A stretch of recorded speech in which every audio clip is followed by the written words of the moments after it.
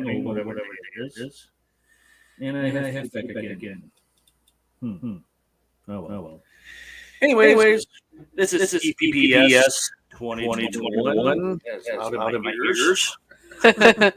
Wasn't expecting that. Actually had it nicely. Okay. If you're returning, welcome. Glad to have you here. If you're brand new channel, it's Everything Paranormal Podcast Show 2021. I'm your host, Mike. Cross a little bit over there. She is the lovely. I'm Paralore. That's right. Let's see. We were coming off of episode 47. Yep. And Paralore was over it about a week ago. And she didn't get through all of it. She has another 2 hours, 29 minutes left. Yeah. Of reviewing the live video. After that, she couldn't concentrate. She couldn't focus, which was very weird and concerning. It's the same point. And she hasn't gone back since. So it's like, okay. This is not right. Something weird is happening. Paralore. I forgot to mention episode 7 that her and I were sitting in the living of our home, and we had the window open, and we had our little pocket kitty monkeys. Yeah. He's all over. He likes playing with us and singing around. And we're watching a comedy show that was on ABC's Family Time, and I all the seasons. And I went to say something to her, and out of my eyes and her eyes, we see some white across the floor from left to right. Nuts. Couldn't figure out how it was. Mm-hmm. So I get up, I go over the thing, and I look. It's a total box. I'm trying to think of what the hell is going on. There was no one inside of the window that was on this side of me. Parallel was outside. The TV's over there, and it's like roll. I'm like, you see what I just saw? At first, she didn't know how to answer. Then she said, yes, I did. But there's no way. It doesn't make sense. Yeah. That's what we forgot to say in episode 47 a few weeks ago. So I wanted to get that today. Ow. Oops. She got a nickname. Not quarter. And then what's happened? The lights started flickering the next day. Yeah. Around dinner time. And I'm like, what the hell's going on? Then I think nothing about it.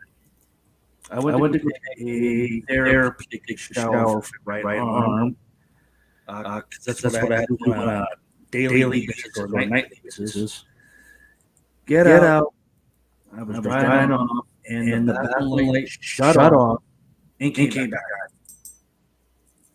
I asked her, anything like come off and back on?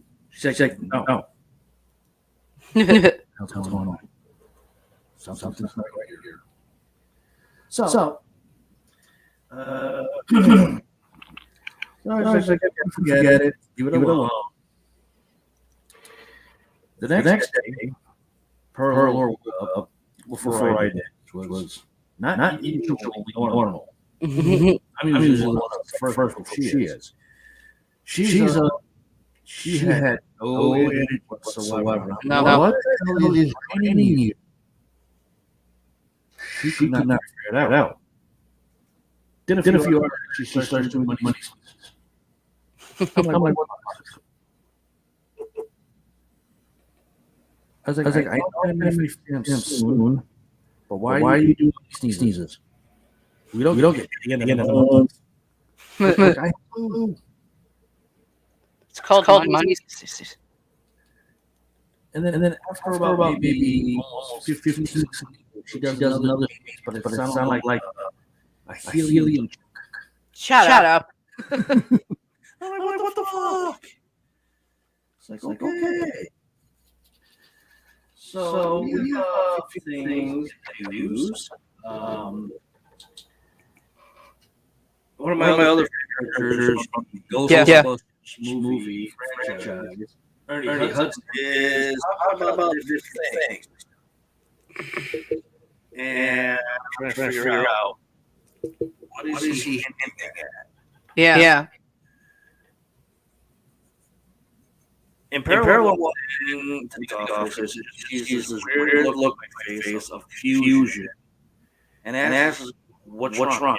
You never look at me when I walk into the office. So I kind of explained to her, and like, I don't know what's wrong here. Is Ernie putting beans on the egg ready? I couldn't figure it out. Then he started getting into a video game coming out. Don't know when, but this is supposed to be a video game. I was like, oh man, this is going to be interesting. So I have some fun that also, there's a few other things which I know it's funny. I'll be reading that. And supposedly it's going to be a Ghostbusters 4 theory round, which is kind of strange. And then I'm kind of free after the email that I got a few weeks back. Hi, Gloria. Our moderator. Hey. Hey, Gloria. So How's your brother?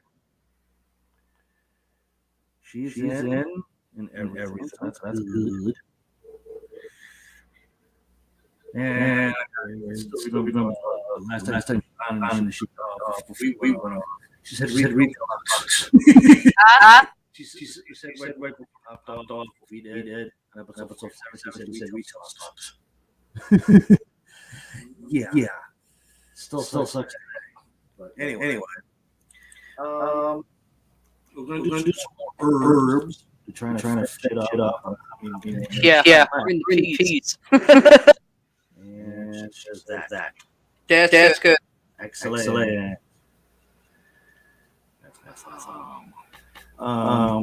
See, we're in PV, so yeah, we still got some ways to go. Yeah. In everything. What are you doing here? I know you need one. That's why I hand you scissors. Yeah, I know. I don't know if you have any, but I know you sent me this one, and I was talking about it off, which is funny because I saw this I think two nights ago from the date this one. And I was like, I'm surprised she had interest in that since me. Due to the fact that I'm still trying to follow the story on it, but it's confusing with the way stories is count about this thing here that you sent me. Yeah. And I still can't make details out of the damn thing. So when that segment comes up, I will share it on the screen for you guys to see. And you guys can comment on it and let me know your input on this story. And all you have to do is that Facebook, it's below. If you're on YouTube channel, our channel, you can chat it to us on the box this side of the screen or down below. Either one. It works. Yeah. So you got any weird stories? I got a fucking plethora. Anyone that's weird or strange? Let's see.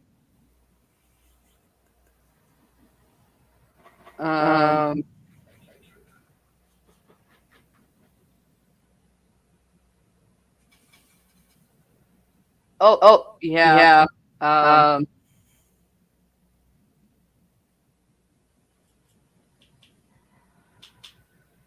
Uh,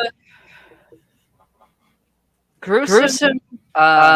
Real story behind Sleeping Beauty. Hey, I could have sworn. hold up. We Ta-da! read that before. Huh? Look. Hey, bro. This gentleman was supposed to be doing our podcast show with us. Yes, And the bird. he forgot that he had to go to work today. A week goes by so fast when you're having fun and a week off and he forgot.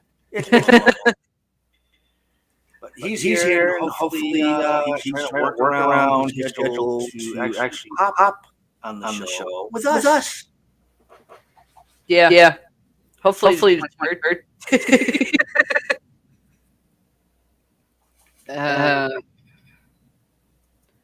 Well, back. The Sleeping Beauty one. Because sworn I did that one before. Yes, I know. Huh? No, he said, there's a real I know. That's his head. I told him to test it.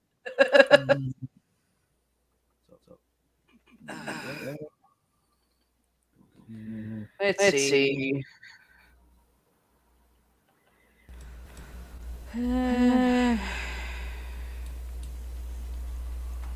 Like I said, the Sleeping Beauty one. I could have sworn we did that one. I thought this was a new version. A new version? Yeah. Be able to tell you right now.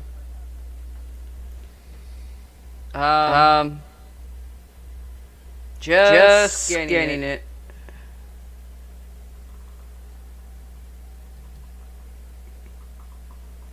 Holy shit. Okay. Let's see. Taking a quick look see here.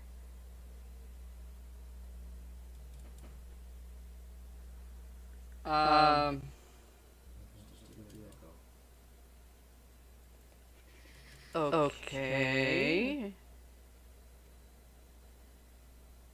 No. We read it. I read that one. Okay. What I did, Dark Disney. Proving, guess what? Disney ain't all fucking roses.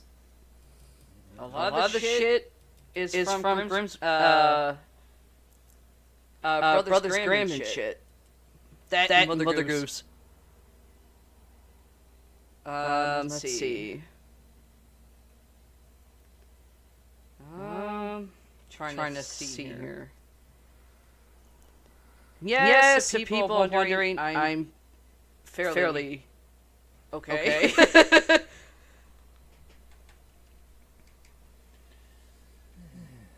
Due to the fact that I had a fucking phone call Monday afternoon that I was waiting on. The one I call shithead is getting out. Actually got out. Fucking prosecutor forgot to call me and tell me. Like I forgot. And the fucker decides to fucking actually buzz my messenger. Surprising he actually knew how to use it. I figured it out. Huh? I figured it out. What? Your sound? It was from your side. It should be from my side. It is. Your microphone was on through the laptop. Oh. Trying to think.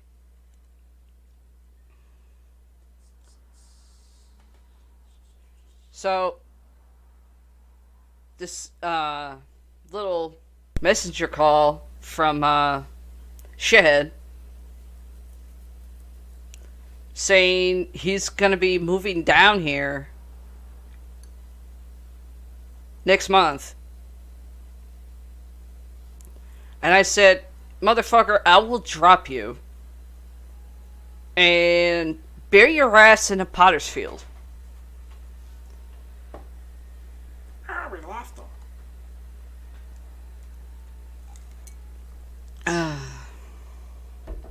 Even though Paramike actually thought the shithead got killed. That's what she told me.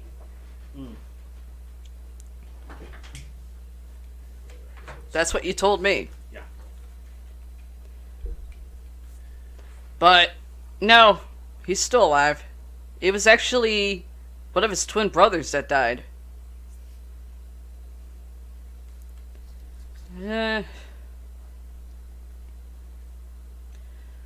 And, I did get a phone call. Another one. From your stepson. My son. Decides to call me from fucking Lower East Side of Hell, Florida.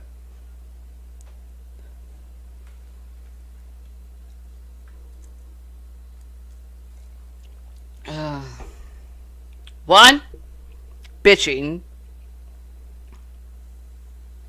How boring Disney is. I went, I could have told you that. That's for kids. How adults actually enjoy it, I have no idea. The best theme park is actually Universal. Because there's more shit you could do there. He's like, well, they got rid of the Jaws ride. I knew that.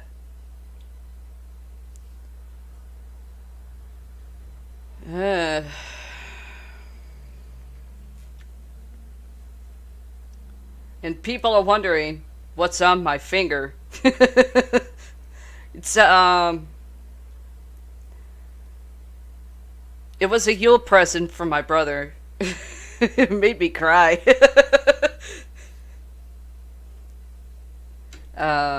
Let's see.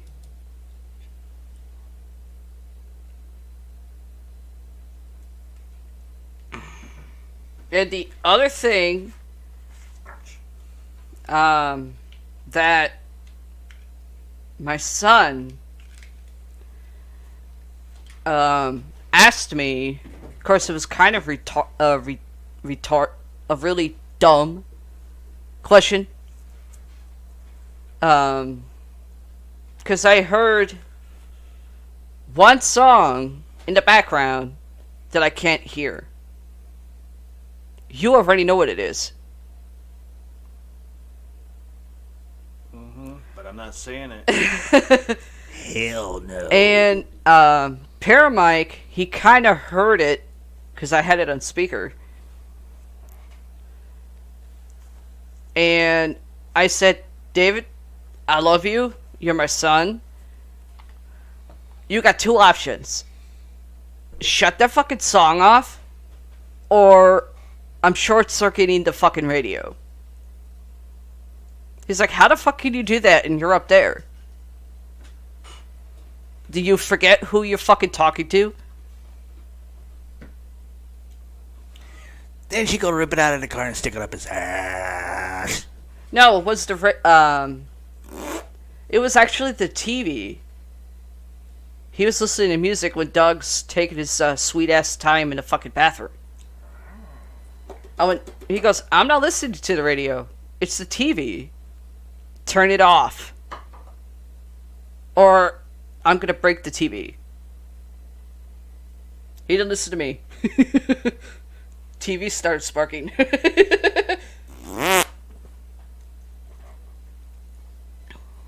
He goes, okay. Hypothetically, in a couple years, you go up to Vermont, and I go to visit. Don't think you're gonna be just waltzing through the front door, because you got a wall you gotta get through. He's like, Uncle's not gonna really do anything. You want to bet? How much of your paycheck do you want to bet?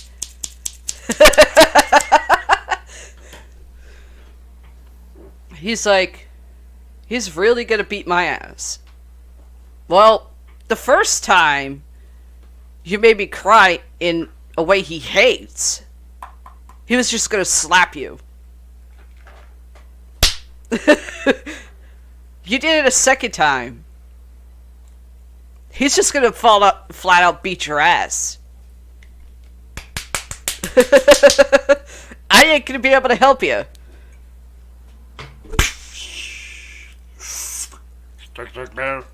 He goes, okay, I get you and Uncle are close, but just how close are you? I went, you have no idea. It's not a ball and chain. What? It's not like a ball and chain. Let's see. I'm trying to think. See here. I got a fucking plethora of fucking movie stuff that Paramount sent me, literally back to back. Thank you. I'm checking to make sure I don't like the wrong end. One I saw. Well, I'm actually gonna save that one. Maybe not.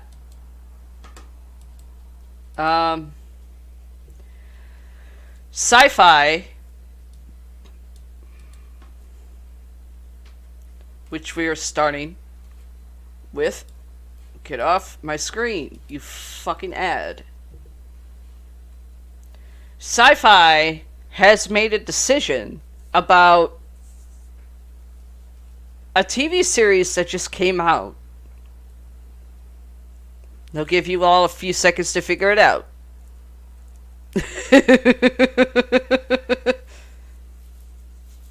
Yes, it's Chucky.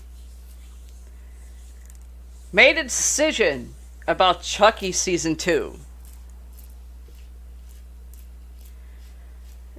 Do you really have to start out with the fucking slang? Charles Lee Ray will be your friend till the end. But this isn't the end. USA Network and Sci-Fi have officially greenlit more of the hit sequel series, Chucky, for Season 2.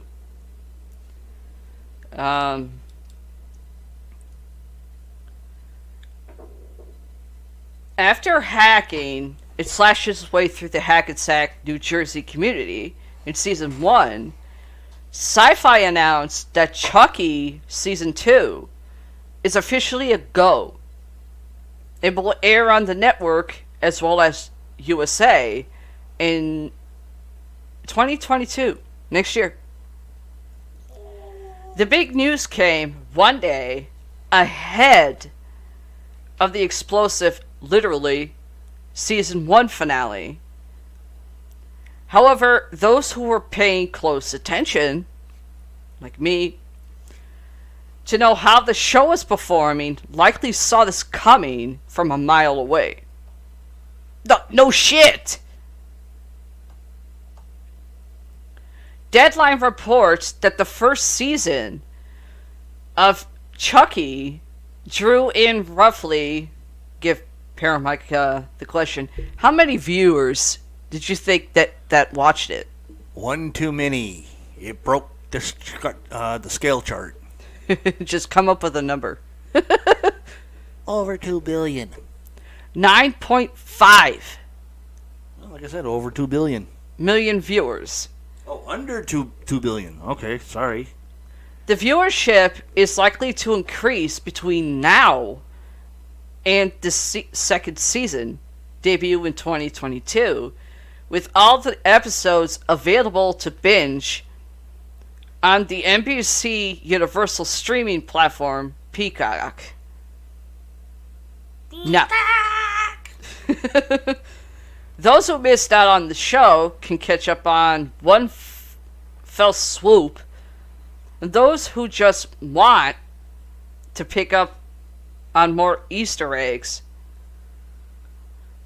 I'm starting to hate that, and relive the utter mayhem, can dive back in. I'll wait till the fucking DVD. Thank you. For those unfamiliar, Chucky Season 1 and Chucky Season 2 act as the sequel to the 7 movies that came before them, unlike, say, the Halloween franchise. Sorry, bro! I didn't write this! I didn't write it! Just reading it. That's hopefully after he's back on. Huh? Hopefully he's back on to hear this. Oh, I can tell he's on, because I can feel it. I love you! I'm not saying it. I'm just reading it. He definitely not on Facebook right now. Huh? Not on Facebook right now. He'll be on. Or probably just popped in. Chucky creator Don Mancini isn't fragmenting his Child's Play franchise into different continuities. For better or worse, the 7 movies that came before the premiere of the show all happened are canonical. I know I butchered that one. Canonical, and are addressed to some degree in the show. The series begins with everyone's favorite murderous doll somehow making his way to a yard sale in Hackensack, New Jersey, which viewers later learn is Charles DeRay's hometown. Set just weeks after the events of the 2017 movie Cult of Chucky, the murderous possessed doll is of course interested in ranking up a high kill count, as always. However, his motivations are a bit more complex than these days. Not only does he take joy in unraveling the secrets of the small town, but he's also particularly interested in getting one of the town's young kids to join him as a murderous accomplice. The story came to a satisfying conclusion in the season 1 finale, but there's still plenty of room to flesh things out, and answer some lingering questions in Chucky Season 2. The man, Doll, himself even said as much in the epilogue to the finale. When he broke the fourth wall, say by the fireside, and recapped his kill count, he teased viewers with where they'll find the answers to the unanswered questions left behind. It turns out the answer is simple. They'll all be in Chucky Season 2, along with a lot more murder and gore. Chucky also further teased his return on Twitter. While the account is mostly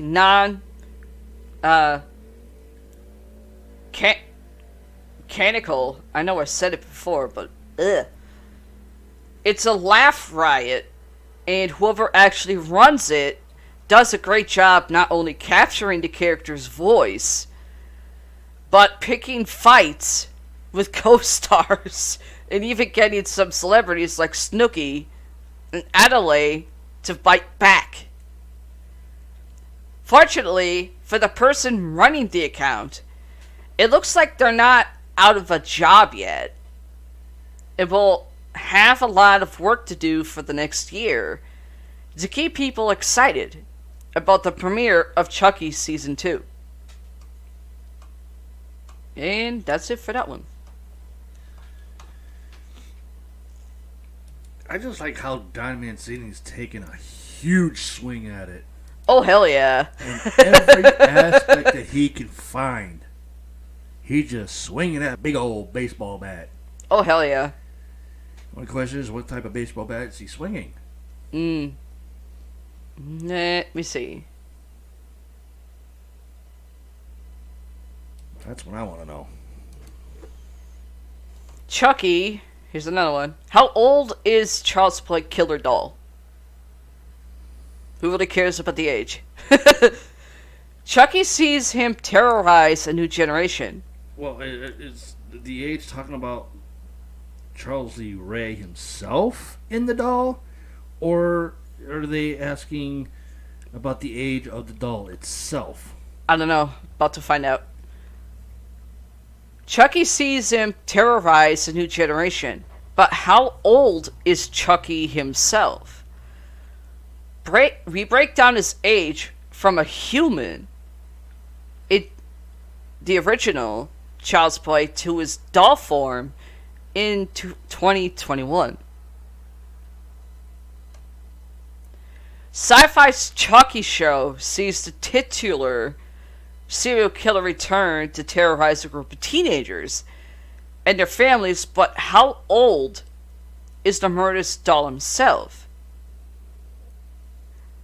4 years after his last rampage, Chucky emerges as a yard sale, that should be in a yard sale, in Hackensack, New Jersey.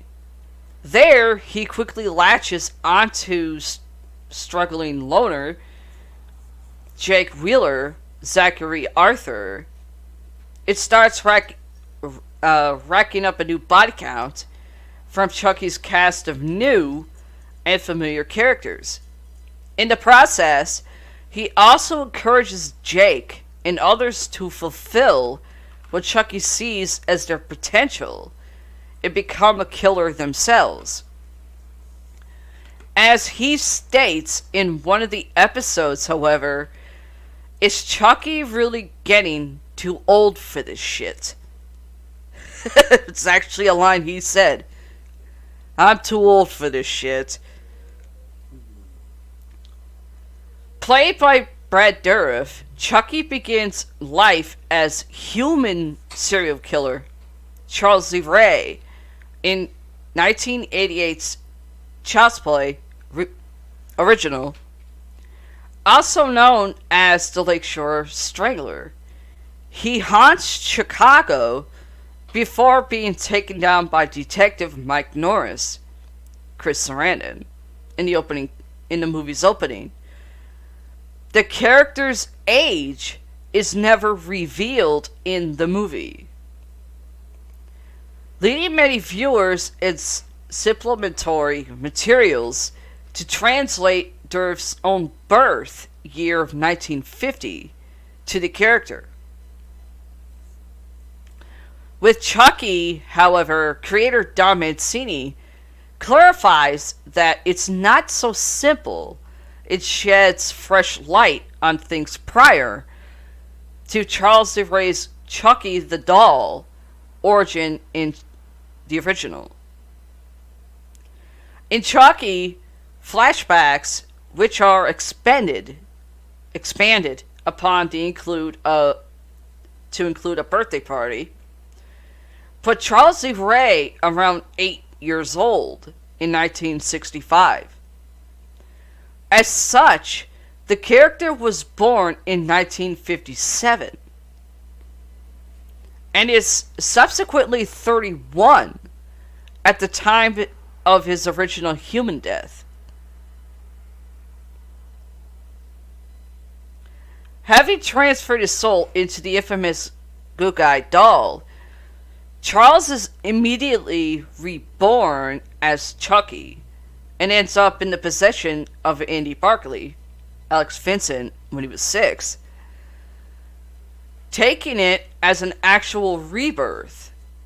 1988's original can be viewed as the first days and weeks of a new life, excluding the gaps caused by its frequent defeats and resurrections.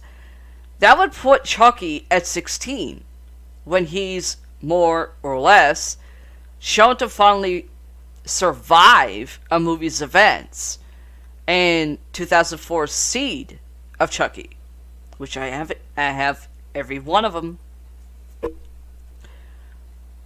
Returning after another extended hiatus, Chucky assumes yet another Child's Play movie form in Curse of Chucky and its direct sequel, Cult of Chucky. In the same years of their releases, that puts Chucky at 25 and 29, respectively. As such, by the end of Chucky Episode 1, Death by Misadventure, the killer doll is technically celebrating his 33rd birthday in 2021.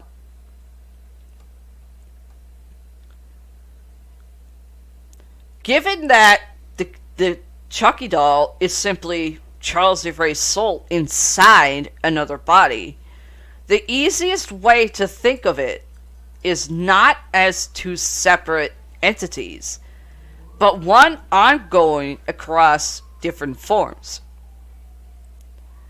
As such, combining the two, those seeing it not as a death and rebirth, but a transition of states and ongoing continuation, would offer an altogether different total age. With the new information offered by Chucky's long-awaited backstory for Charles Lee Ray, merged with the doll's subsequent shelf life, Chucky is officially, as of 2021. Bleh. No, I'm not drunk yet. Chucky's officially, as of this year, 2021, a 64-year-old soul, hiding behind an eternally youthful visage. That makes him a whole 7 years younger than Durf, who continues to voice him to legendary effect. Equally, it doesn't account for the various other forms Chucky now inhabits, such as Fiona Durf's, not Nika Pierce, as of the aforementioned Cult of Chucky.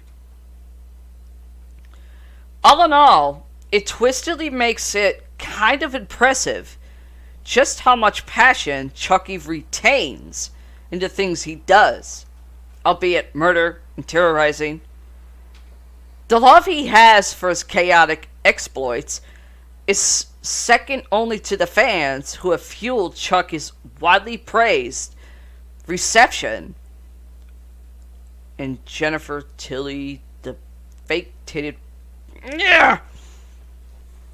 I'm sorry, does it sound like I still hate the bitch for taking it? Tiffany, whose history with Chucky is also explored, with one episode still remaining. It's unclear what fate will befall Chucky by the end of the season. Pretty sure everybody's already seen it. History dictates that no matter the eventuality, Chucky will ultimately return in one form or another. After all, as the famous line goes, he always comes back. Whatever the future holds, though, Chucky further reaffirms that the killer doll has amassed quite the legacy across his long life. And while he could be considered too old for this shit, he's clearly not slowing down. And that's it for that one. Now, were you about to ask something, dear? Well, actually, yeah, it was. What? Due to the fact of the way you explained it, got me to kind of thinking is Charles Lee Ray. Yeah. What was his age in the movie compared to him being inside of a doll? And you gave certain ages. Yeah. That led up to what's happening now. Mm-hmm. My question is, what happened to the third part? Third part. Well, figured the way Diamond City came up with Charles Lee Ray. Mm-hmm. We know the first name is from somebody else. Yeah. So whatever age he was. Yeah. Then you have Lee. Mm-hmm. For the middle name, which is another age. Lee Harvey Oswald. And then you have his last name. Ray. Which is somebody else. Yeah. Whatever age his was. Mm-hmm. Are they trying to kind of combine just the two ages together for Chucky's age being in the doll? Or are they doing the two ages when he was alive before transferring his soul into the doll? And just forgetting about the last name, which is the first name of somebody else. Well, the way I read it and how I can describe it, Charles Lee Ray is one age, not a plethora of three different guys are actually people. Mm-hmm. Okay. The character Charles Lee Ray, Chucky's human form, is a different is a character age, right, of itself. Okay, so there's 4 parts to it. Yeah. Due to the fact you add his ages when he was younger to what he is now. Right. They're coming up with specific age lengths from human to from kid, adult, full-blown serial killer who dies, Right. and then Chucky itself. But there's, even though Chucky named Charles Lee Ray, they're looking at Chucky himself as a separate being. In other words, when his human self died, Right. that's what the character's age was, which was 30. In his 30s. Okay. Chucky himself, as a whole, is an entirely different age. Because he's in a way reborn, but it's a transition. Yeah, that part I understand. It's just the aging part is the question here. I mean, like I said earlier, you have Charles Lee Ray. Yeah. 3 serial killers, first names all put into one. Where you got Charles for the first name, Lee for the middle name, and Ray for the last name. Yeah. Human died in the movie. Yeah. Transfer his soul to a plastic doll. Yeah. So that's what I'm trying to figure out. It's like, okay, the way you explained it, with the ages, is like,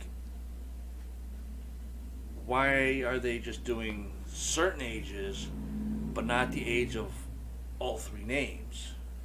Due to the fact that all 3 names are first names. It's because... Hold on. And taking that age to where they brought it into the movie for Brad to play Charles Lee Ray, where you got first, middle, last name, dies at the age of 30 in the movie. Though he looked a little bit older than 30. Well, roughly 30. But then he transferred his human soul into a plastic doll. Yeah. But what is the age of the doll? That's the question. Are you taking just the first 2 names of the ages of these 2 men, comparing it to Brad Dourif playing all 3 men with just Charles being the first name, Lee being the second name and Ray being the last name, making him look like he's like, kind of up there in age for dying, then transferring his soul into a plastic doll. What would be the age of the doll if you just transfer your soul into the doll? Is what is my question. It's like, how are they missing this point to this point? Because it seems like you have point A, point B, and point C. Uh-huh. And the doll being point D. But you're only going point A, point B, and point D. And saying that, okay, well, doll for the age is a continuation of Charles Lee Ray being, whatever age he died at in the movie, into the doll. And it's continuing on into the TV series. And the last age that you said on there, Yeah. I think it was like 60 something? 64. 64. Okay. Is that the age of the first two people's names for his age as a human in the movie to now being in the doll and he's like 64 years old? Well, like I said, even though the character Charles Lee Ray's from actual real people, Mm-hmm. you can't really count the ages of actual people because it's a character name. Right. You can't really count their ages. You have to basically look at Charles Lee Ray, even though it's a character, his own. Not basically forget what the fuck he was named from when the name Charles Lee Ray came about. Because that was thought up by Tom Holland. Okay, so then... Tom Holland came up with Charles Lee Ray because of the three killers. Right. So As then, a separate being, because it's a character. So then B and C got cut out, but A and D are sticking. Exactly. So, what would the true age of the doll and the soul in the doll be? 64? Yeah, roughly. Because Brad Dourif, in the movie playing Charles Lee Ray, he looks Yeah. like he was older than the 30s. Well, if I If remember you look at correctly, it. when Brad Dourif originally did the Charles Lee Ray character, he was in his early 30s. He was in his early 30s, but somewhat going toward middle 30s. I mean, he was born in 1950. Yeah, I know that. But in the movie, he looked older than the dying age before he transferred his soul into the doll. That's because of his hair. His hair was actually long then. Well, yeah, I know his hair was long, but I'm not talking about the hairstyle. I'm talking like the facial structure and the body tone. Okay? In the movie, he started at whatever age, Yeah. but when he died in Child's Play from Yeah. 1988, and he transferred his soul into this doll, Mm-hmm. he looked more than the age that he was supposed to play. Or to look. Well, Character. He looked like he was like in his 40s, but transferred over to the doll, and it's like, okay, well, does his age transfer into the doll as well to make the doll older now, or are they sticking with just one age and keeping my buddy doll or the good guy doll the same age looking? well, one theory about Brad Dourif looking older in the original is one, the clothes they had him wearing, because if I remember correctly, the overcoat he was wearing Yeah. with his hair, it was his actual hair, not a wig. For those who were wondering, that was his real hair, not a wig.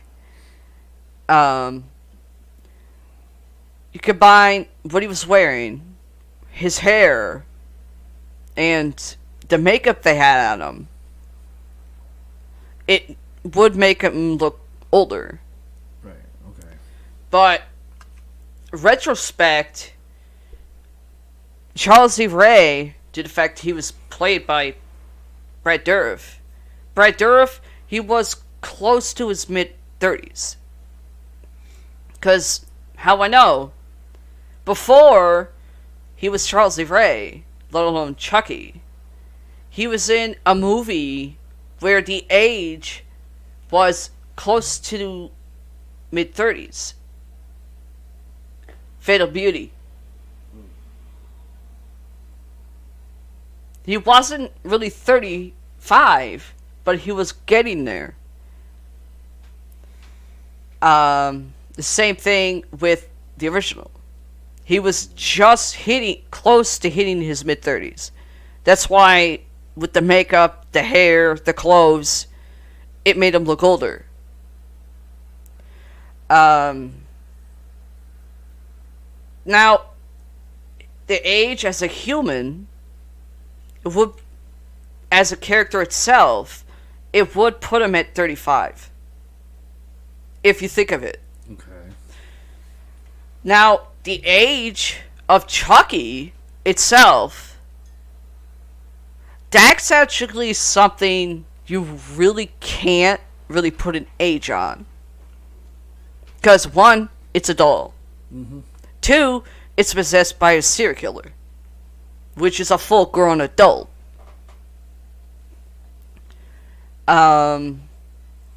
Which would mean it would put Chucky, age-wise, as an entirely different character. Even though it's voiced by Brad Dourif, Chucky is more of a character of himself now. So, his rebirth in the original, he would fairly be considered, age-wise, a kid. Even though it's a full-grown adult.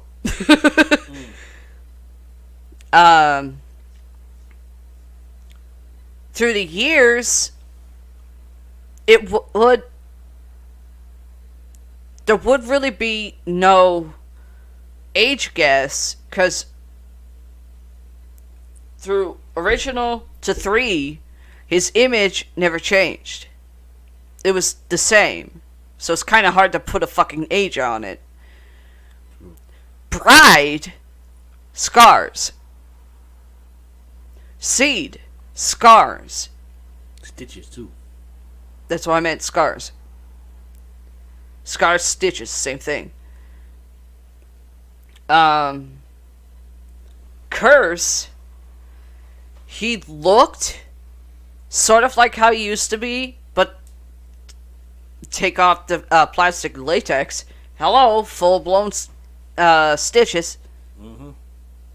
Still kind of shows, yeah, he aged. But not really. Colt, no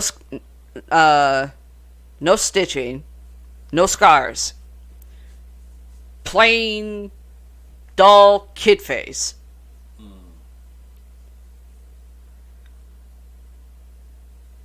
Still kind of hard to put a fucking age on him. The TV series comes out. His face, it does look like it aged. Even I noticed that.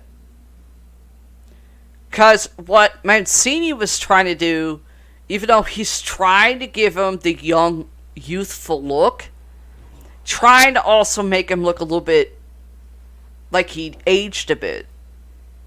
The way he did his shit.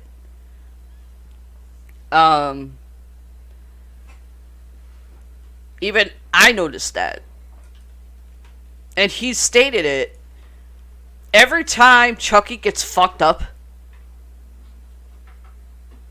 you wonder, okay, he gets fucked up, he dies, how to make it look like he's still young, but internally he's older. In one of the extended ending of one of the episodes, and Fiona Dourif was portraying her father as the actor, even though he's providing his voice. And you could tell she's fucking lip syncing. You could tell. Because, yeah, she can laugh like him a little bit. She's by a smidge. Maybe sound like him a little bit. But not fully. The character itself, with the action stuff she was doing, yeah, you could tell.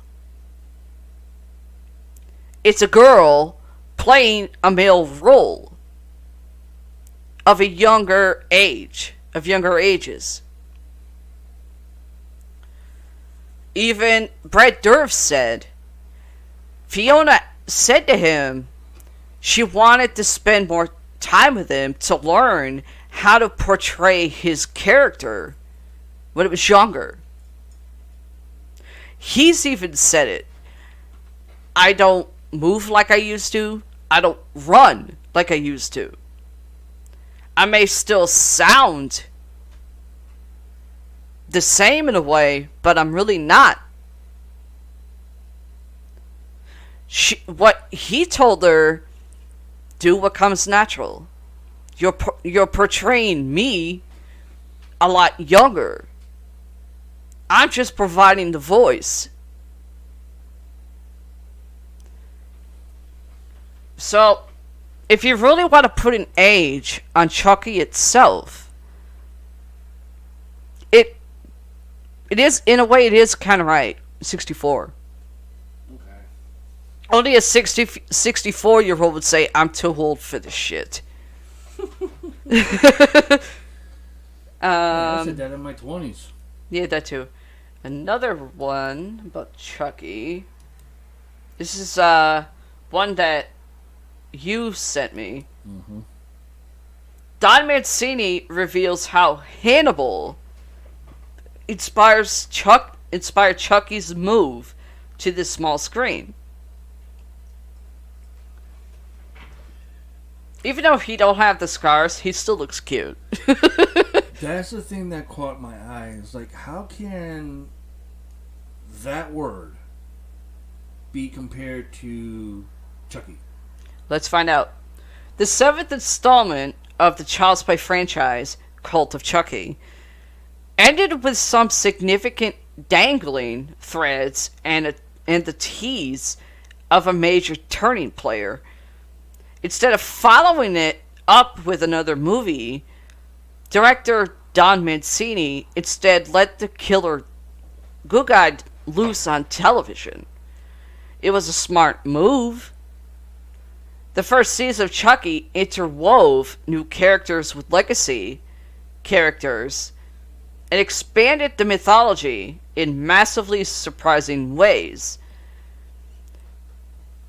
When speaking with Bloody Disgusting about Chucky, series creator Mancini revealed the inspiration behind the franchise move from film to TV. Brian Fuller's Hannibal. Mancini, who produced and written episodes of Hannibal, drew from personal experience when developing the next stage for Chucky. One of the reasons I wanted to bring Chucky into television was because of the very nature of television. The way it works, the way it's run, it invites that level of collaboration. I experienced it on Hannibal and Channel Zero. I found it particularly instructive on Hannibal because it was an established movie franchise and literally franchise that now had made its way into television. But with a very specific vision that Brian Fuller had. When I worked on that show, one of the things that was so exciting about it was that it felt, in a way, like fan fiction done by experts. A lot of what you do is speculate, as Brian did with Hannibal. It's like, okay, one thing they've never done is depicted Hannibal before he was caught. When he was a practicing psychiatrist, Mancini explains, if you're a fan of something like that, as I was, you do spend some time fantasizing about that. What would have been Hannibal like in practice? What would it have been like to have been a patient of Hannibal Lecter? I think that was a fundamental appeal on that show. The making of the show was Brian bringing his own amazing talent and vision, but also the talents and genuine enthusiasm and fanboyishness and fangirlishness of 7 or 8 like-minded Hannibal fanatics. Mancini continues, I realized if I did that with my own franchise, we could do something really amazing. Because Brian had done it with Hannibal. That was the initial inspiration for bringing Chucky to TV when I worked on Hannibal. So Mancini, he worked on the Hannibal TV series. That's where we got the idea. Okay, so that's how he's portraying Chucky to Hannibal. Yeah. Or Hannibal Lecter. Something like that. Because, okay. Now, then that title makes more sense to me. Hold on. Because when I saw the title, it's being portrayed as Hannibal Lecter style. It's like, why? Let me reread it. A lot of what you do, this is referring to with Hannibal, a lot of what you do is speculate, as Brian did with Hannibal, the TV series. It's like, okay, one thing they've never done is depicted Hannibal before he was caught, when he was a practicing psychiatrist. Mancini explained, okay. If you're a fan of something like that, as I was, you do spend some time fantasizing about that. What would have been Hannibal like in practice? Basically, when he was a psychiatrist. Right. What would have been like to have been a patient of Hannibal Lecter? Okay, now that part right there doesn't make any sense, for one. For two, is if this guy was a psychiatrist at the time, Hannibal, yeah. How would you depict that and try to use it into a Chucky movie? Well, I don't think, as far as I'm getting, due to the fact Hannibal had movie franchises before there was Hannibal. Silence of the Lambs. And a couple other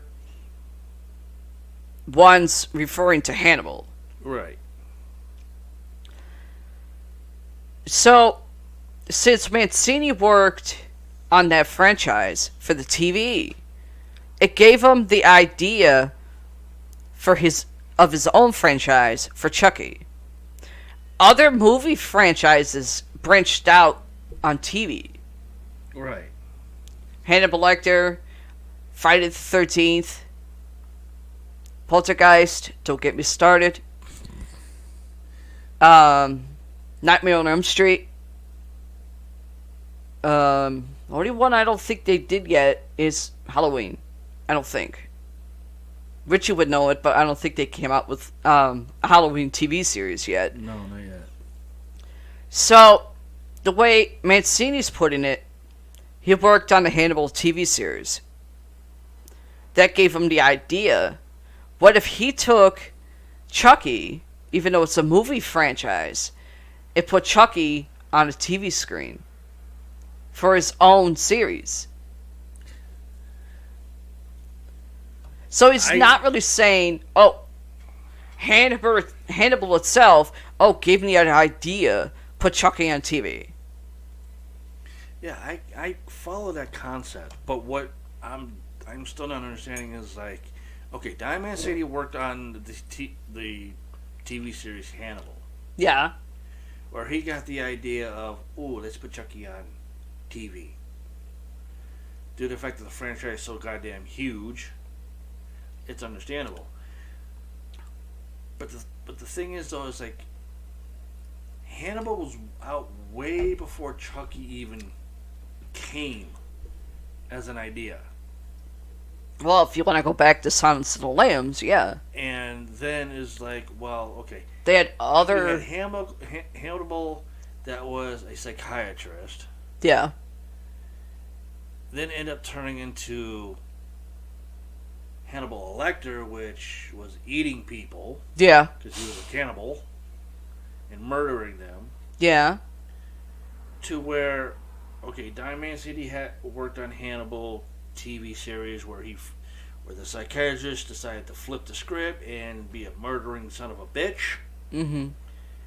and eat people. To Diamond City creating the very first Chucky movie, Mm-hmm. all the way up the chain to the last movie that came out Yeah. of the Chucky series. To, hey, I remember this. I used to work on Hannibal. Let's see how far Chucky will go on TV. Yeah. And then you have, like, the other ones you mentioned, like Friday the 13th. Well, that was way before Hannibal. Yeah, no shit. Way before Chucky. Other movies were way before Hannibal and Chucky put together. Yeah, no. And it's like, why did he come up with that idea now? Why did he go back and say, okay, Hannibal's like Chucky or Chucky's like Hannibal? That's the part where it doesn't make sense to where it connects. Because Chucky is not a therapist that decided to go psycho.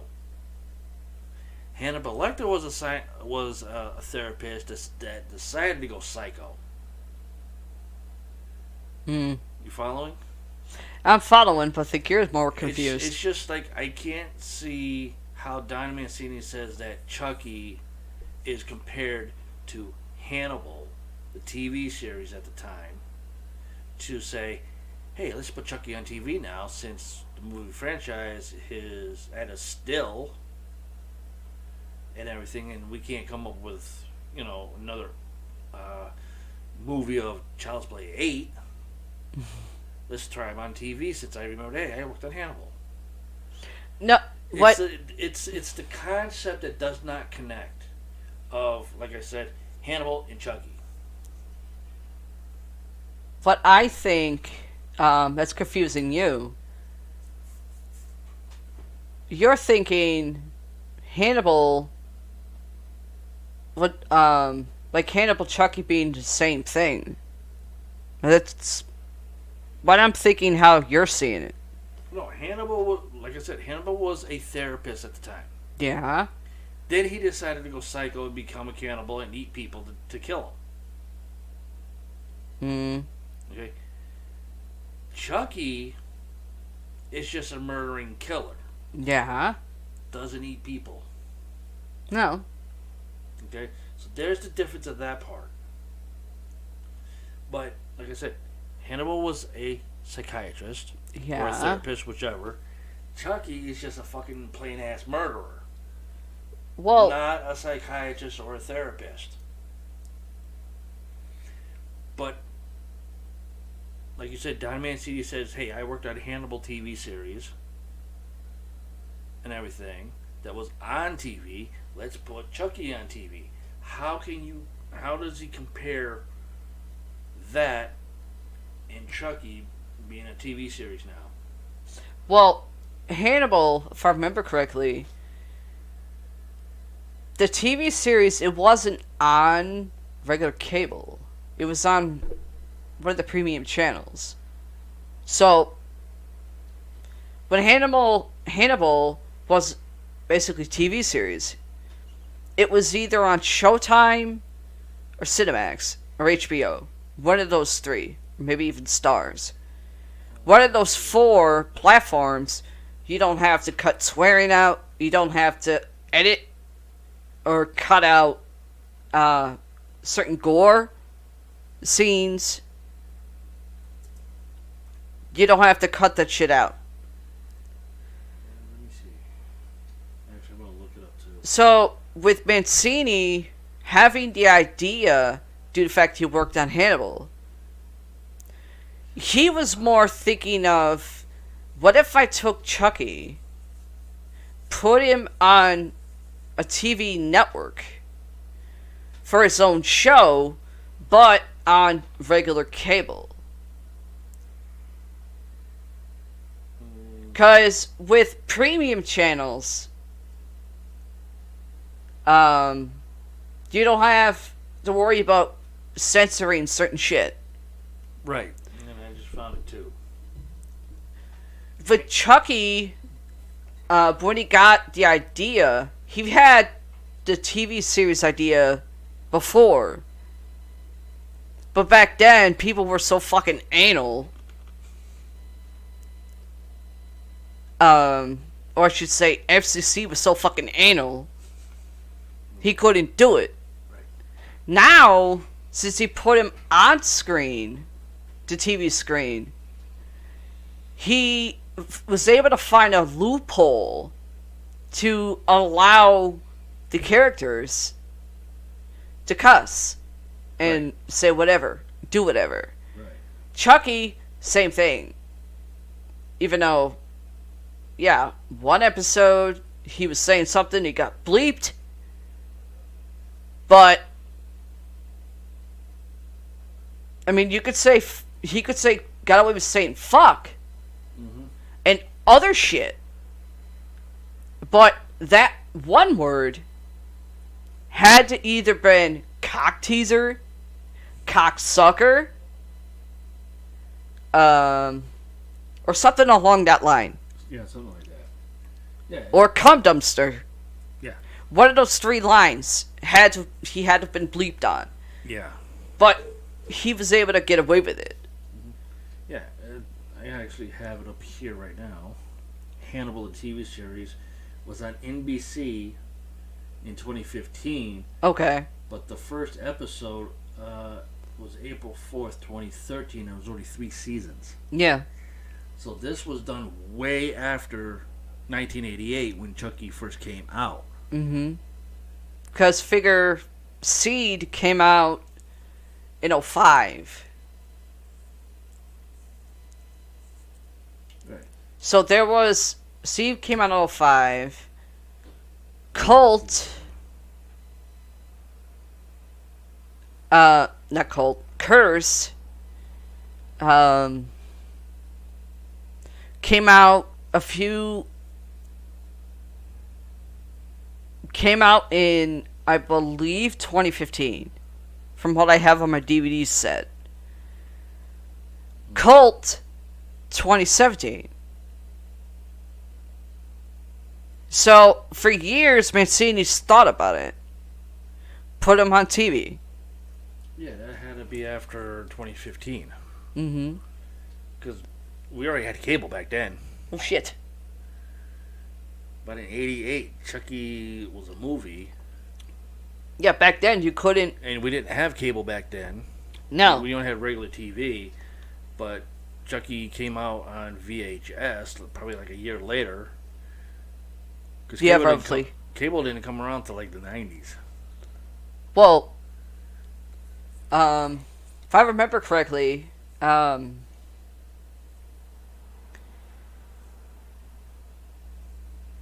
remember correctly, my stepdad, dumbass Doug, had cable, but it wasn't considered cable. It was illegal. We're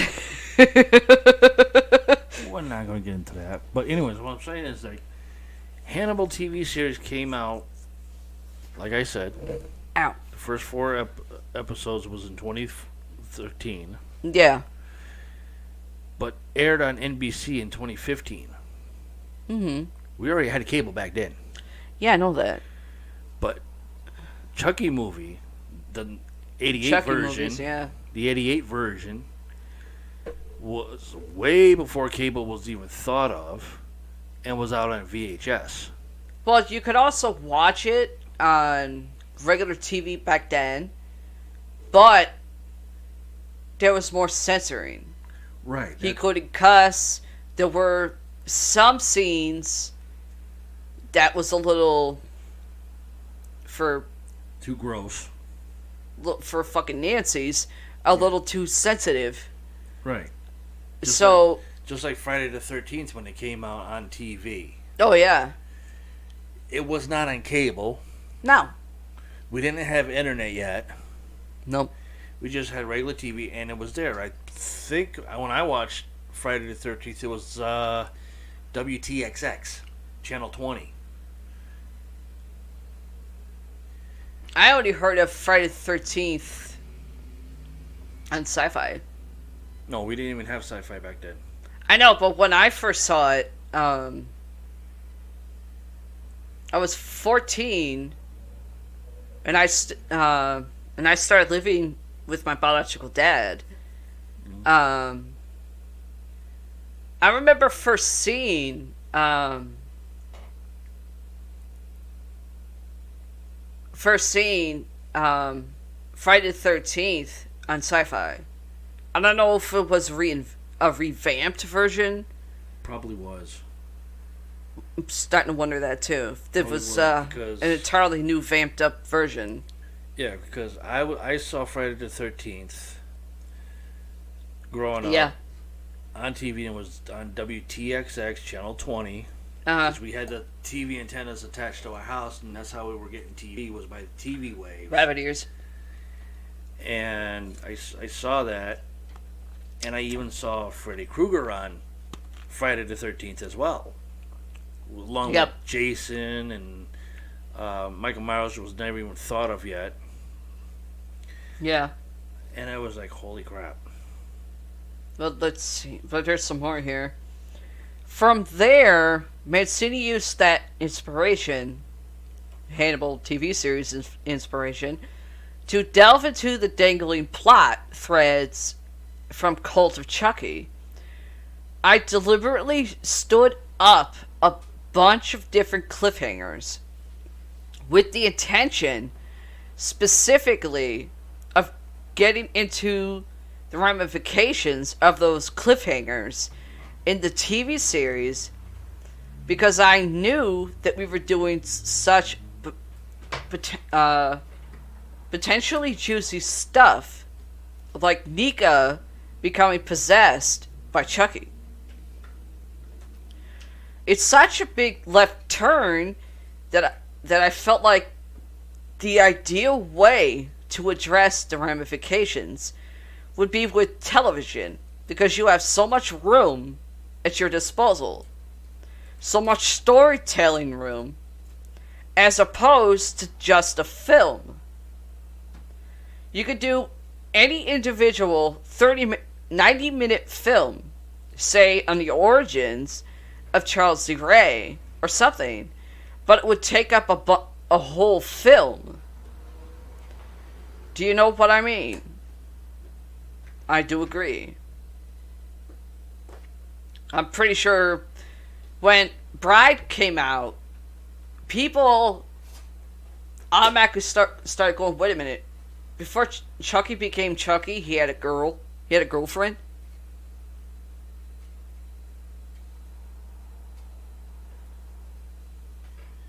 I still say I should have had it, but no. That's the other thing that got to me too. I know. Transitioning to TV series didn't just allow Mancini and the team to play and expand upon new ideas, it allowed them to spend less time setting up familiar concepts thanks to a shorthand. Mancini says, one of the things that we've learned to do over the decades when we want to reinvent the franchise, it always seems to work by establishing a new millennium and the new characters first. Because Chucky himself gives us really handy storytelling shorthand. You don't have to have seen a Chucky movie to get easily caught up that Chucky is a doll from the 80s who was possessed by the soul of a serial killer and he kills people. Mancini adds, with Bride of Chucky, I'm fine. The Curse of Chucky, and now with the TV series, each time what we've done is we established the new millennium, which means new formula, and the new characters, and get you involved in that and Chucky. Then we start feathering in the legacy characters and the legacy storylines and bring them in hopefully surprising ways. I mean, I always want to try to do, if not the opposite of what you expect. Just something a bit fresh and different. When it comes to Chucky, that was different. It was different. And I loved it. The inaugural season of Chucky did indeed deliver a fresh and different, on fresh and different.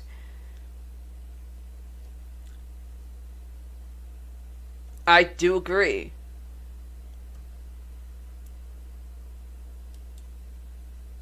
I fucking loved it. People who had an issue with it, don't fucking watch it. Let me see. What else do we have?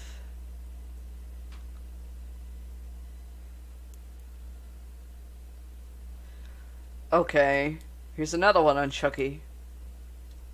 Has to deal with something of season 2 because of the finale of the first season. Though fans of the Chucky movies, fact, the title of this one, Army of Chuckies, will play a big role in season 2. See, I've said it before, when a certain reboot came out, that they got that fucking idea from Cult. Because there was 3 of them. I still say that's where the reboot, people on the reboot, got that idea. AI version that can control shit. But only from the company it's fucking made from. Not everything, technically. Not everything that's fucking electronic. Though fans of the Chucky movies were well aware that the titular killer doll now came in multiples, as 2017's Cult of Chucky already gave us more than one active Chucky doll. The new TV series continuation upped the ante in a big way. In the show's penultimate episode, it revealed that part of Chucky's plan was amassing an army of good guy dolls. In the end, giving him more than 70 plus Chuckies which he was possessing at one time. The show's season finale ended with the promise of all of these Chuckies being distributed across the country. The full plan for the army of Chuckies not entirely clear, but they're coming. Once you get into your fourth decade in a franchise, it's trying to forge ahead into unseen, unexplored territory, and the idea of multiple Chucky dolls always appealed to me. Series creator Dom Mancini told Bloody Disgusting, "First, of course, just as a visual, it's irresistible. But then, conceptually, there are so many things you could do with it. I can't talk too much about that because I don't want to spoil fun coming in season 2. But insofar as it impacted what we've already done in season 1. Yeah, it was important that they not have a hive mind because I think it's more interesting to do this and again turn Brad on subtle variations of the Chucky persona. On a lot of fronts, that's something we were doing a lot of in this season of Chucky. That's one. Which is dissecting the persona of Chucky and the persona of Charles Lee Ray.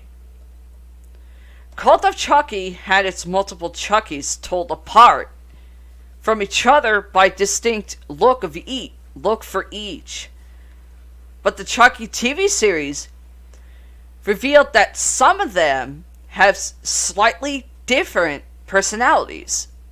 As Mancini said, some Chuckies are on the same level as the original Chucky, while others seem naive. This trend will seemingly continue as the characters in the series are split up across the country, with the many Chuckies being shipped across the US as well. Chucky the TV series was renewed for a second season, ahead of the show's finale a few weeks ago, with USA and Sci-Fi networks confirming that it will return next year. We're thrilled to start pulling the strings at a second season of Puppet Mayhem with Chucky, Mancini said in a statement at the time. Could you pick something else than that? Puppet Mayhem? Many thanks to our partners at Sci-Fi, UFC, and UCP for their incredible support and guidance bringing Chucky to the small screen, bigger than ever. And to the fans, Chucky sends his still undying thanks and a message. This isn't over, not by a long shot. You better watch your backs in 2022. Could you come up with a better fucking line? You know, it kind of reminds me of the movie Army of Darkness. Huh? Kind of reminds me of the movie of Army of Darkness. Oh yeah, Evil Dead. Yeah, with Bruce Campbell. Yeah. It almost sounds That's like actually one of my favorite of the three. It almost sounds like the same concept. Almost. Of it. Where in the last movie of the Chucky movie franchise is where you have these so many different type of Chuckies. Yeah. It's like an army of Chuckies. It reminded me of like Army of Darkness with Bruce Campbell. Mm-hmm. Bruce Campbell fighting all these little Chucky dolls. Oh yeah. The last one I'm gonna do for this one. 20 facts you might not know about Jaws. One of my other favorite movies of all time. Especially the line that Richard Dreyfuss says in it. I found this story and I had to send it to her because it was something shocking to me in a lot of ways. And I kind of remember we did talk about Jaws before. I A don't little remember bit. what episode it was, but I know we talked about it. But then I see this way after that show was already done. And then this pops up, and I'm like, what the fuck? There's a lot of things. Did we miss something that you're basically a buff on of Jaws from 1975? And now they're coming out with 20 different things that you didn't know about Jaws? I'm like, what the fuck? Let me take a break. I need a refill. You do one of your stories. All right. And I need a cigarette smoke. Yeah, when she comes back, we'll talk about more Jaws in that story right there. It really got to me. I gotta get some more of this. Let's see. The story I have is about the movie that I loved and saw, and yes, I cried at the end like a bitch. Because one of the Fabian's characters is dead. This one is Ghostbusters Afterlife Review. There is life after death for this series, which was kind of cool to me. I gotta remember which one I have to do it in. I think it's this one. Give me a minute. Yes, it is. I have to be careful with it because it gave me two different links when I sent it to myself in an email. It's been 5 years since the most serious of Ghostbuster fans were afraid they'd have to proclaim the franchise's time of death after Paul Feig misfired with his reboot. Yes, the movie did suck a lot, but I did enjoy the graphics of the ghosts, which was really cool. And Cartoony. especially one that threw up on Kristen Wiig's. It was fucking hilarious in that one. But it goes on, it says, but now, what do you know? Is a question. There's a new Ghostbusters movie from Jason Reitman, the son of Ivan Reitman, the original creator of Ghostbusters 1 and 2, the son of the original film's director, Ivan Reitman, which I just said.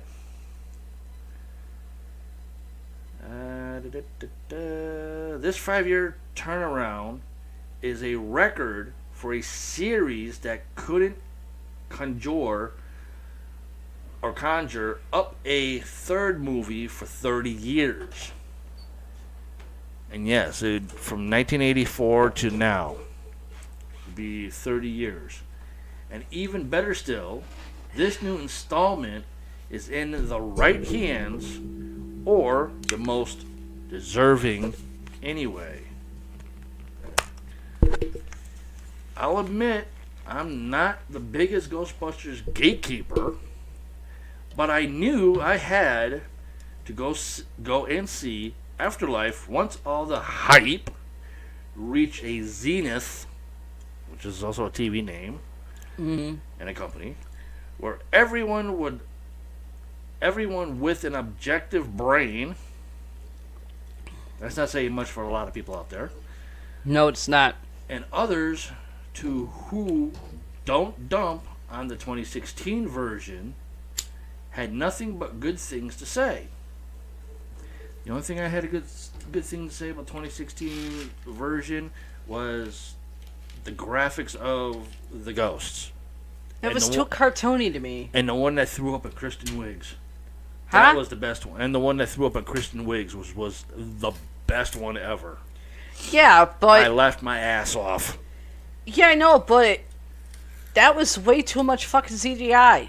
Yeah, I know, but still. It was funny when Kristen Wiig got thrown up by a ghost that was CGI. That was fucking hilarious. I know, but I meant like rolling too my much ass off and I CGI was with the hurting. ghost itself. I know. Why the fuck couldn't they just be original?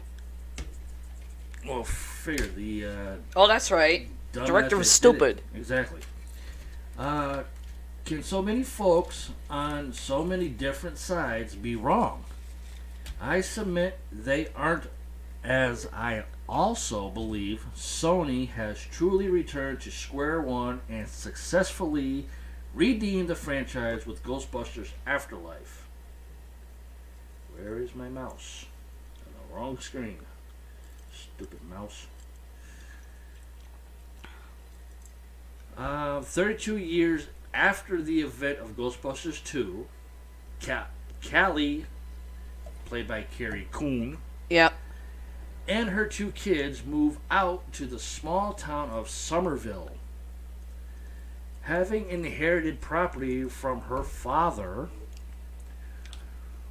who just to be Egon Spangler, Harold Ramis, which passed away in 2014, of the once famous Ghostbusters.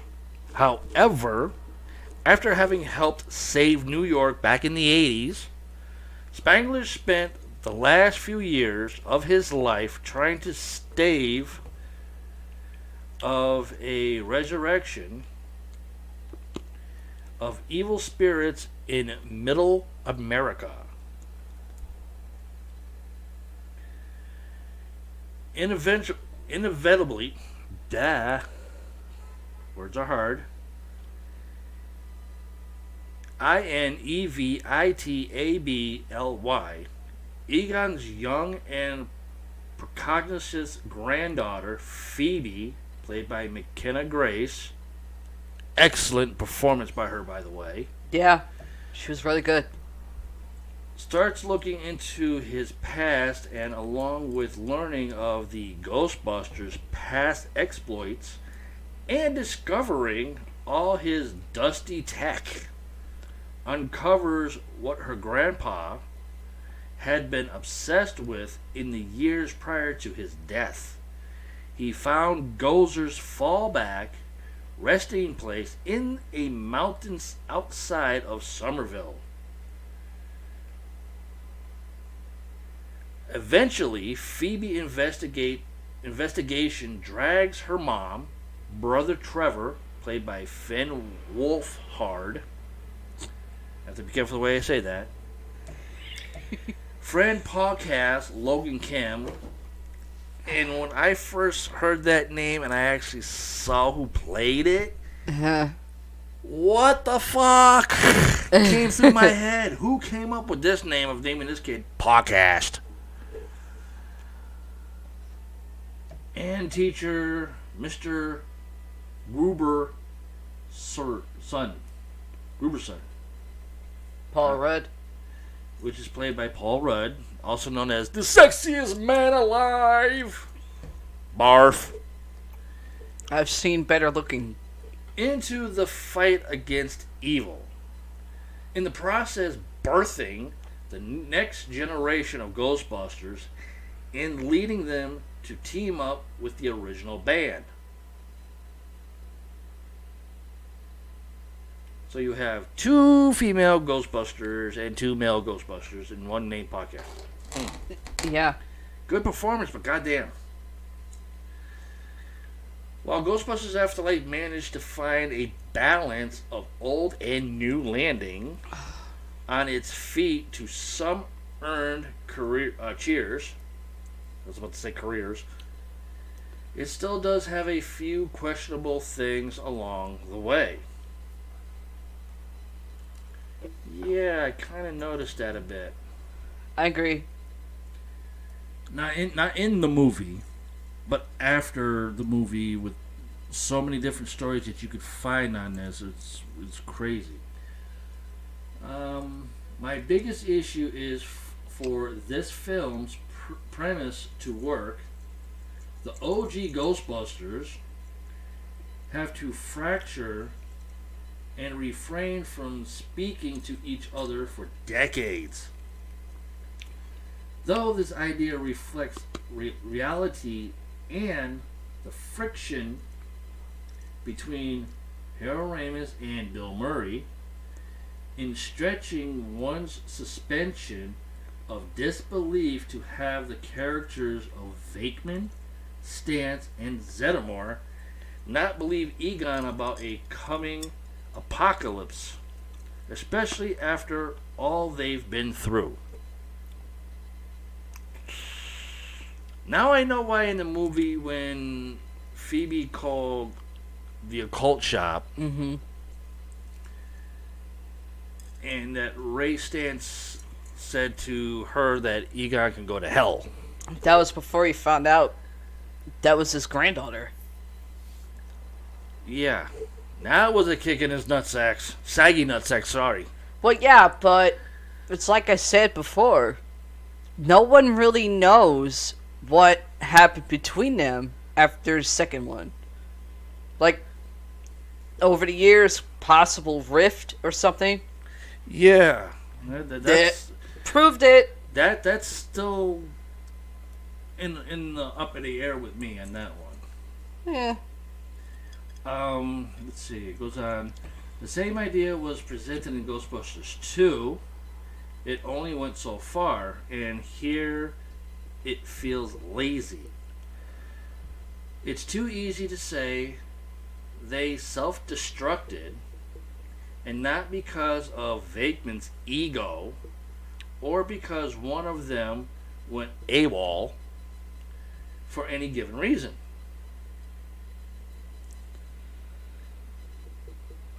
I just figured, it died down for a while. That's what normally happens. The other problem is the kids show too much of a natural aptitude for using all of their devices. Some supernatural aid is required in them finding the traps and getting the Ecto-1 running again. Yet before you know it, they are off hunting malevolent spirits, which made no sense at that part. As such, it's obviously the film's writers, Gil Keenan and Jason Reitman, had to skip some things and get other stuff out of the way to give us what we all came for. I wonder what stuff they had to give up just to get other stuff out of the way. Was there supposed to be more to this movie that Jason and his father is not letting on? Or is it Jason, Ivan, and Dan Aykroyd not letting on? There's something to think about. Because that's been going through my head recently. After every story I've been reading and listening to the interview with Jason and his father and everything, it's like, yeah, something's wrong here. Is there more to this movie that nobody wanted to put in to really make it that awesome, or they just want to try to stick with focusing on the kids becoming the new face of the Ghostbusters? Well, if you want to put in one aspect, they probably had more footage of Harold Ramis in it before he died. Which would probably serve as a prologue of them breaking apart and such before the rest of it came out in the movie. But since Harold Ramis died, so did Egon. Yeah, 2014. They couldn't tell that, so they had to scrap that and come up with a different way. That's one point I could see. I mean, I did kind of see that through the movie and through reading some stories and watching the films of Jason and his father talking about it. But what other stuff did they have to put aside, though, is the question. Was there supposed to be other parts into the movie that they thought it would work, but maybe not the fans would like it? No. I mean, 30 years is a long time. Well, think about it. I mean, Ghostbusters 1 came out in, 84? Yeah. Okay, Ghostbusters 2 came out, 86, 87? Something like that? Something like that, yeah. And then here it is, 2021. We get Ghostbusters Afterlife 30 years later from it. There's a whole lot missing from 2 to now. Well, like I said, with the third one, there probably was a lot of ideas thrown out there, especially with Harold Ramis being alive at the time, but they were probably talking about it. Came up with the concept Ghostbusters breakup, which would be the prologue, and what Egon did to take the shit with him and move. And the fact that he had a family, but nobody really knew the family. Nobody even knew Egon was married. Prologue. Nobody even knew that Egon was married. Yeah, which means that would be the prologue of the movie before the rest of it. And Egon, in one of the concepts that I said to you, which actually surprisingly stuck in your head, they probably had Egon do that, what I just said as a prologue, and that he would talk. But since Harold Ramis died, legitimately died, they had to scrap the prologue, scrap his talking, and just have a 3D image of him. Right. Where, yeah, he wouldn't be able to talk because the guy's died.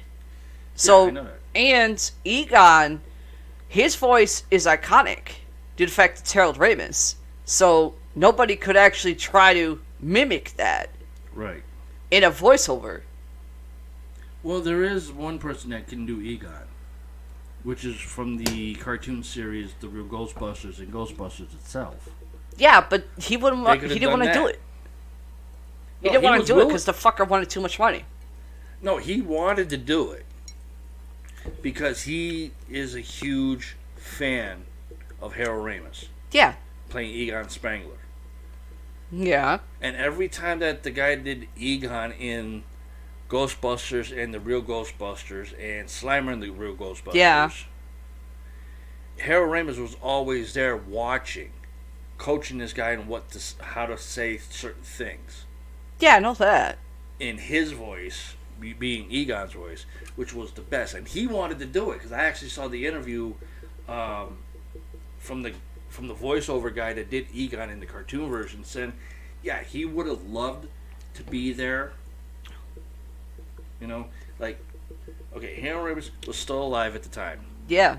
Before 2014 when this was in the making. Mm-hmm. Okay. Opening part of Ghostbusters Afterlife, we were expecting Egon to speak. Yeah. But then the ghost got him in his chair and he died. Mm-hmm. Okay. After all that, 2014 came around, he passed away, so they had to do something different. Okay, yep. I could kind of see that scrapping, but it's wrong to scrap it in the first place. If you already know that somebody else can talk like him. Yeah. So it's like, okay, now here's the end of the movie. We see Egon Spengler's ghost there helping Phoebe with the proton gun.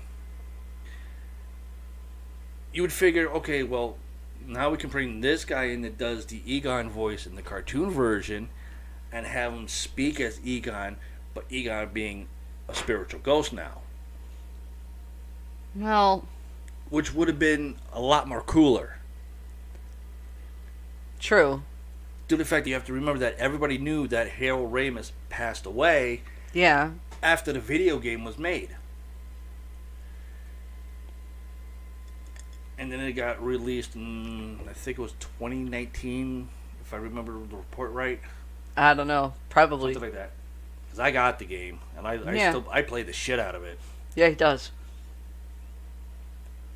And you figured, okay, well, the guy that did Egon in the cartoon is still alive. Yeah. This Egon passed away in 2014. They're planning on bringing him back as a Ghost in this movie, they could have gotten the guy that played Egon to speak as Egon, as the Ghost, as a voiceover, to talk to his grandchild. Mm-hmm. That's a Ghostbuster. This other grandchild that drove Ecto 1 and almost broke the shit out of it from jumping it. Yeah. And then talk to his daughter. Yeah. Then after that, talk to all three dipsticks, as he would have probably thought in his mind as a ghost, and tell them, all three of them, was like, I warned you, you didn't listen to me, you said bad things, we broke up, I was right, thank you for the apology. And then just done. Well, yeah, but the guy who did Egon in the cartoon, he probably didn't want to step on the other guys who probably didn't really know him that well. No, they all. Dan Aykroyd, Bill Murray, and Ernie Hudson knew him. Yeah, but From the he cartoon probably version. didn't want to step on any toes. Doing stuff like that, because then people will question, wait a minute, Harold Ramis actually died. So if he had any talking lines, they had to scrap it and just have like a mute of a 3D image. Right. Which they did. But if they had the image talk, that would probably piss off a lot of people. To kind of basically see, there's this 3D image, he's a spirit, but more like a mute. And using the actual haunting elements to do the talking for him. Right. But as a 3D image, yeah, the way I see it, yeah, he shouldn't be talking. He should just show the look on his face as the talking. Told you so. Yeah, I could see that concept too. And looking at Phoebe, talking to her the same way. You did well. Yeah, I know. I saw that. Don't change who I you saw are. that, and trust me, I agree with you on that. But still, it would have been nice enough to actually hear him speak for the last time, but as a ghost. Yeah, I know. That was probably by the somebody plan. else. That was probably the plan originally, but Right, and so that's probably got scrapped out of the whole Yeah. damn thing. mm-hmm. For maybe the beginning part of it and the end part. Yeah. Which leads me up to this part, is that I've seen the reviews of that.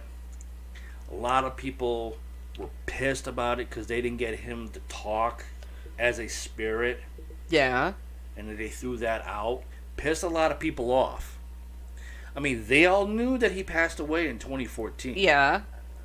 But they still know that the cartoon version character that plays Egon Spangler, talks like Egon Spangler, could have done the voiceover for Egon Spangler as the spirit in the movie. Yeah. That's where people were hoping would happen, but when Yeah. that didn't happen, they were pissed at it. Yeah, but there were also other... That's why I was saying, maybe that's the part that they threw out, and they didn't want to go that route, because they figured, we'll piss a lot of people off if he actually spoke as a spirit. So let's see what happens and throw that out and just have him there as a spirit, as no voice box as a spirit or anything, and just... Well, some spirits, in retrospect, they don't talk. Maybe not a whole lot of them, but I'm just saying, in this aspect, it would have been perfect to actually hear the voice again. Well, maybe if you think about it sort of like as a residual type of spirit, where their movements talk for them, but they don't interact vocally. Yeah, I know. That's because they don't have a voice box anymore. Yeah. Is what I'm That's saying. where that came in. I'm saying, yeah. So that's where they probably got that part, but if they had the part where he spoke, at the beginning of the movie, Yeah. and then as a spirit at the end of the movie, Uh-huh. they probably says, no, we can't do this, let's get rid of it. Because he's gone in 2014 while we were still creating this movie. Mm-hmm. Okay, we don't want to piss the people off on this, because we'll probably get bad reviews for it. Yeah. Okay, well, like I said before,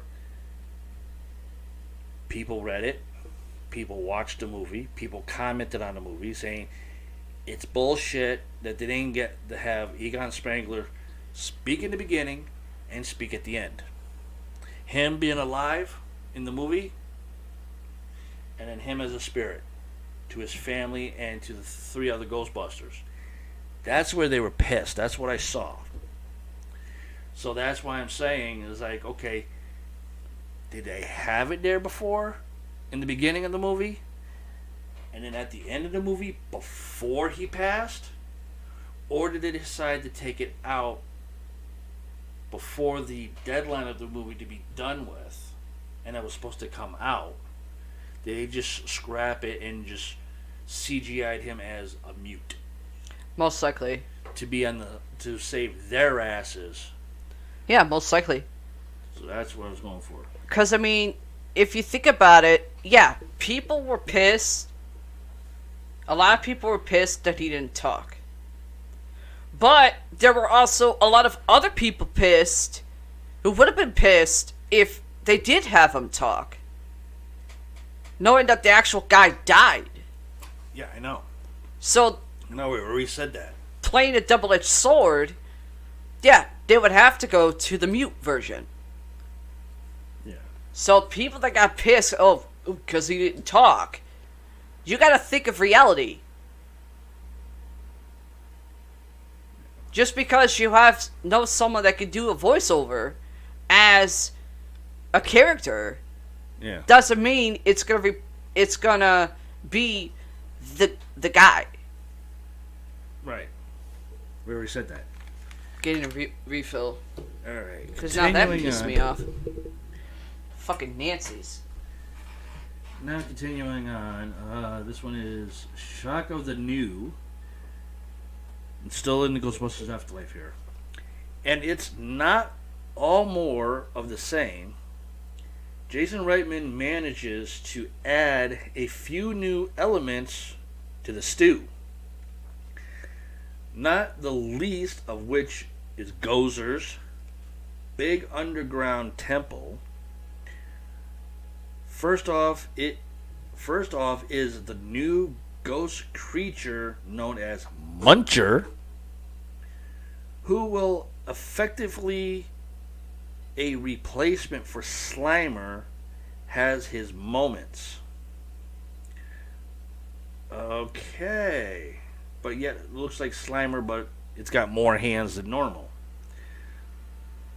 So Slimer became Muncher, and they took the Slimer out. It's been called out for not being as cool or interesting as Slimer was, but the original Green Ghost was never all that interesting either until the cartoons. In films, he was just a gag and never a sidekick or pet. That's true from 1 and 2. Huh? What, Slimer? Yeah, Slimer got replaced Uh-huh. with a creature known as Muncher. Oh, yeah. The one with the multiple hands and everything, which was kind of strange to me. I was like, when the hell did Slimer get multiple hands? No, Slimer got replaced with the Muncher. Which I guess is either his brother or his cousin. I don't know which. It doesn't say. But that's what that ghost was. He replaced Slimer with Muncher. However, not all of the film's gags rely so heavily on virtual effects. Rudd-as summer school teacher and tectonics enthusiast Mr. Gruberson Oh, now they changed his name around here. Is a very entertaining addition to cast. With the caveat that the ageless Rudd does another fine addition of himself as Ant-Man, the Baskin-Robbins product placement kind of drives that connection home. Makes no sense. Unfortunately for him, his tired and true formula isn't what the movie is built around or where it excels, nor is it centered on the kid from Stranger Things like you might think. The real heart of the story is Egon's granddaughter, Phoebe. Grace really stepped up here to transform herself efficiently, becoming the character with all her smarts and snarkiness. Okay, the smart parts I can understand. Where the hell was the snarkiness? I did not see that in the movie. She was a little bit sarcastic. Yeah, sarcastic is one thing, but snarkiness? Snarky is considered sarcastic. I didn't see In the much words of of that. cinema. I didn't see much of that. She was more like right to the point, like Egon would be. She's shown promise before in the Conjuring and Annabelle movies, Yeah. but this might be her breakout performance. And excuse me. And while I can definitely see people saying Phoebe is another case. Damn, what the hell's wrong with my throat? Huh? My throat's weird. People saying Phoebe is another case of a stunning and brave girl who looks like a non-binary tomboy. I argue everyone to give her a chance. Non-binary tomboy. That's a new thing to put in there.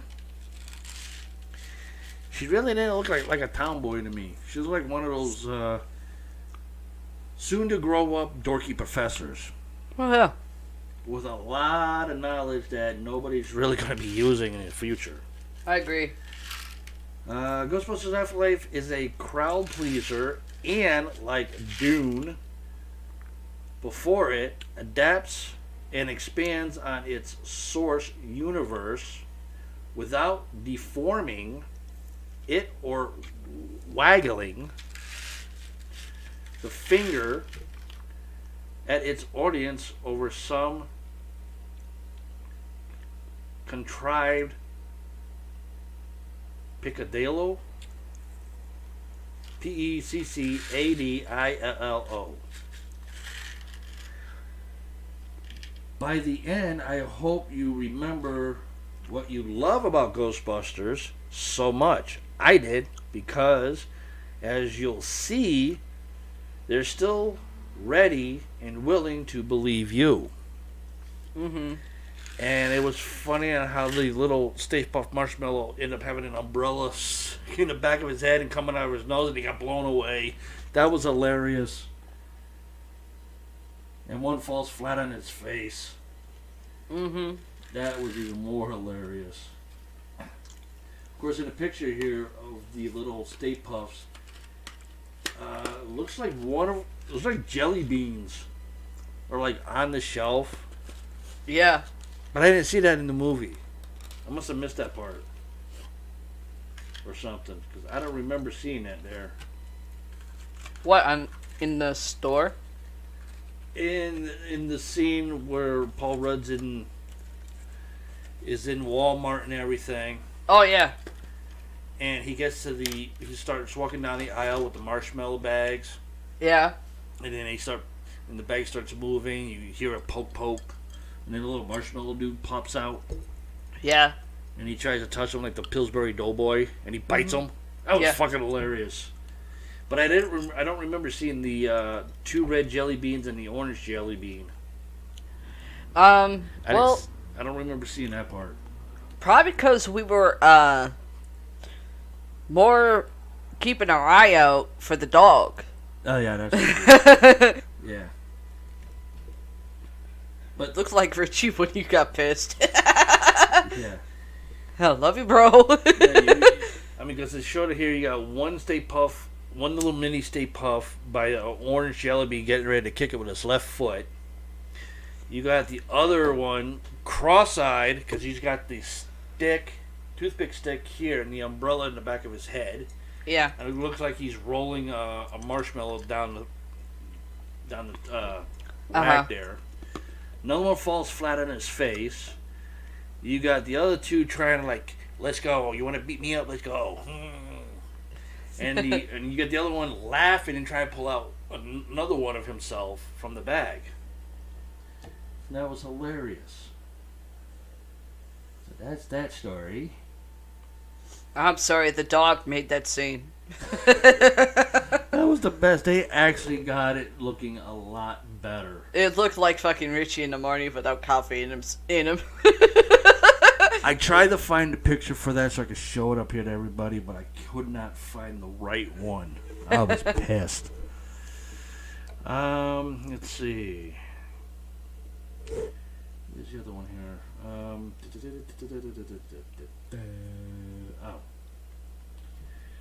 About Ernie Hudson here. A.K.A. Mr. Winston Zeddemore. Or Zeddemore. Oh, wait, let me get Jaws out of the way. Okay. And yeah, I'm feeling something around me. I'm actually hearing something In your headsets or? in my headset. I don't think you're gonna hear it. Somebody's singing. And it's a song I can't stand to hear anymore. I can't listen to it. Anyway, 20 facts you might not know about Jaws. Why are people afraid of sharks? That's the question. Here's the answer. There are a few potential reasons, but Jaws is probably high on that list. Steven Spielberg's breakout film found critical acclaim and also a ton of commercial success. If you have only seen Jaws once or dozens of times, I got the DVD, or perhaps never seen it before but just know it from its reputation,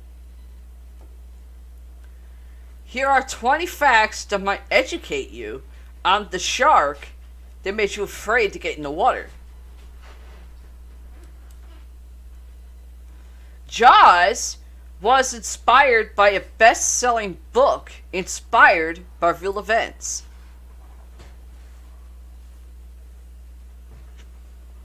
Wait a few seconds to let people figure that out, if they actually know it. Leave your comments below. Or email it.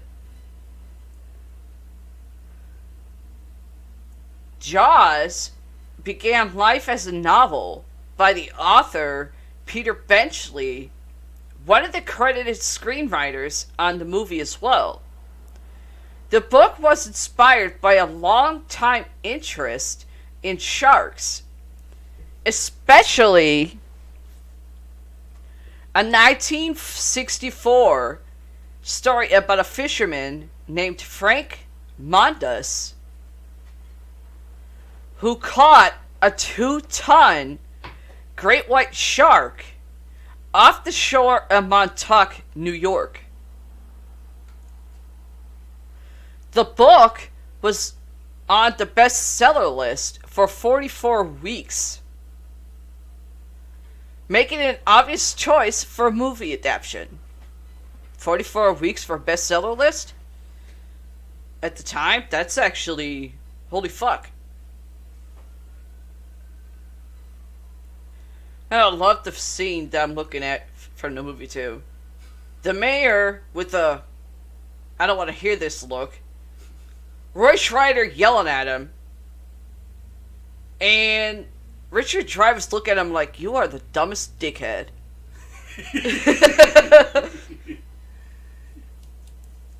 And it's the scene where you got Help Shark on the freaking Amity sign. You should be able to show it. Yeah. On your side. You go ahead. You can pull it up. Yeah, hold on. I gotta get it in your computer. Hang on, guys. I gotta get to her system. Huh? I said I have to get into your system just to show it. Go ahead. If I can do it. Where is it? Oh, no, I can't. Over here. Yes.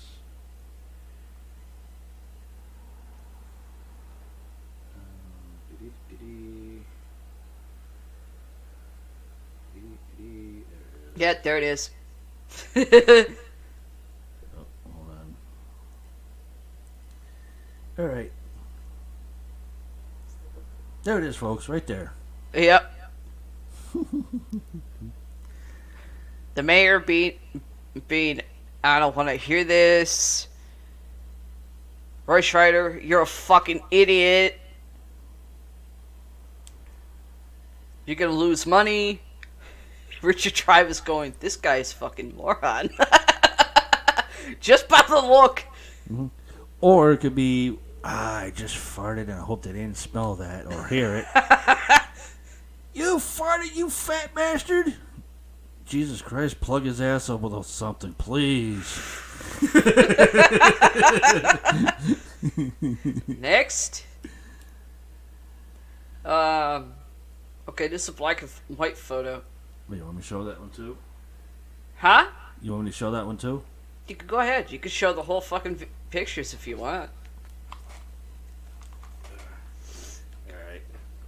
While you're doing that, I'm going to read it. Hold on. One of the screenwriters had a history in sitcom writing and acting. Eventually was joined by Carl Gottlieb to write the script. After winning an Emmy for his work on the Smothers Brothers comedy hour, it was stupid. What the hell is going on? Gottlieb also wrote for the Bob Newhart Show and The Odd Couple. As an actor, Gottlieb appeared in the movies like The Jerk and Clueless. He's also in Jaws, playing Harry Meadows, which would be, I think, the Stooge for the mayor. Judging by, yeah, he had to have played the mayor's stooge. Hold on. We'll Bad shirts too. Hang on. Steven Spielberg was not the first choice to direct. As you can tell, the picture of Spielberg in the mouth of Bruce, the shark. Hang on. Spielberg may be one of the biggest directors ever now, but back when the production for Jaws began, he only had one feature to his name, the Sugarland Express. Producers initially wanted John Sturgis, and Rick Richards was actually offered the job first. However, for some weird reason, Richards kept calling the shark in the movie a whale. And producers dropped him and replaced him with Spielberg. I'm sorry. How can you mistake a whale for a fucking shark?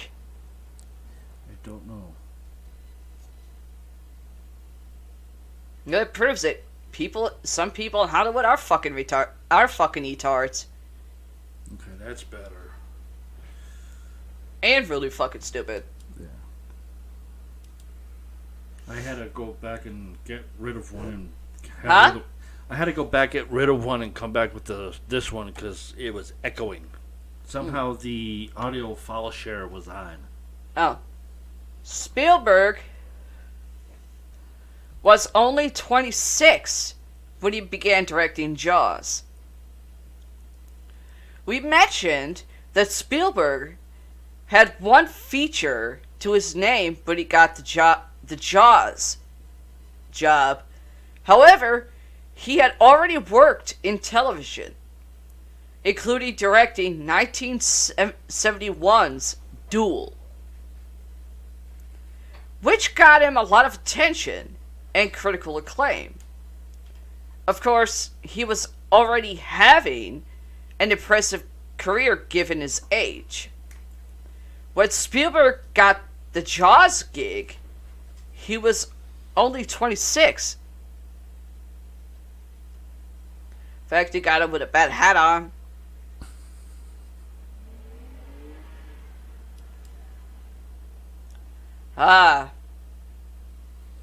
One of the other great lead actors who died.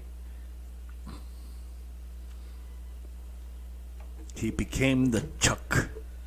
Huh? He became the Chuck. Robert Shaw also didn't act in the movie because he didn't like the book. I don't know what the fuck that's supposed to mean. Can you imagine anybody but Shaw playing Quint? Well, we almost had to do without him. When he was offered the role of the grizzled captain of the Orca, he didn't really want the role. His problem? He thought Benchley's novel wasn't very good. However, his wife, Midge Orr, and his secretary suggested he take the role, and Shaw listened to them. The rest is film history. Especially the couple of lines he did in the movie. That'll give you the head, the tail, the whole damn thing. That! And the little snippet song he does in it. I'm not even going to even start quoting it. Don't even ask. I already did it once. Okay, maybe a couple of times, but I ain't doing it now. I don't even know if I'll be able to find that song. What? The song that him, Richard Dreyfuss, and Rob Schreider's sung. Oh no, not that one. The one that Robert Shaw was doing when they were like going out in the water with the boat. Yeah, that's what I mean. Well understood to the fresh Spanish ladies. Yeah, that's not really a song. That's more of like inside the boat around the table. Oh, that one. Yeah, that's the one. That's the one that you were singing that they sung. So, like I said, I don't know if I'll be able to find that and put it on our audio podcast show in somewhere in between. I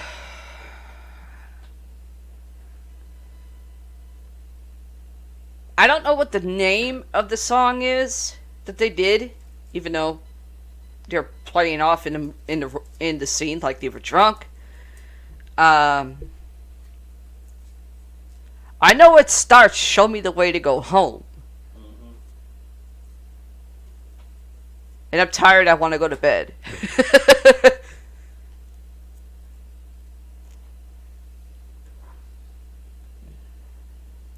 It had a little drink about an hour ago. It went straight to my head. Yeah, like I said, I'll be lucky if I could find that song right there. Yeah, good luck. And put that on our audio podcast shows. That and the well-to-do ladies of Spanish ladies. Well-to-do ladies of Spain. Every sea whore from Boston, I think, sounds sad. Something like that. I mean, if I'm watching the movie, and Robert Shaw does that first little snippet for a song, I can hit it. But memory, fuck it. Yeah. That, I actually did it once on a word battle against my brother Alex in the middle of the ring. Who could actually know movie songs and win? Or movie lines. That was sad. And he said he knew movie lines. He didn't know that half of the ones I came out with.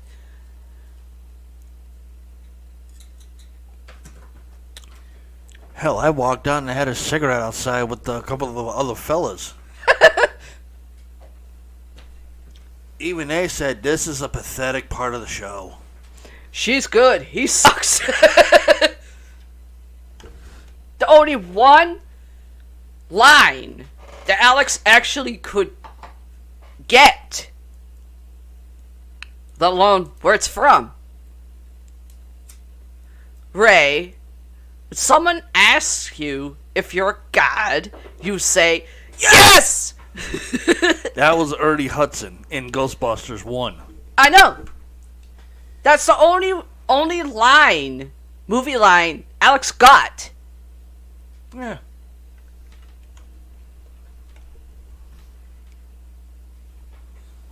Yeah, literally. And if I remember correctly, that segment was almost like a game show. Where if you know the line of a movie, of movies that's said to you, hit the stupid buzzer and say the line and where it's from. Cut me.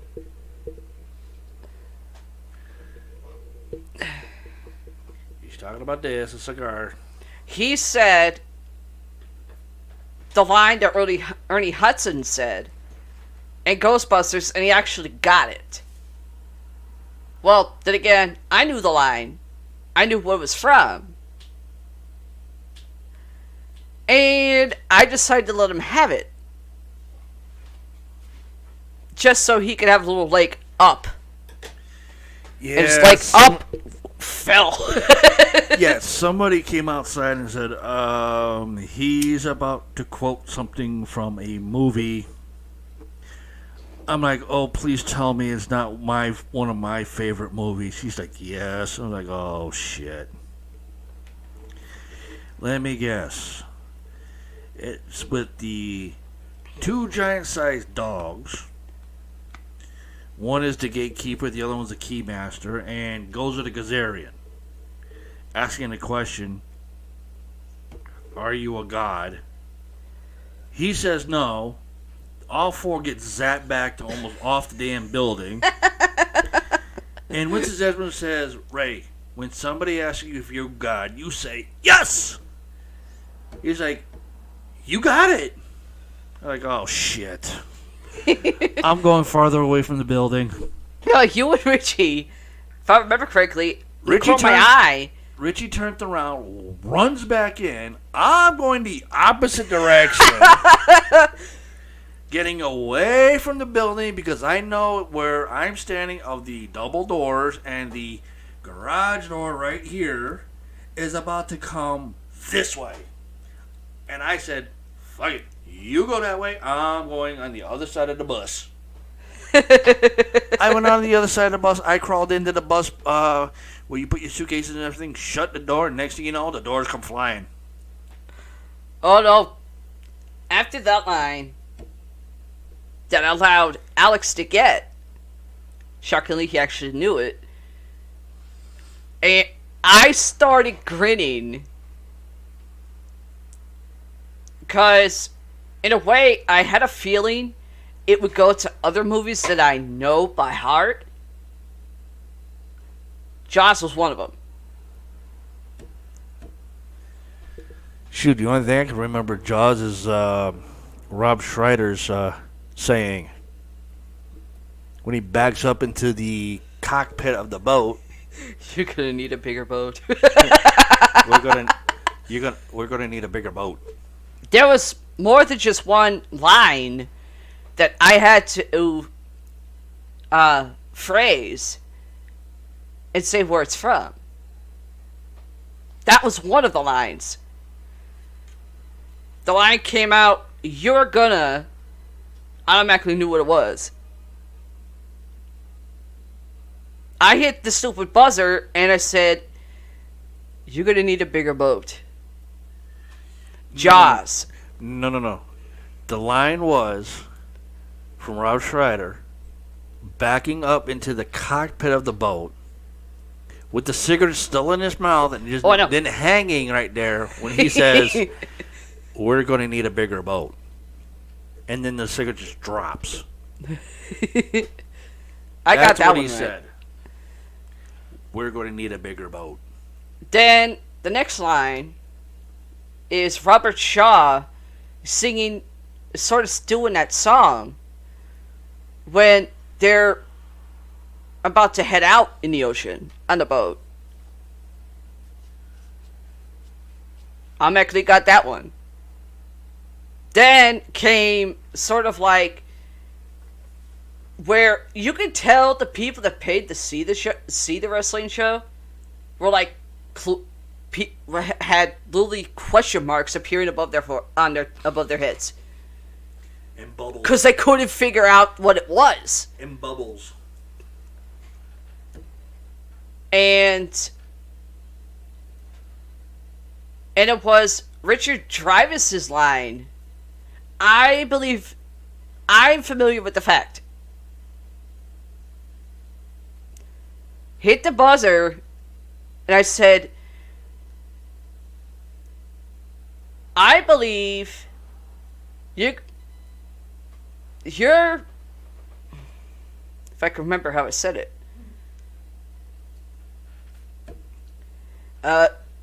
I believe I'm familiar with the fact that you're going to ignore this particular problem until it swims up and bites you on the ass. Jaws. Richard Dreyfuss. Yep. As Hooper. Hooper!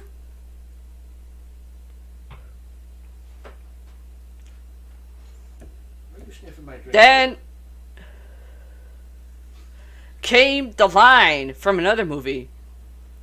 Does Barry... I automatically knew what that was. Breakfast Club. Judd, who played Bender, Anthony Michael Hall.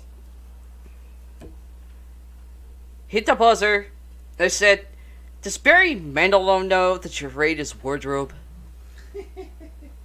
Breakfast Club. John Bender.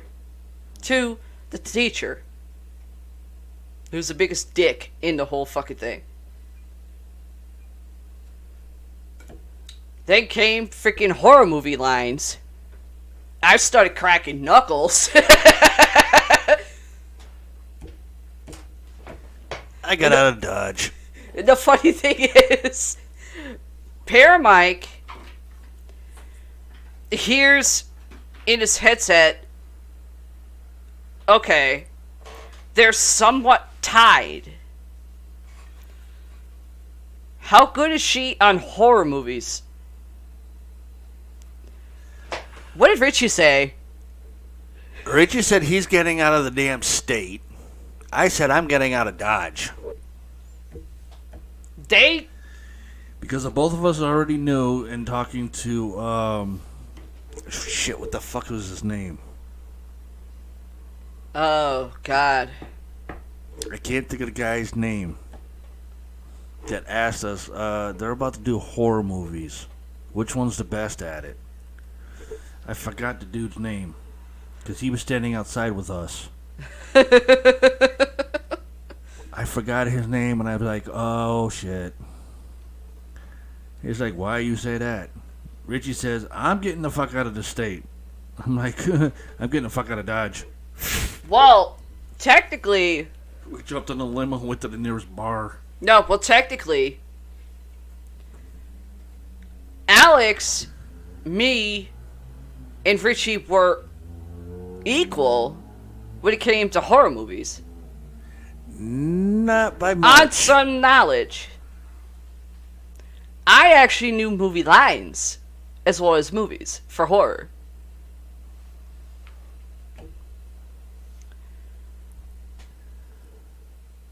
First line of a horror movie. How sweet, fresh meat. I actually slammed the buzzer. I said, Nightmare on Elm Street 3. Slam the buzzer. Shit, you broke the buzzer. Nightmare on Elm Street 3. Dream Warriors. Freddy Says It. No, it wasn't that one.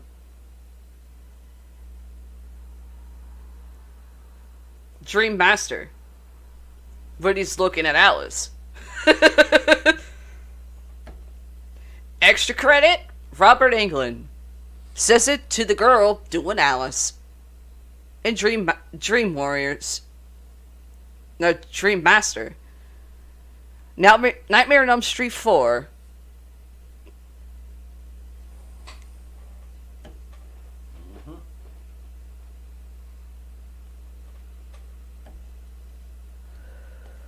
Another line. I can't remember most of it, but it said, I got the power glove.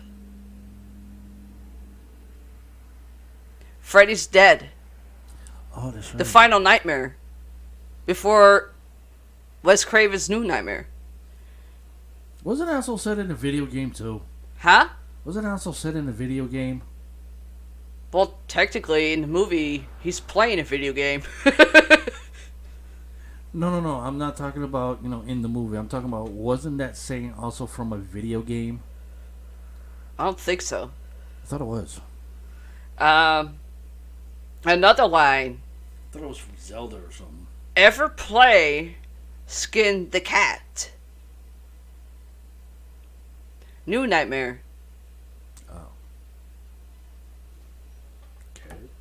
And I can't remember the line for the next one, but it's a line that the kid Tommy in the original Halloween says to Jamie Lee Curtis about the boogeyman. I can't remember the full line because the rules of the game, you know the line or movie, or you know both. If you know both, you get 5 points. If you know one or the other, you get 1 point. Now, I can't remember the whole fucking line. But I went, Halloween. Original. Jamie Lee Curtis is talking to the kid playing Tommy that she's babysitting.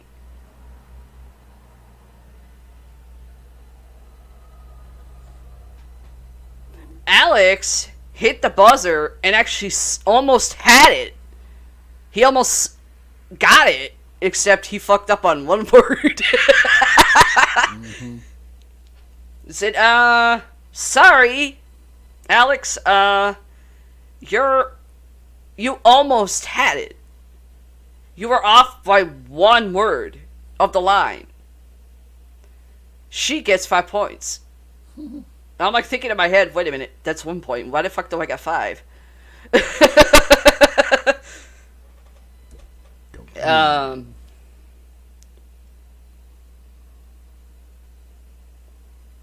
There was another one. Friday the 13th, Jason Takes Manhattan. Who Kane Hodder became Jason fully, instead of being just a stunt double. There wasn't no line, but it was a scene where the three morons are like fucking with him. and he takes the mask off.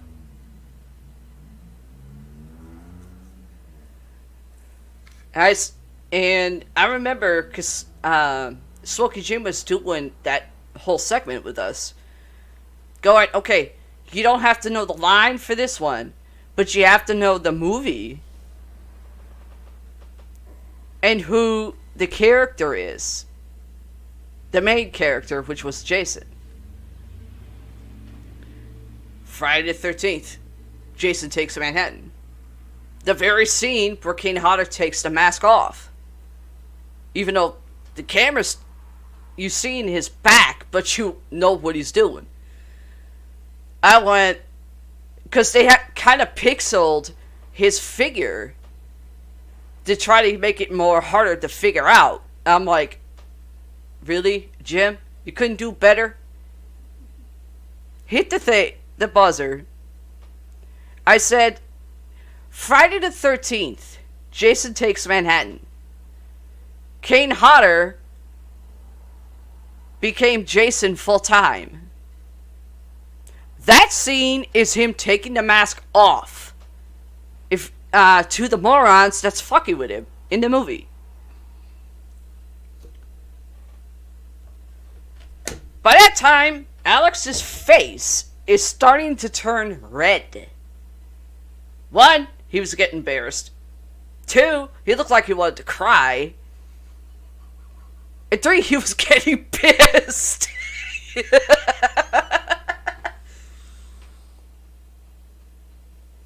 Next one. The line, what's your favorite? Slammed the thing, I went, Scream. Scream 1. What's your favorite scary movie? Ghostface is saying it to Drew Barrymore's character. 5 points. I went, Jim, can you come up with something a little bit more tougher? Even though my other brother over here is squirming. Comes out with something from The Exorcist. But it was not a line, but it was a scene where, again, Linda Blair is pixeled out. The 2 other guys with her, the priests, pixeled out. And you hear the audio of the scene. I went, really? Hit the buzzer. I said, Exorcist. 2 priests are trying to get rid of the demon. And the demon is pissing and groaning.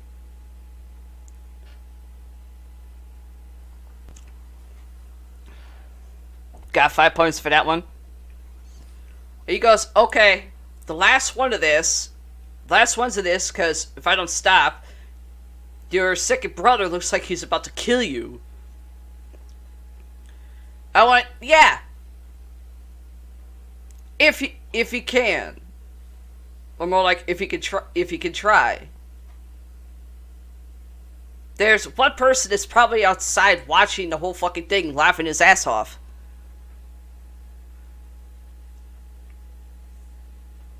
Starts coming out with movie lines that I had to actually say word for word. From Chucky.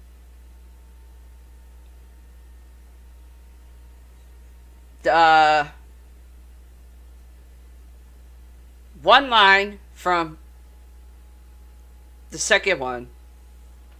That for some reason Jim couldn't find any lines from the original.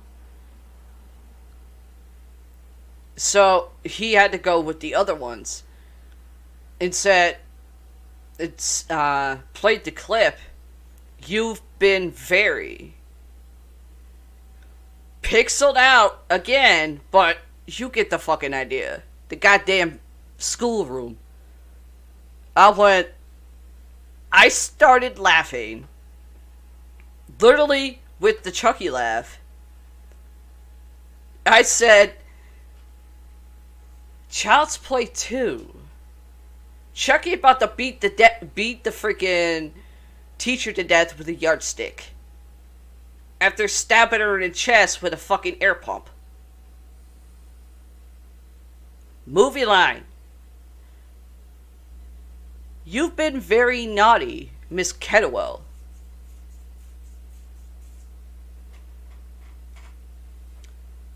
Couldn't find any lines for 3. Had to do 4. Several different ones from that one. And I'm listening, and the line went, it's not the size. I went, Bride of Chucky. Chucky's saying it to Damien, and he's about to kill him by smothering him with a pillow. Next line. Have you got a blank? Next line. Have I got a blank? I went, Bride of Chucky. Tiffany's saying this to Chucky while banging each other. Have you got a rubber?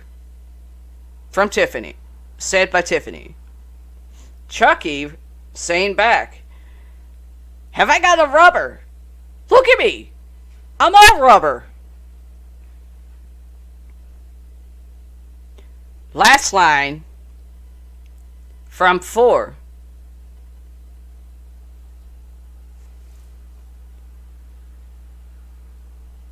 Is where he actually says the lines, well, everybody gets the picture. But anyway, back to this one. For Jaws, Hooper is quite different in the book.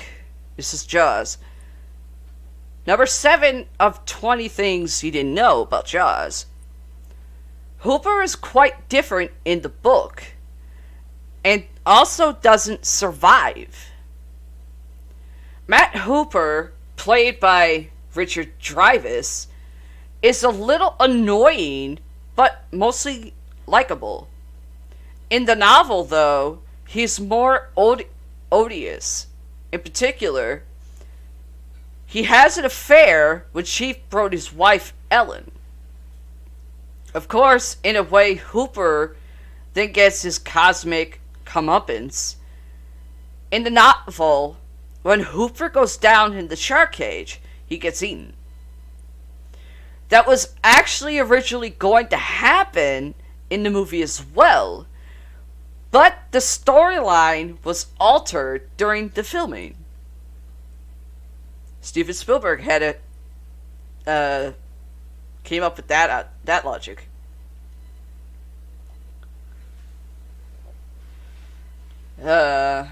Richard Dreyfuss was suggested to Spielberg by George Lucas.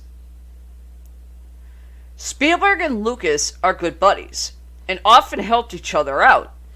When Spielberg was looking for an actor to play Hooper, Lucas recommended he go with Dreyfuss. The actor had been in Lucas's breakout film, American Graffiti, and obviously made a good impression on the talented director.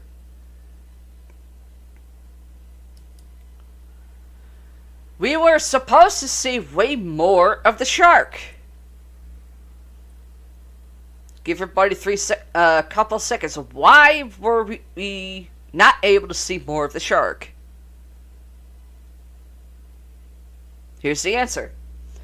Multiple mechanical sharks were built for the making of the movie. However, they proved entirely unreliable. Spielberg had to maneuver around these problems and had a lot of planned shots of the shark were instead filmed without the shark on scene. This actually proved to be quite suspenseful and arguably made the movie even better. I agree.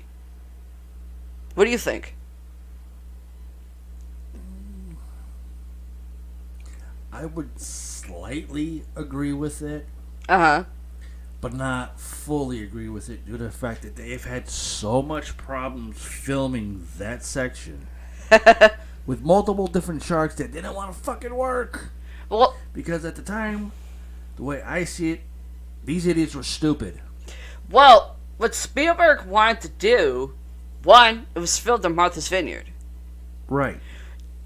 Spielberg wanted to film the shark in the actual water. The mechanical shark in the salt water didn't really work that well. That's why they were stupid. That's why I only slightly said what I said. Let's see. Jaws had a nickname during production. Ah, he's back on. Huh? Brother's back on. He says, much better. Hey, bro. The three full-size mechanical sharks from the movie, the ones that didn't work as expected, they were all given a nickname on set. The Fox Great Whites were called Bruce, in honor of Bruce Raymer, Spielberg's lawyer. If you can't stand someone, name a robot after that person. That in the freaking line Travis has always said, but he's asked about it. The shark is not working.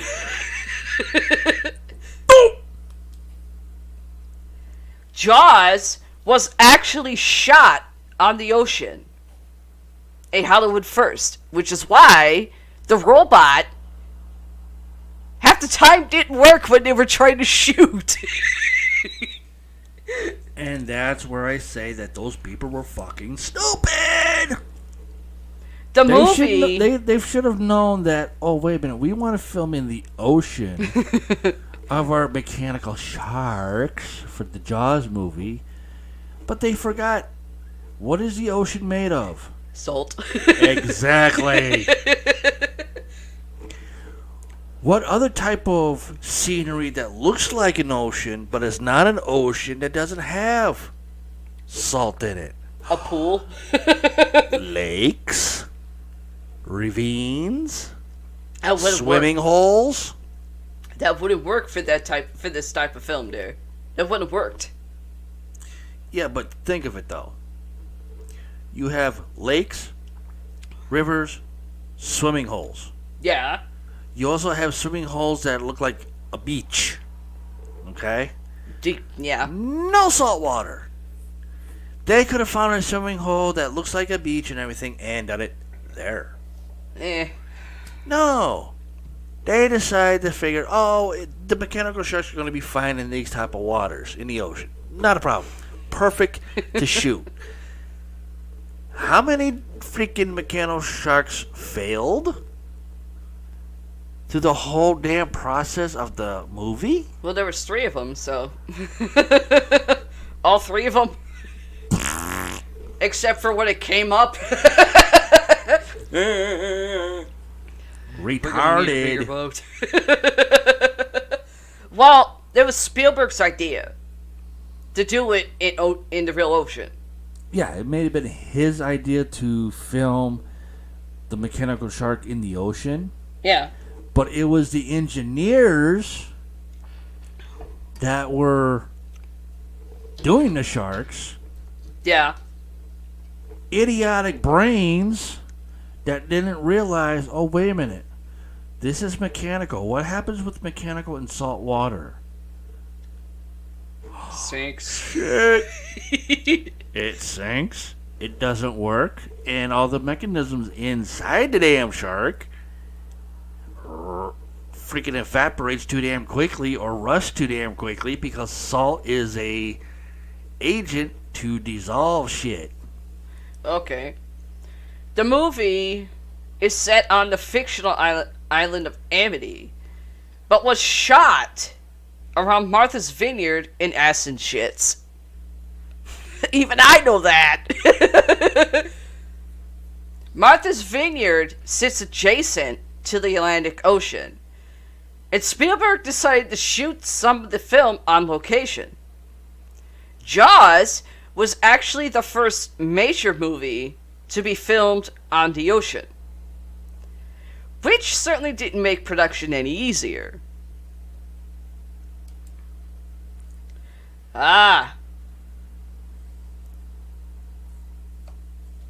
Jaws basically invented the summer blockbuster.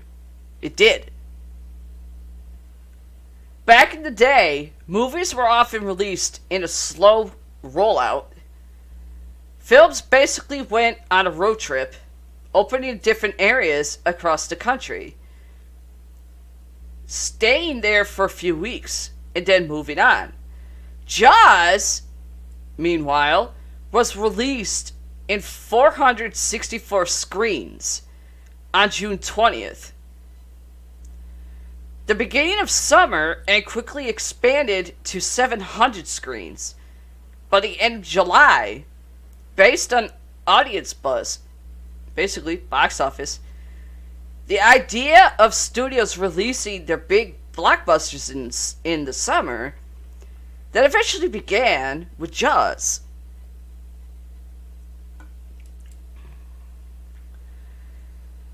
Okay, how many Oscars do you think Jaws won? Yeah, shit. Well, I could cheat and look it up, but I'll probably just take a stab at it. Go ahead. Say 22? Maybe less? The film won 3 Oscars. Well, at least I said maybe less. In addition to being a commercial smash, Jaws was nominated for several Academy Awards.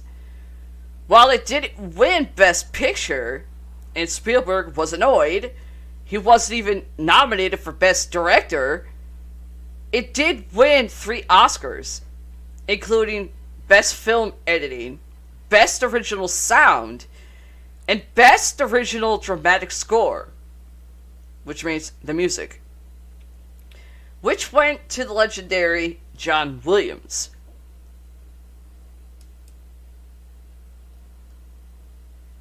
Why am I looking at piranhas? Oh. Jaws spawned a lot of imitators. A hit like Jaws is bound to spawn imitators. Perhaps the most infamous of those was Piranha. That was fucking stupid! However, there were many more, including Orca, okay, Barracuda, and Mako, the Jaws of Death. In fact, even Alien was pitched as Jaws in space.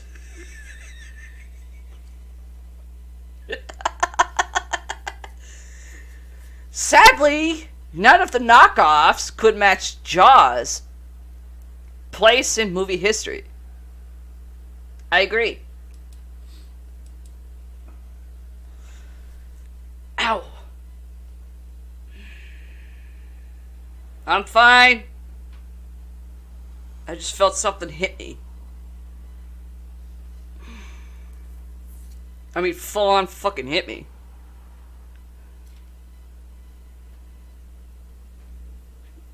Bro, you still on? I hope you saw that.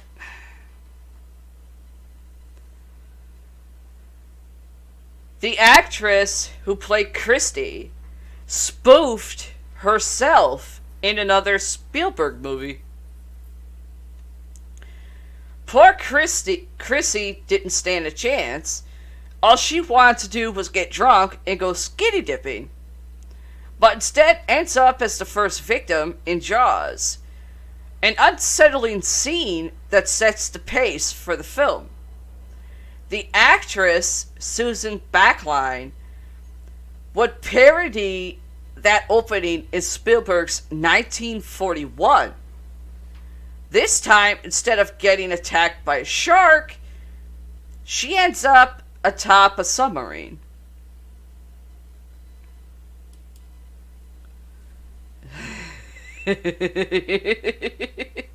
And when you said the words, "We're gonna need a bigger boat," Yeah.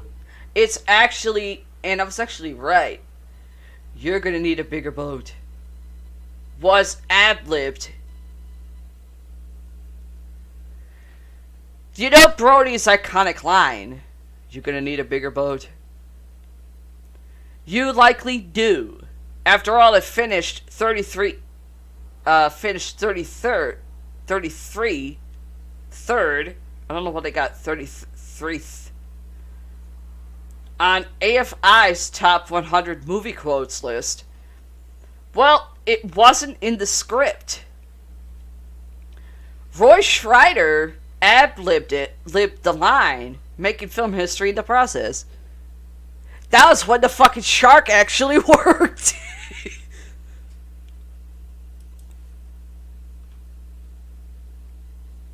The sharks were fake, but the slaps from Mrs. Kittner were real. Okay, I've actually slapped people. My slaps sound a lot worse than hers. Poor Miss Kidner loses her son because the beaches are open in spite of the fact a great white was known to be in the premises. She takes her grief out on Brody, slapping him in the face. Unfortunately for Schreider, actress Lee Fierro couldn't really fake a slap. So she actually hit Schreider on every take. He said it in an interview, it took 17 takes. And Fierro admitted she once slapped him so hard his glasses fell off.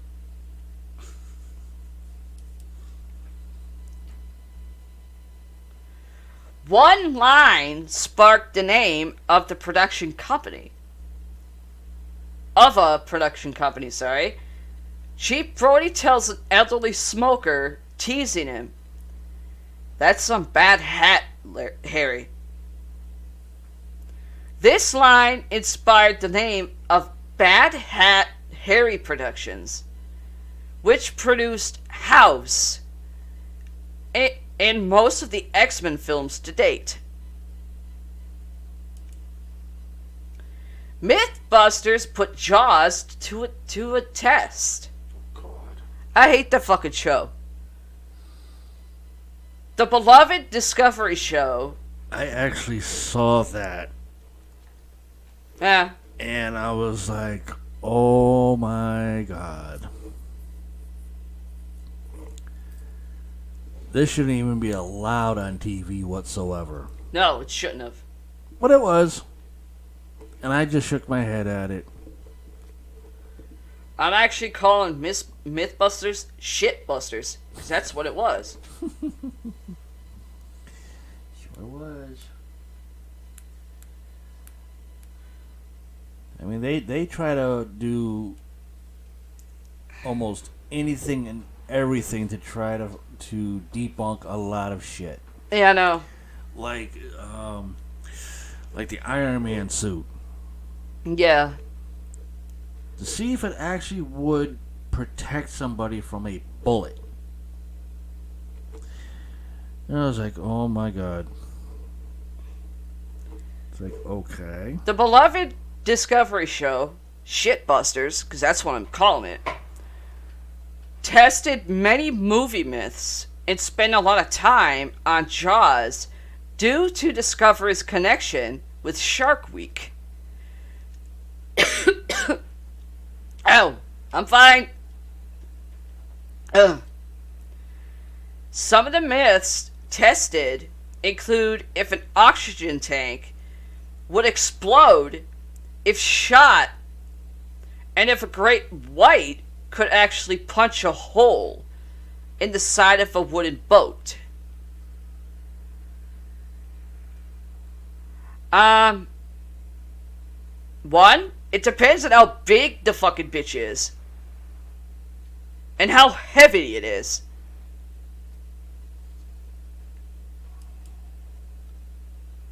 Shooting went a little longer than anticipated. When Spielberg was given the go ahead to direct Jaws, he was allotted 55 days of shooting. In the end, it took Spielberg 159 days to wrap up production. That's because the sharks didn't really work at first, except for one. In an interview with Roanoke Times, to celebrate the 30th anniversary of the film, Spielberg said he thought his career would be over because of how long over schedule he went. Fortunately for everybody, that wasn't the case. Jaws is an Oscar winner with a Razzie-winning sequel.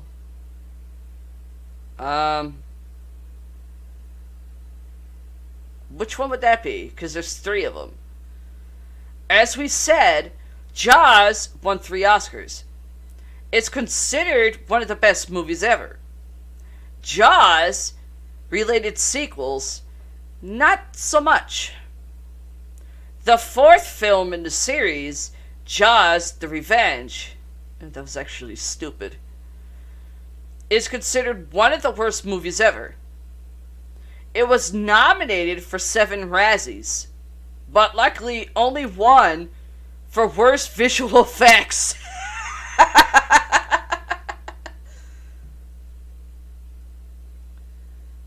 And that's it for that one.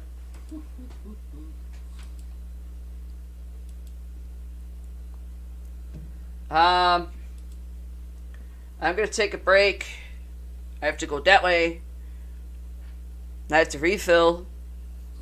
And I want to have a smoke. You want to do your next one, dear? Yep. Here. Cut that for me. Hold on, folks. I'll be right back. Ow! God damn it.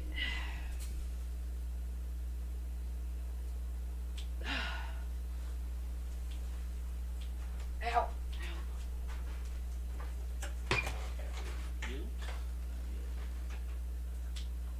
There we go.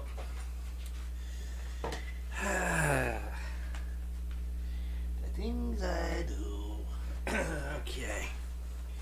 Now we're going to go back to some more Ghostbusters stuff. Ernie Hudson has given up hope on another Ghostbusters film. This was when Ghostbusters Afterlife was being talked about and being in effect. I need to blow down my screen a little bit. Hang on, guys. Alright. Ernie Hudson feared that Ghostbusters Afterlife would never happen. The 75-year-old star reprises the role of Winston Zeddemore in the latest movie in the Ghostbusters franchise, but admits that he suspected it would never reach the screen following a gap of more than 3 decades since Ghostbusters 2. Ernie told Yahoo Movies UK, for the past 30 years they've been talking about doing another one, but it never seemed to happen. They announced I'm in it, but nobody would have talked to me about it, so I lost faith it would never really happen. He admitted that years of false hope meant he would had doubts about the new project, which had been directed by Jason Reitman, the son of the original Ghostbusters director, Ivan Reitman. I can actually understand him for that part. I agree. Ernie explained, then I got a call from Jason, and I was still a little bit skeptical. It wasn't until we got on set that I thought, okay, we're really doing this. The star was initially meant to have a larger role in the original 1984's Ghostbusters film until last-minute script tweaks, and admits it was comforting to settle the issue in the new blockbuster. You can put me back up on screen. Ow. The miscongeniality actor explained, it's almost comforting. This movie has been such a big part of my life for almost 40 years. It's something I've never been able to get away from. Not that I've tried, but the fans have always kept Winston at the forefront and really connected to him. Ernie continued to be on the set and to see the guys in the jumpsuits, Sigourney Weaver, Annie Potts, and to meet this new cast. I realize this is something that's going to move into the future. It's nice to have a finally resolved. Yeah, he's a 75-year-old actor, and he did not think that would ever happen. Huh?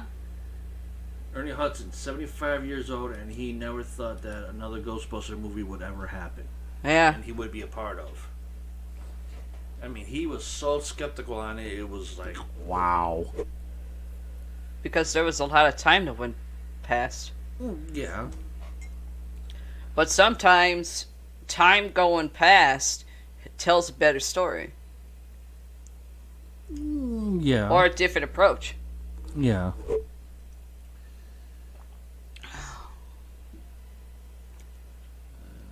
this one going to work or not?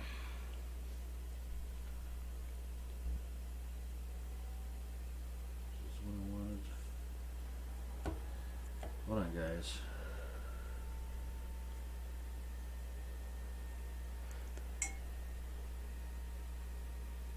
Oh, okay. Yeah, this is the one. This is the one where they kind of throw in another style version of Ghostbusters that I only saw as a kid. And it was a cartoon version Of? Ghostbusters. I only saw one of the cartoon versions. Well, let's see. This one here. The other ones I is- didn't like too well.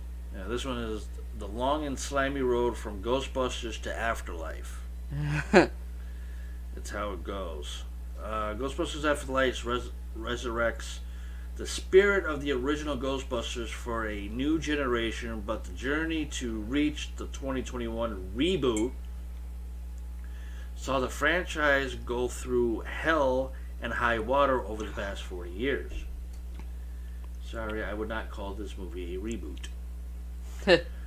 For those of us who have anticipated Ghostbusters Afterlife since the first trailer was released in December of 2019, the arrival of the horror comedy reboot has been long overdue.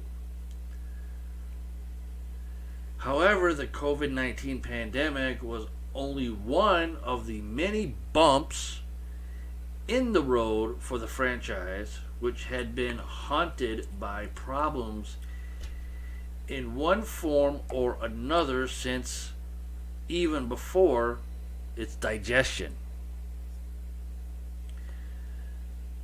Here's a look back at the history of the Ghostbusters franchise.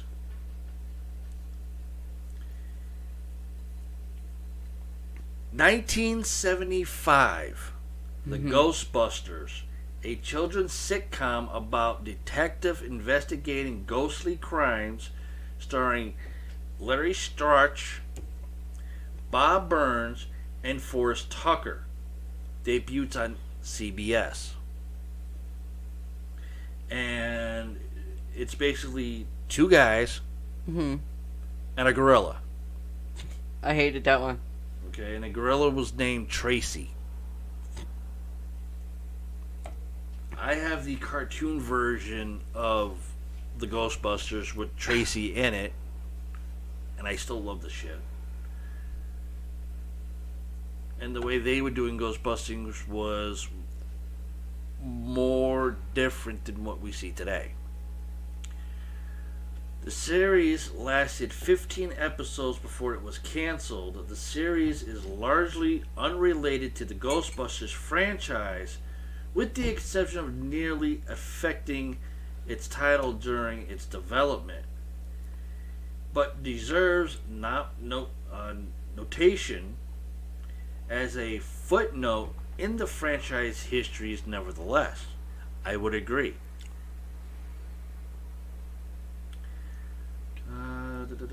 During this time, Saturday Night Live premiered on NBC, which launched its cast members, including Dan Aykroyd and John Belushi, into comedy stardom soon thereafter. I'm looking at the picture and I'm trying to figure out which one was Dan Aykroyd, but I don't see him. But I do see John Belushi. 1977, Bill Murray joins the cast of Saturday Night Live, replacing the departing Chevy Chase. Yep. Bill Murray actually had a mustache and still the same hair as we saw in Ghostbusters 1 and 2. A lot of Bill Murray's movies, he's always had the same hairstyle. 1978, John Belushi starred in Ivan Reitman's Animal House, Yeah. cementing his status as a viable film star.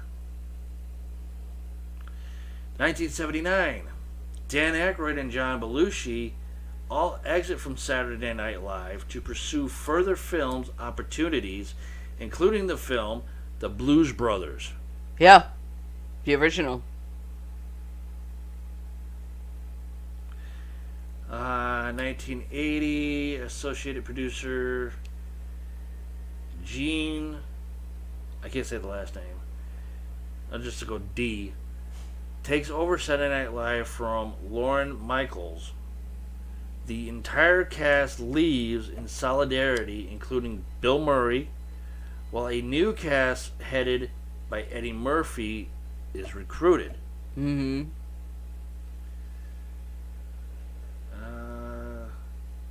The same year, Murray collaborated with film sketch performer turned filmmaker Harold Ramis in Caddyshack, which became a massive financial success.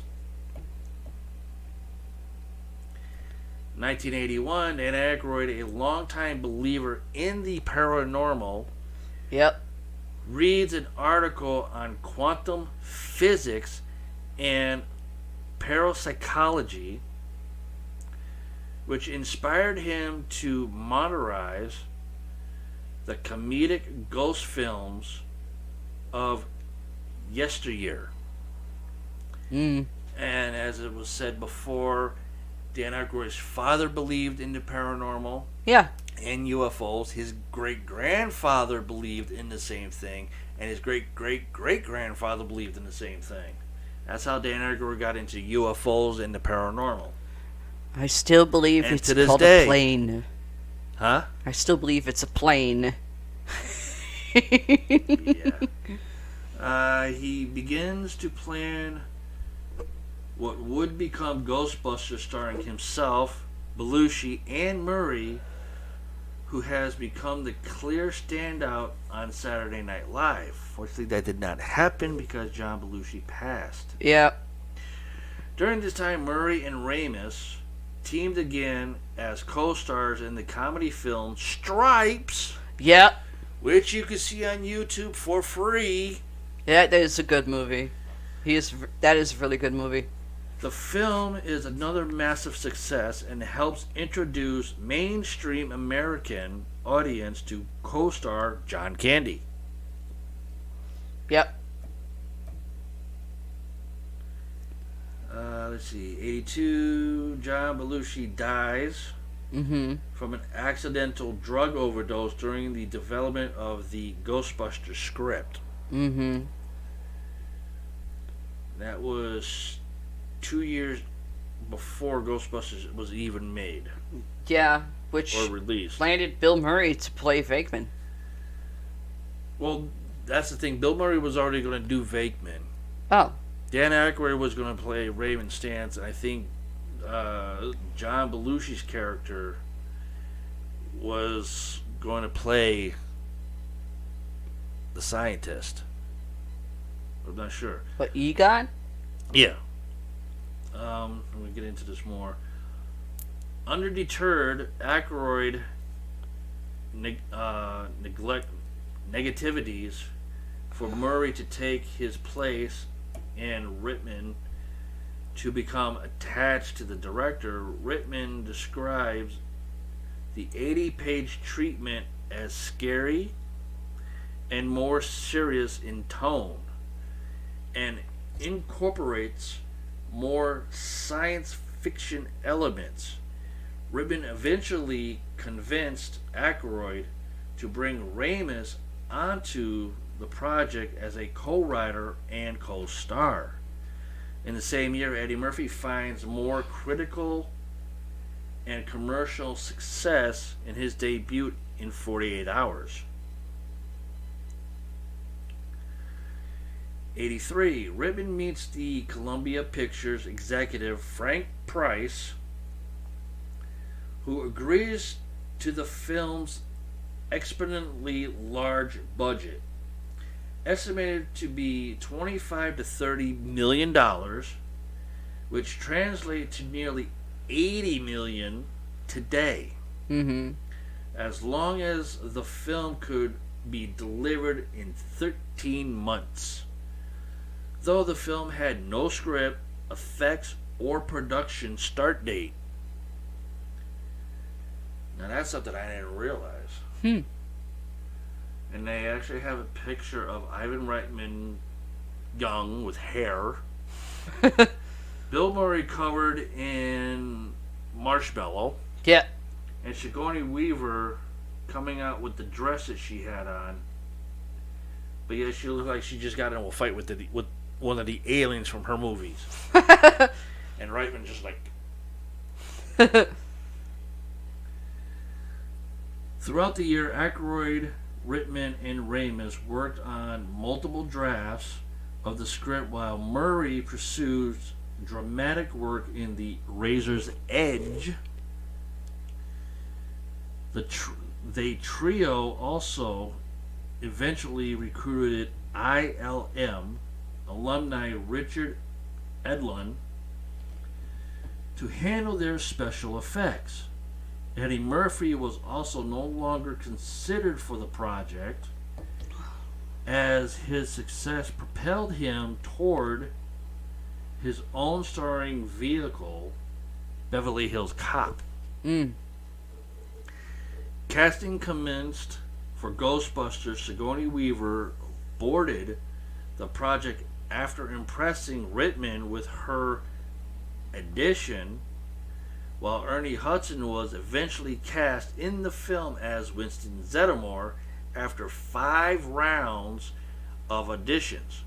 John Candy was initially earmarked for the role of Louis Tully,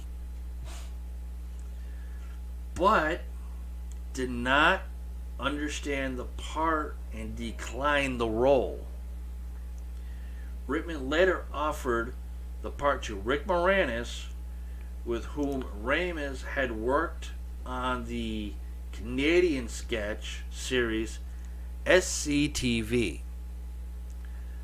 Paul Rubens was likewise offered the role as Gozer, the Gozerian, when the character was envisioned as an evil architect, but ultimately passed. So that didn't happen.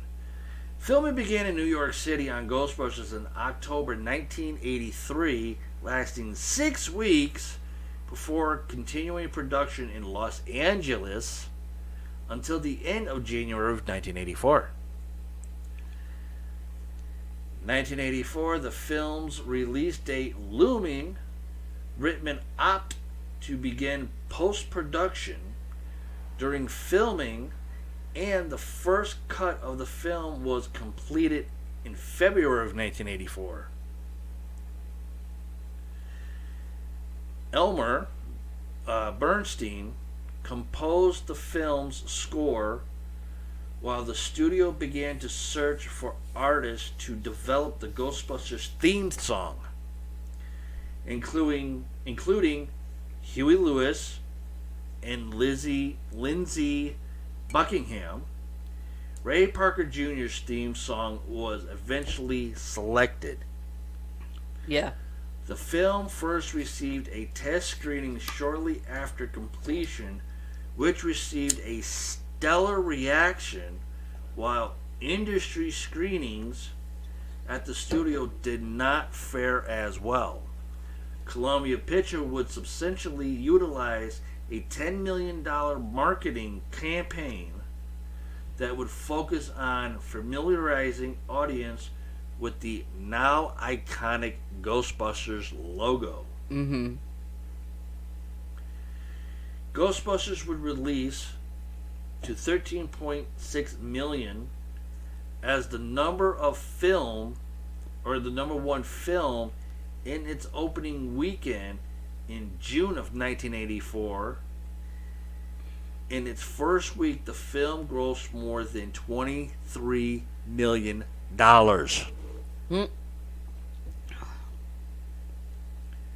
Ghostbusters would remain the number one film in the United States for 7 consecutive weeks.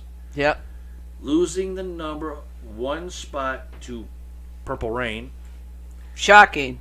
in August before temporarily regaining the lead in the following week. By the end of 1984, the film had accrued nearly $230 million at the box office, bested only by Beverly Hills Cop by $5 million. Ugh. The film was a massive critical success as well. The Ghostbusters theme song was a smashed hit as well, spending 3 weeks in the number one spot of the Billboard's Hot 100. As a result of the similarities to this song, I Want a New Drug, Huey Lewis sued Ray Parker Jr. for plagiarism. Or, Copyright. Plagiarism, something like that. Plagiarism, Thank you. copyright infringement. Thank you. A case that was settled out of court the following year. Harvey Cartoons also sued Columbia Pictures, allegedly the Ghostbusters logo was a copy of Fatso the Casper, the friendly ghost, though the court eventually sided with Columbia in the case. Haha. Ghostbusters' popularity inspired a number of video games based on the property released for various consoles between 1984 in 1987. Yep. One of them being Atari. 1985, in an effort to overtake Beverly Hills Cop as the highest grossing comedy at the time, Ghostbusters was re-released in the U.S. and Canada in August of 1985. The film earned another $9.4 million over 5 weeks. In October of 1985, Ghostbusters was released on VHS, which resulted in more than $32 million in an additional revenue in the subsequent months. Following the failure of The Razor's Edge and the immense popularity of Ghostbusters, Bill Murray took a sabbatical from acting, appearing only briefly in the 1986 Little Shop of Horrors. Yeah. Until his leading role in Scrooge in 1988. Well, Bill Murray? Yes. Oh, yeah. I saw that. Except I don't remember him being in a Little Shop of Horrors, though. Probably a small role. I remember Rick Moranis was in it, Yeah. but I don't remember Bill Murray ever being in that movie. He probably played a small role.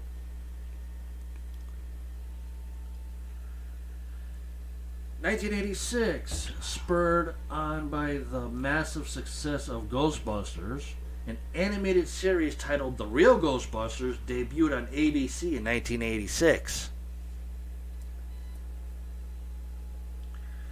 Highly successful, the series ran for 140 episodes over the course of 7 seasons. The Real Ghostbusters also inspired I can't even say this name, MYRIAD merchandising options, including an arcade game, comic books, and various other collectibles. 1987, though Columbia Pictures had initially wanted to pursue a sequel to Ghostbusters, various roadblocks kept the sequel from moving forward, from the studio's reluctance to approve a more expensive follow-up to the hesitation of franchise co-creator Reitman, Murray, Aykroyd, and Ramis. Mm-hmm. Notice how they just cut out Hudson on that one. Murray's commitment on Scrooge also forced development to delay, while disagreements on the script caused a rift between the principal cast and crew. 1987, Columbia Pictures executive David Putnam announced Ghostbusters 2 would enter production later in the year, despite not having a script.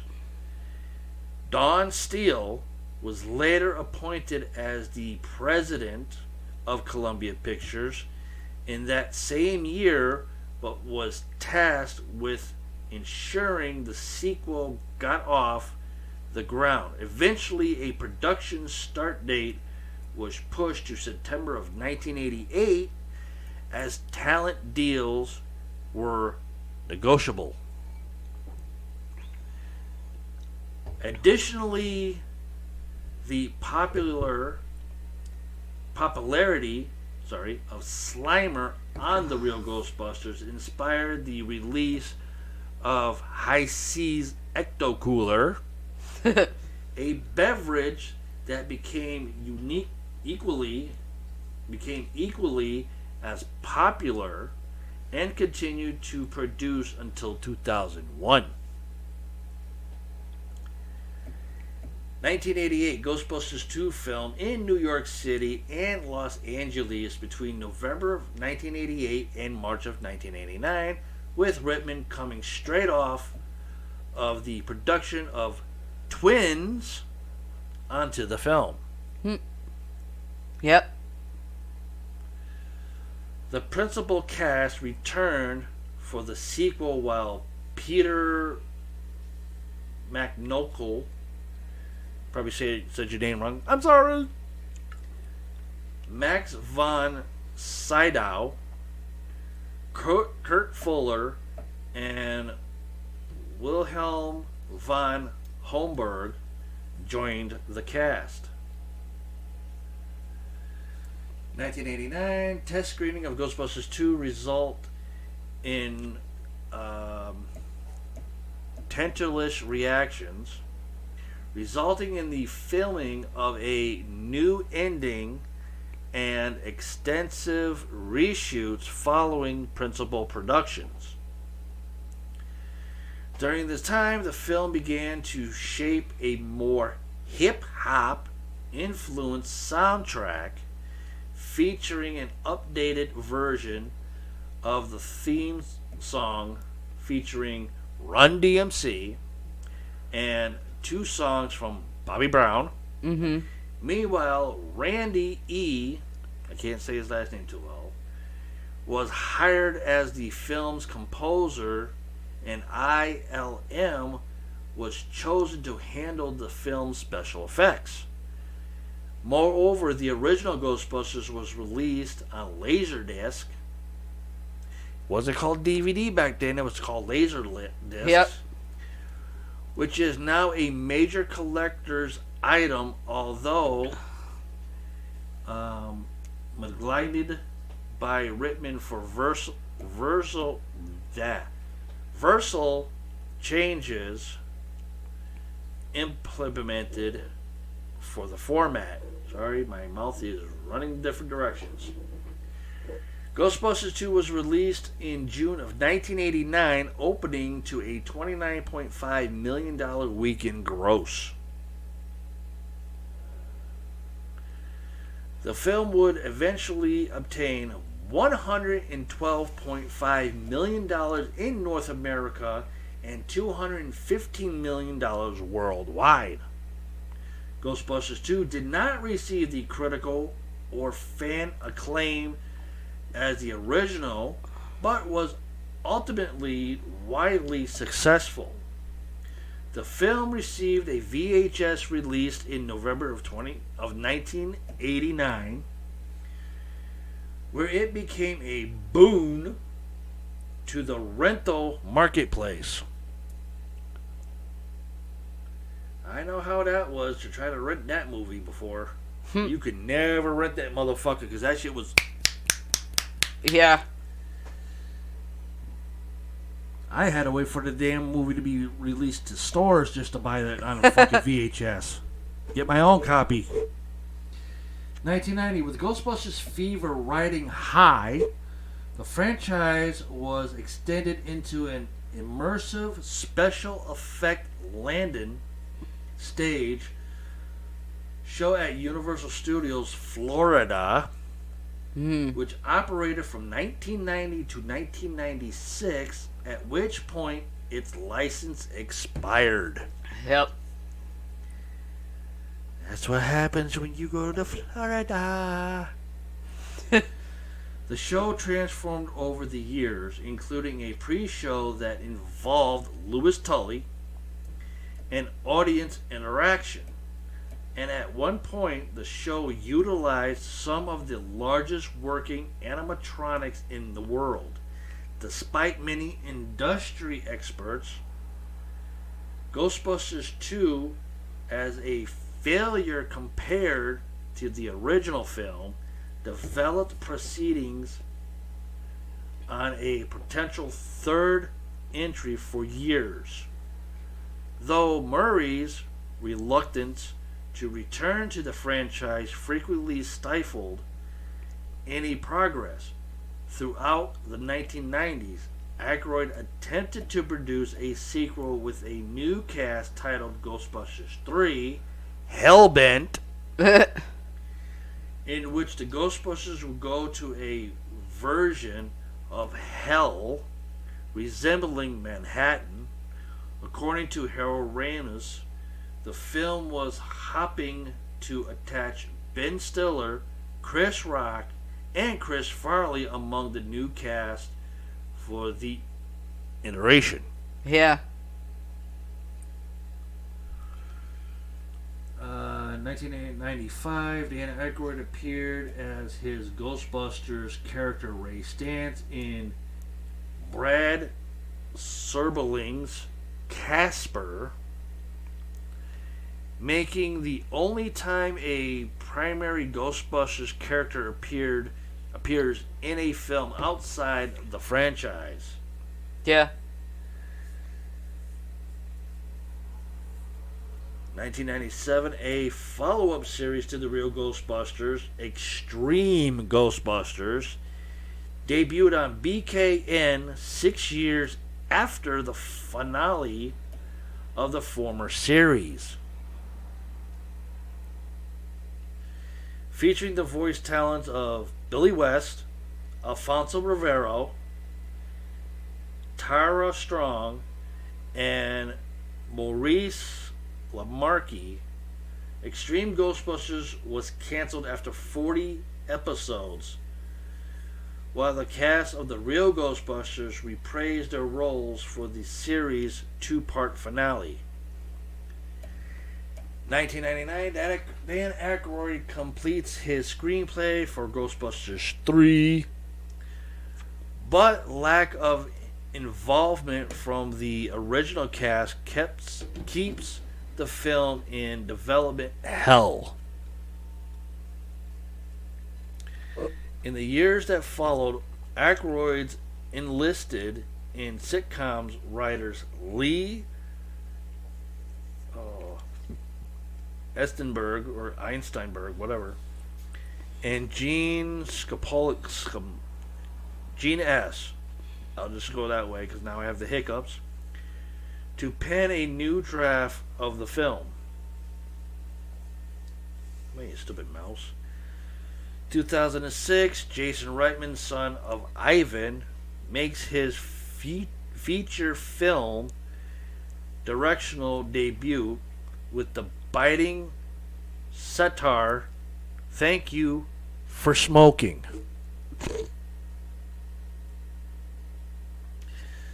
The film is a critical success and makes waves on the independent film marketplace, spurring Reitman to follow with similar small-scale dark comedies such as Juno and Up in the Air, for both of which he is nominated for an Academy Award for Best Director.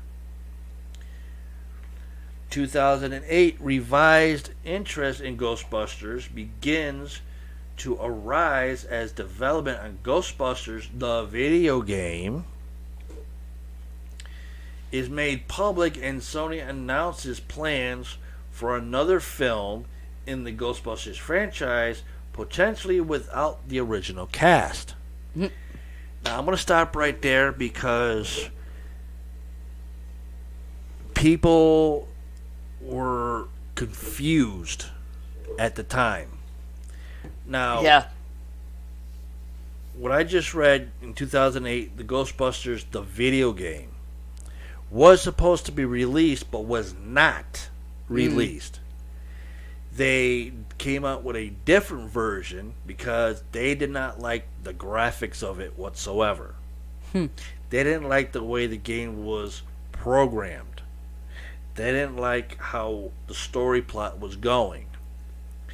So instead of Ghostbusters the video game, they came out with Ghostbusters the video game remastered, which is the one I have that I played the shit out of. That it was supposed to be the original Ghostbusters the video game. Just want to get that out of the way, because I've had a few people ask me about that. So I'm putting that out there.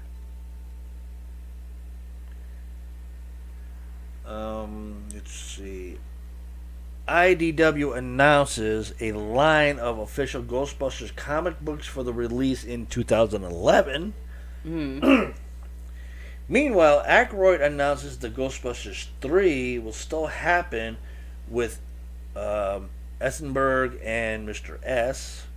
Script in tow, while publicly displaying interest in bringing aboard Judd Apatow, or Patow, however you say his name, as a producer with Seth Rogen to star.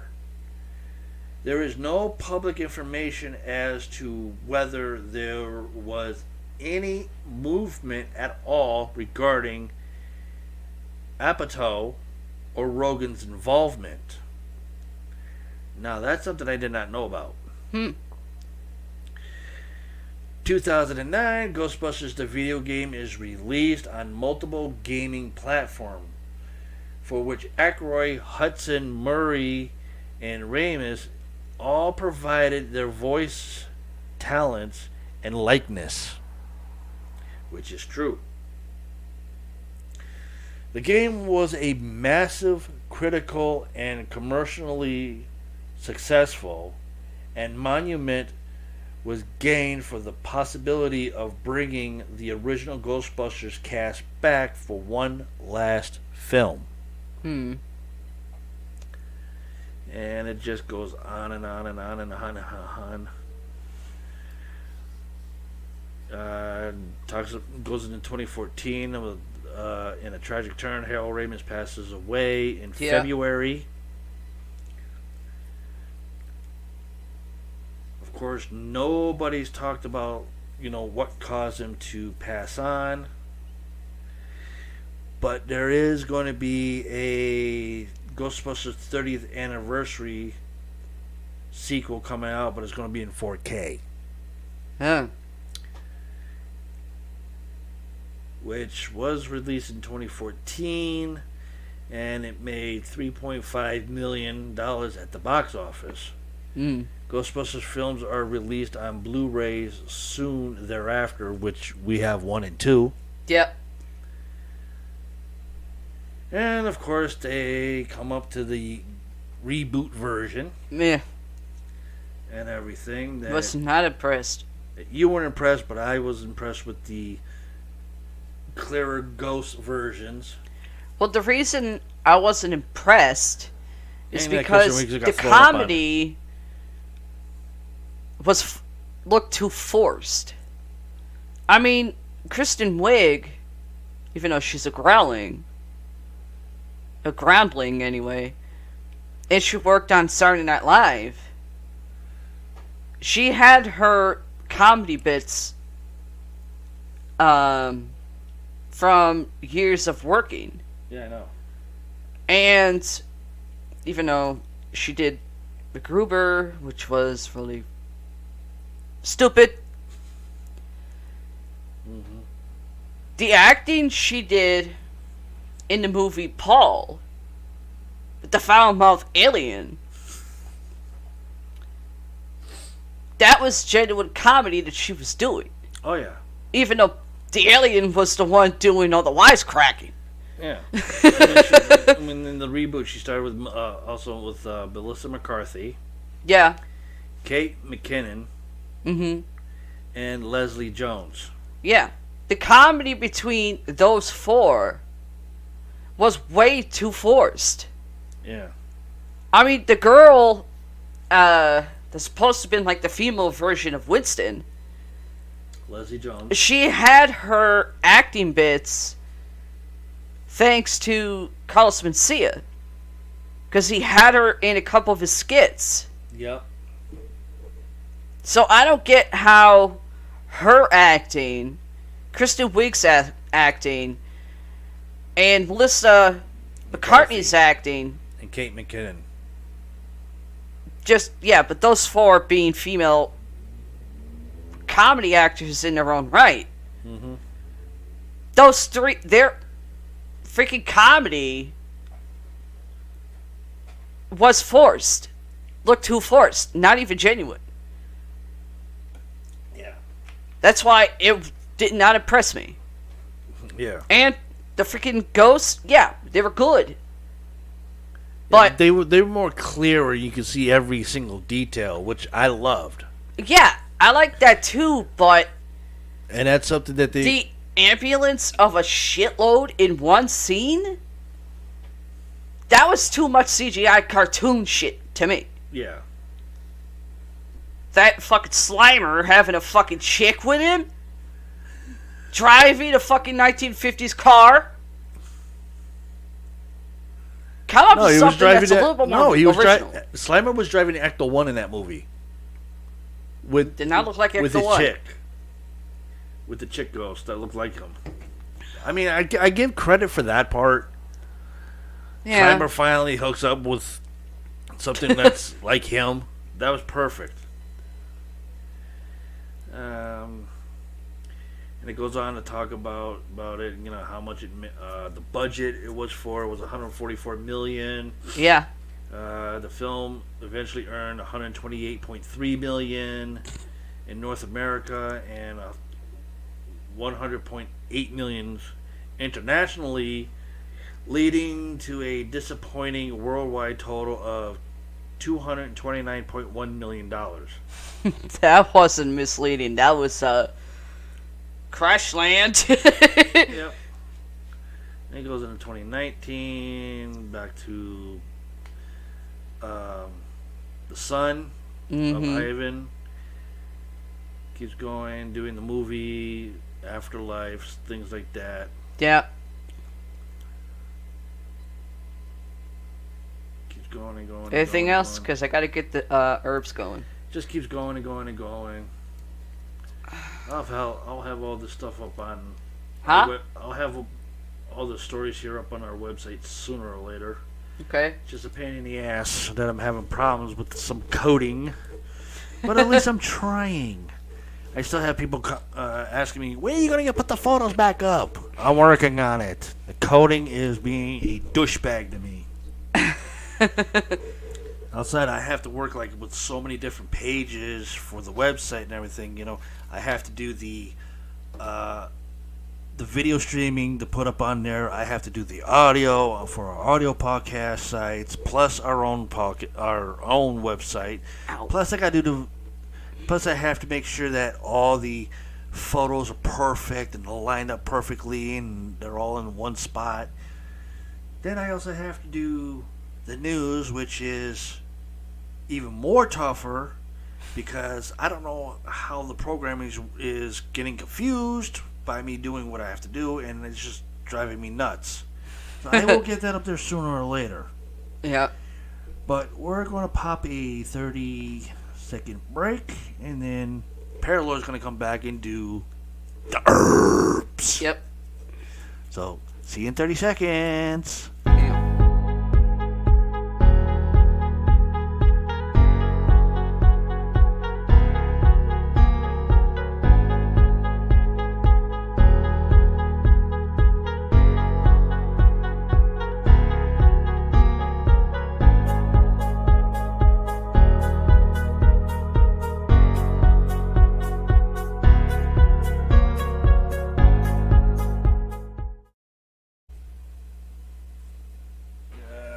Sorry guys, Paralora had to use the restroom and everything, but she'll be back. Don't worry, she'll do the herbs and stuff. But since that, I'm going to go to our website, and I'm going to show you guys the website if I can.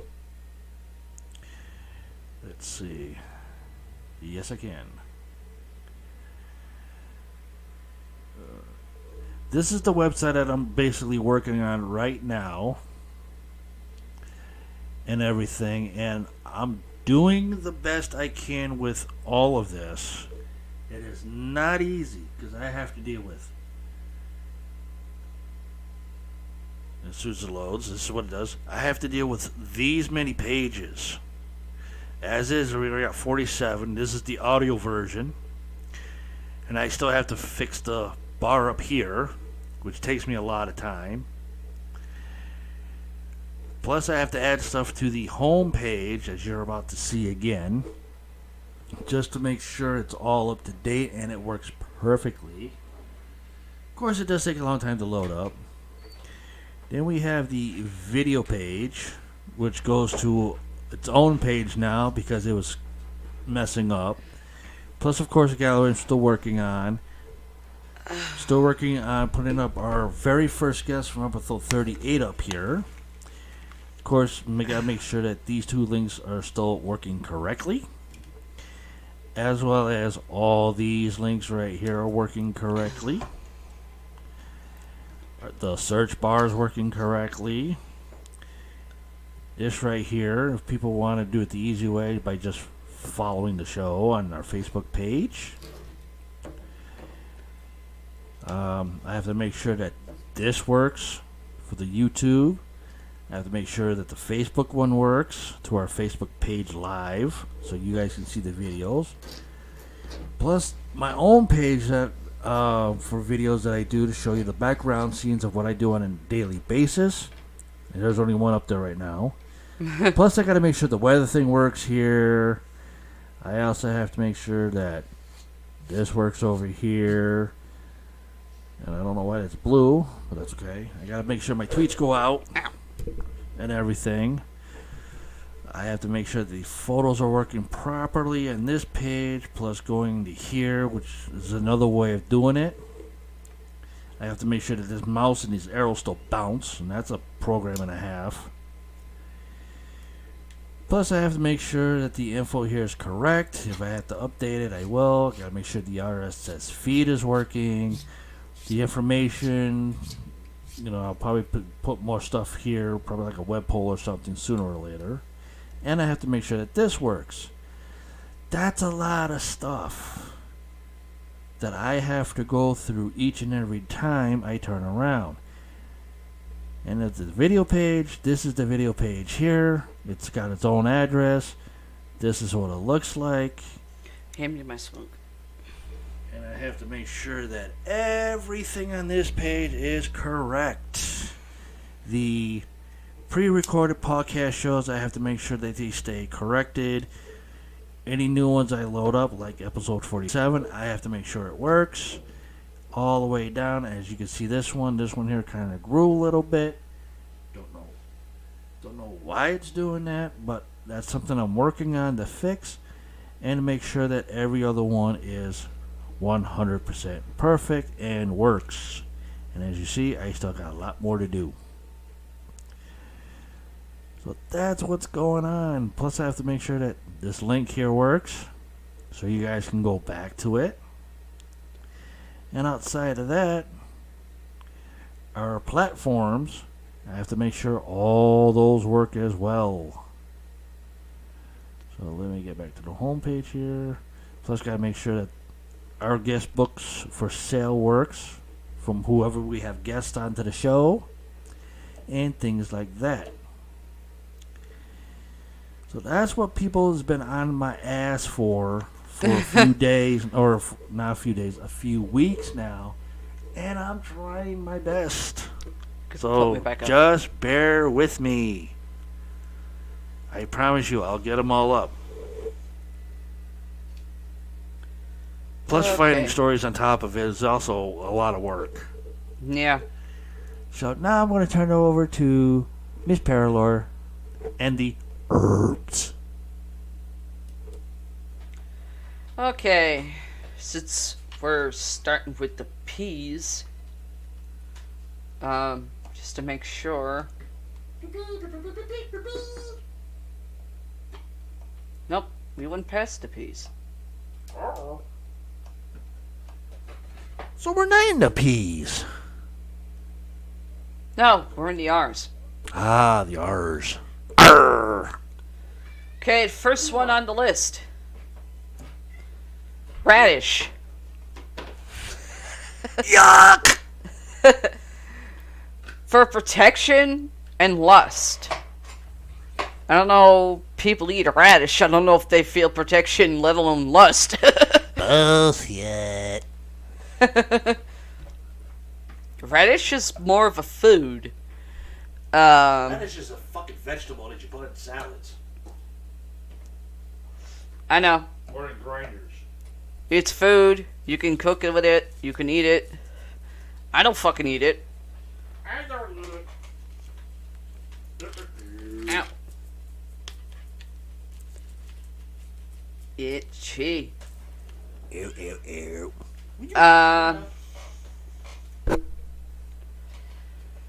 If you hear squeaking in the background, that's Paralore's cat Batty barking. He was over here. Oh, he's over here now, bugging me. Oh.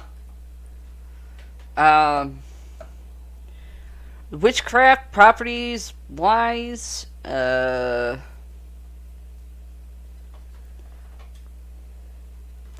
guess you could probably use radish as an offering. Maybe.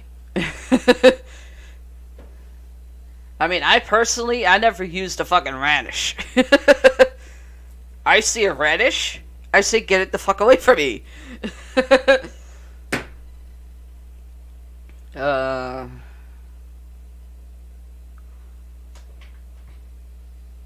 Okay. Ragwort. For The new herpes. For courage. Used in charms to ward off evil spirits. Okay, witchcraft wise, she can make shit with it.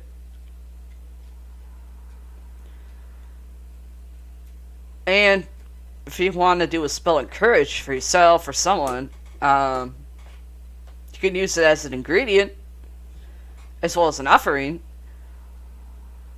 It's also associated with fairies. The ones with the wings! And fairies is actually spelled F-A-E-R-I-E-S. The way it should be spelled. Tennis racket time. Also called every fucking version of a fairy. Every spelling. F-A-I-R-I-E-S. Horse. F-A-E-R-I-E-S.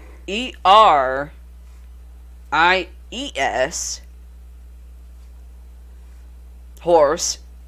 Fairy horse, which would be associated with fucking the blue fucking fairy from Pinocchio. And fucking Tinkerbell.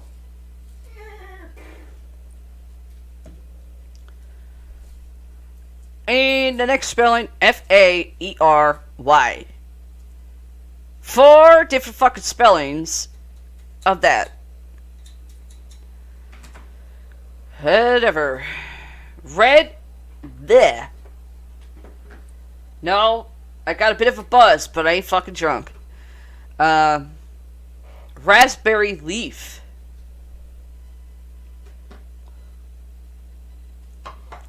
That's a new one.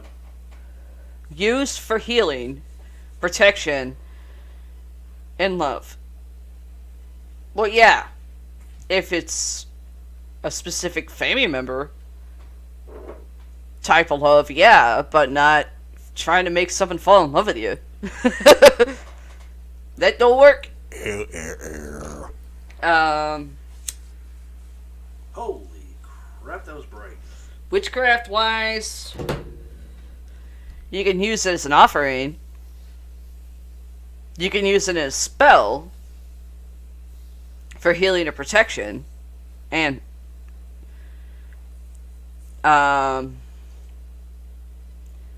love to bring but your own specific family members closer. Raspberry leaves are carried, not eaten, by pregnant women to reduce the pain involved in pregnancy and childbirth. In other words, it would be poisonous. No. Well, if you're gonna... When it comes to a raspberry, you're gonna eat the fucking fruit. I don't know any female that's ever been pregnant that would want to eat a raspberry leaf. That's what I'm talking about. It's not poisonous. No. If a female is pregnant but can't eat a raspberry leaf, it has to be poisonous. In a certain extent of the leaf. Nope. What I'm reading, it's not poisonous. You can carry raspberry leaves. That just brings more questions than actual answer of it. I've asked my biological father, about that myself, and I never got a straight answer either.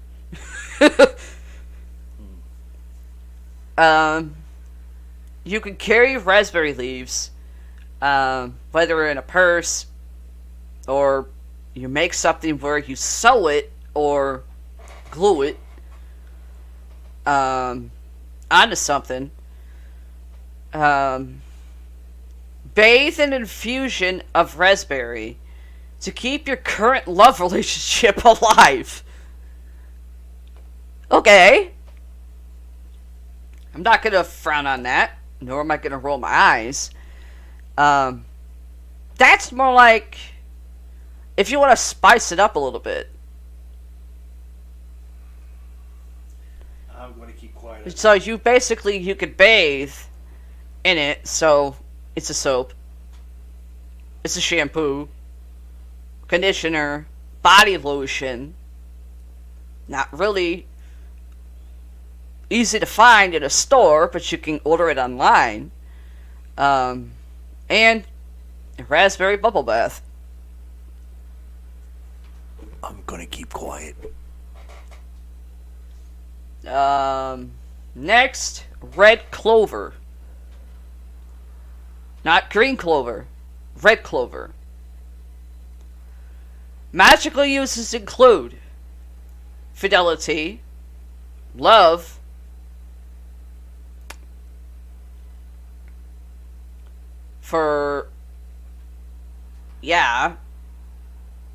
again, want to make a loved one in your specific media family closer to you, fine.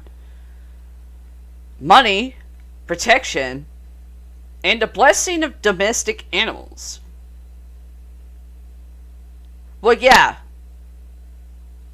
Many, or I should say centuries, a lot of people believe animals, domestic animals, specifically pets, have a sense of the paranormal. When something's not right, they react. If you try to debunk it, and it's not what you debunk, it's something else, they will let you know that something is not right. I know, our cats do it all the time.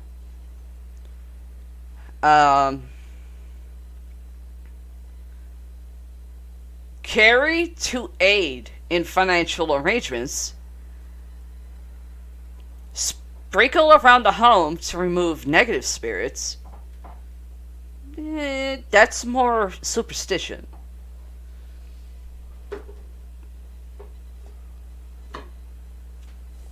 So, witchcraft-wise,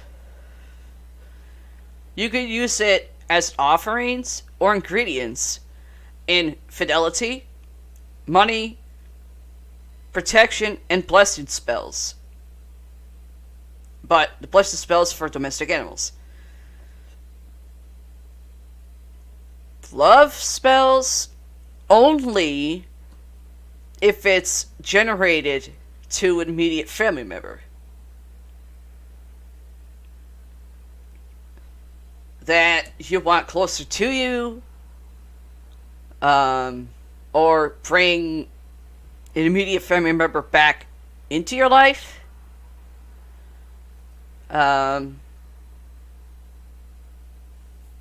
Carrying it,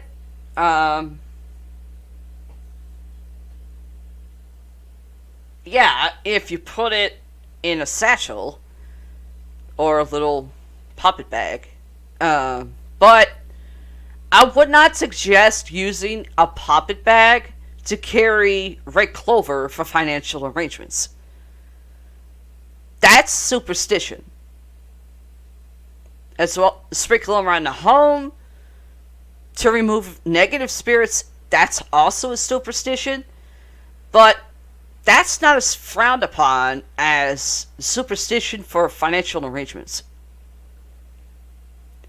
Financial arrangements, in my experience, is your mother trying to freaking betroth you to a douchebag.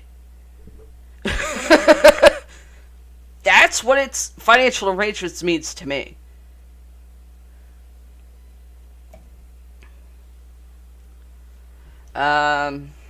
That's basically all the witchcraft properties.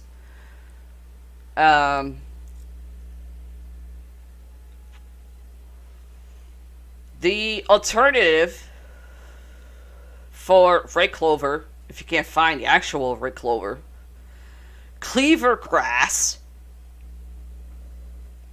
I'm going to say that again. Cleaver grass. Merrill grass. Cow grass. Trifoil. Purple clover. And wild clover. Wild clover, that's something you could find in a fucking meadow. Red willow bark. There is such a thing as red willow trees.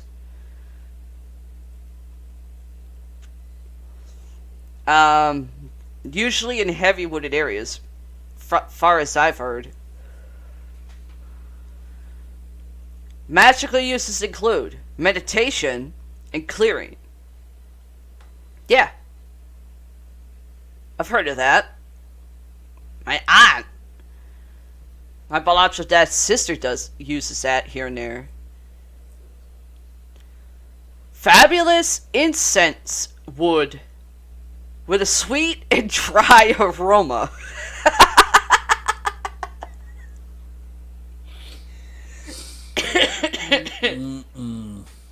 Okay.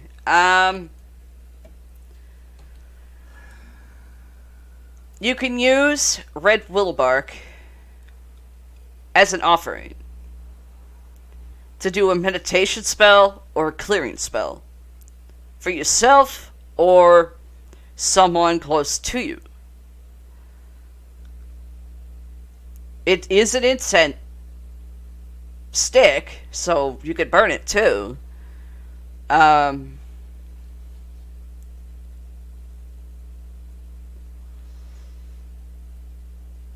Rhubarb.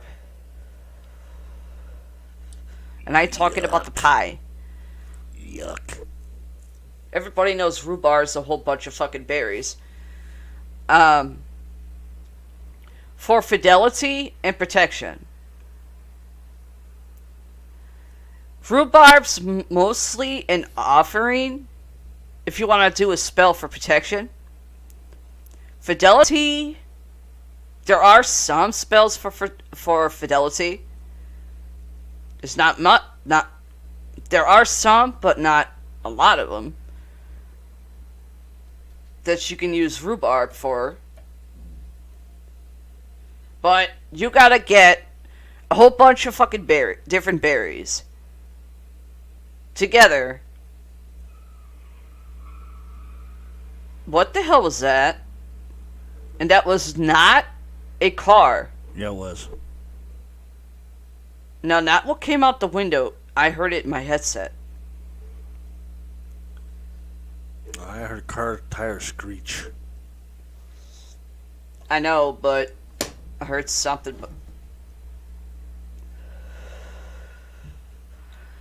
Rice.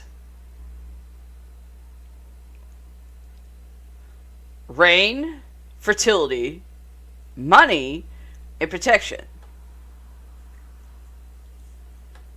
Use in money spells and fertility charms.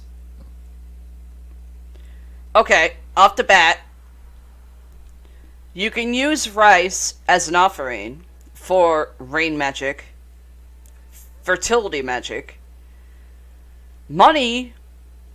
Okay, there are some money spells, but you have to find which one that works best for you.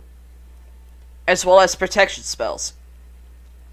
The rice is mainly an offering for those 4 types of spells. To use in money spells, same thing. Money spells, fertility charms. You can combine rice and a charm or charms that you make for the money spells and fertility. There's the characteristics of rice for witchcraft. You can even use it as an offering to specific deities or gods, whether it's male or female. We all know rice is a fucking grain, so it's for food. Well, grain's a plant. Rice, you can eat it, so it's food. I'm fine. I don't think there's anything else when it comes to rice. Rose. Magical uses include divine love. Again, for a specific immediate family member. Close friendships. Okay. Domestic peace and happiness. Okay. And lasting relationships. Whether it's friendships or lasting relationships with your own family members.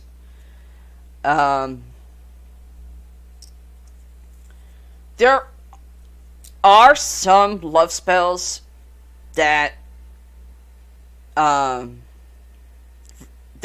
divine love spells, but it's for family members mainly, as well as friendships. So you can use rose as an offering, as well as ingredient.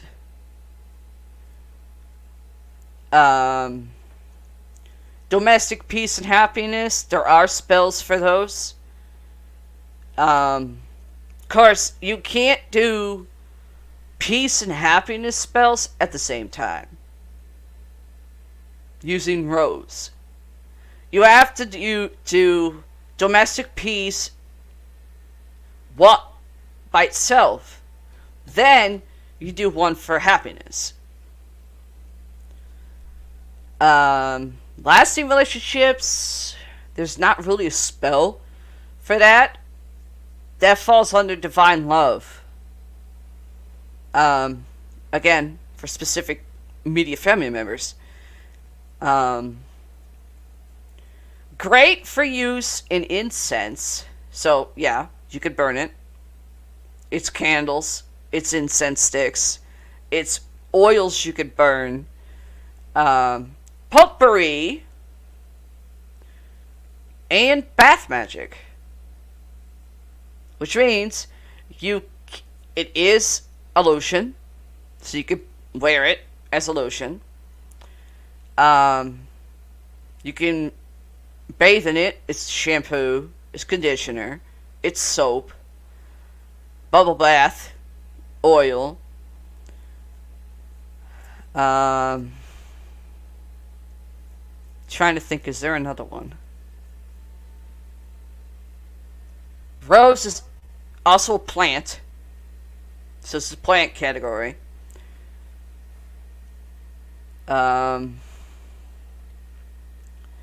Place around sprains and dark bruises to help them heal faster. That's a myth. Yeah. Well, it depends on how the sprains are. If it's a minor sprain, yeah, it can work, but you have to wear it for only like a couple of hours. And then you can't put it back on. The bruising Dark bruises, that is a myth. I'm sorry. If you believe it heals dark bruising, more power to you, but it does not work. Dark bruises really indicate internal bruising that show up on the skin. And there are some instances where dark bruises are external.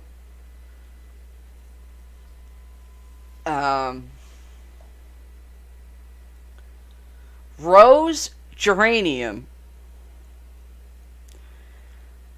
averts negativity. Okay. Especially in the form of gossip and false accusations. That one, speaking on experience and those who I know, I've never seen them use rose geranium to avert negativity, especially in gossip or false accusation form. I've never seen it. I do know rose geranium, it is an incense you could burn, but trust me, the smell is worse than frankincense. It'll smell like rose at first, but then the geranium, it smells like shit. Literally. Rose hips.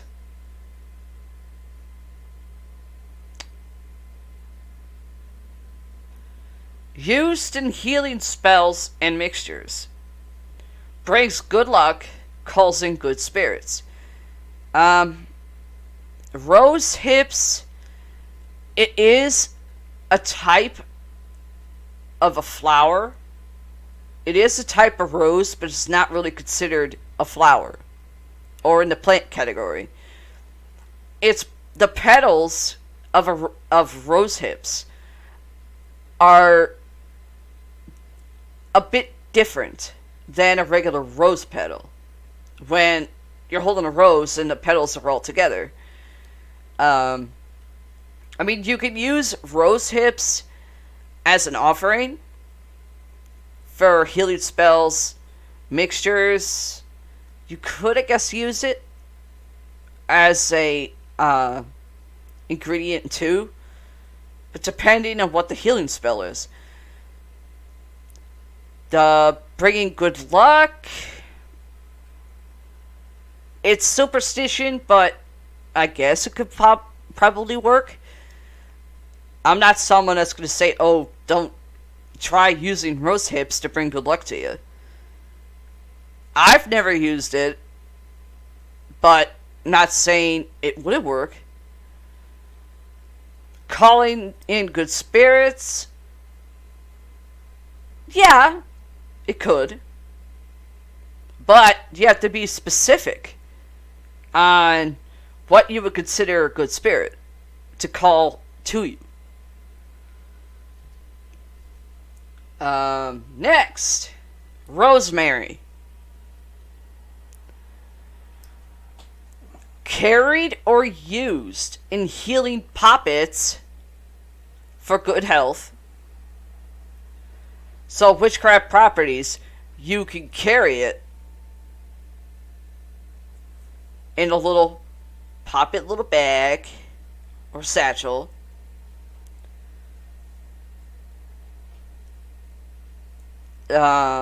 Used in love and lust spells. Yeah. Anyway, if you believe lust spells works to try to force somebody to fall in love with you or want to fuck you, more power to you. But that shit that's only seen in porn or fancy term, romance porn novels, as well as movies and television. Worn to improve memory, so you can wear it. Ow. Used in dream pillows to prevent nightmares. You make a dream pillow, you can stuff it with rosemary. Burned as incense for purification and removing negativity. It's an incense, so you can burn it. It is also a candle that you can also burn. Rosemary, I believe it's also an oil, but I've never seen it. You would probably have to find it online. Carry or wear while reading, that's reading, or completing tasks to improve memory of the material and aid clear thinking. Great for students. Yeah, if they actually know how to use their brains.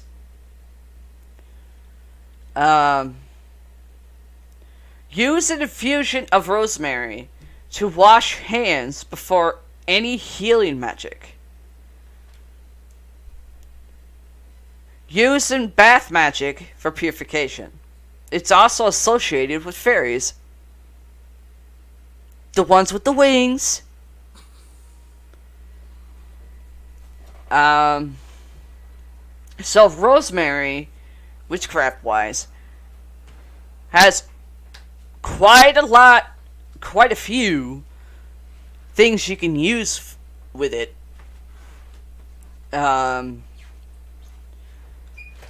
You can carry it.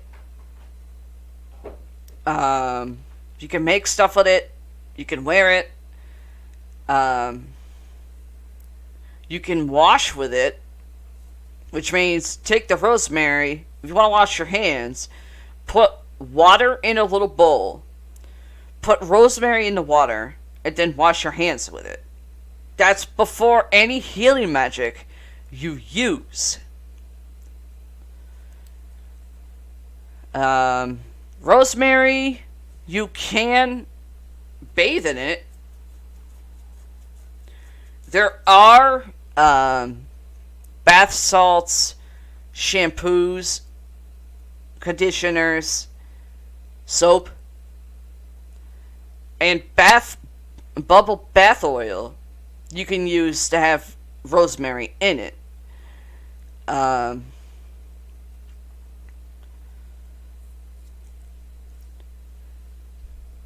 Rosemary, it is also a cooking herb, so you can eat it. As well, you can cook with rosemary and you can eat it. Because it's an herb, you can cook with it. The alternative for rosemary, if you can't find rosemary, you should be able to find rosemary, but if you can't, here are the alternatives. Elf leaf, sea dew, that's SEA as in the sea, dew as in DEW, polar plant, guard robe, compass weed, dew of the sea, Mary's cloak, Stella Maria, star of the sea, and incensier.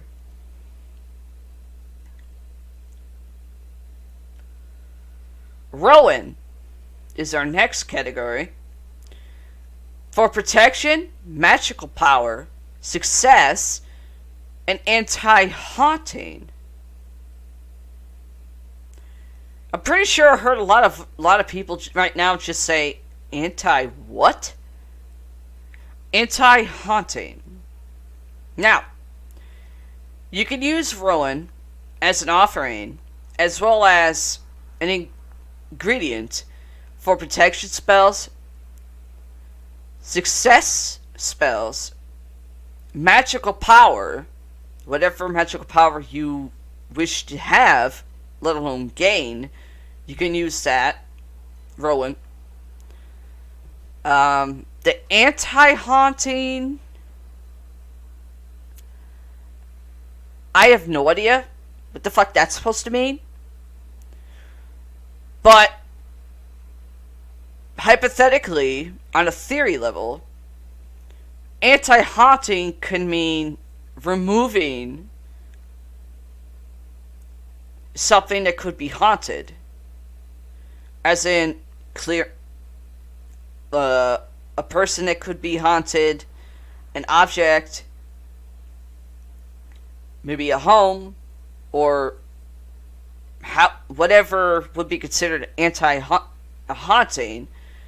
Anti-haunting would basically be a fancier term to remove something that could be haunted. Don't quote me on that. That's just a hypothetical theory I just mentioned. But I personally have never seen anything or know anybody that ever used Rowan, the herb Rowan, for anti-haunting. Use the leaves and the berries of Rowan in amulets for healing and promoting psychic powers. So, you can use the leaves and the berries in amulets, so you can make stuff with it, with the leaves and the berries, as an amulet that you wear around your neck. For the healing and promoting psychic powers.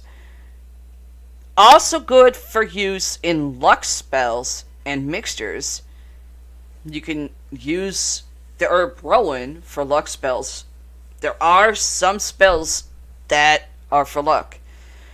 Depends on the individual who wants to use the luck spell and what it's for. The mixtures would be the offering somebody would use. Rowan wood is often used to make wands and divining rods. So you can make wands with it. And divining rods would be staffs. So if you can make some stuff with the Rowan wood tree bark, as well as leaves and the berries of it. So in the plant category, it's a tree, and it has berries and leaves that you can use. The alternative version of Rowan, if you can't find Rowan, here's the alternative that you can use in its place. Mountain ash, delight of the eye, quick bane, ran tree, rowan berry, Thor's helper, witch bark, wicked tree, wild ash, and witchwood.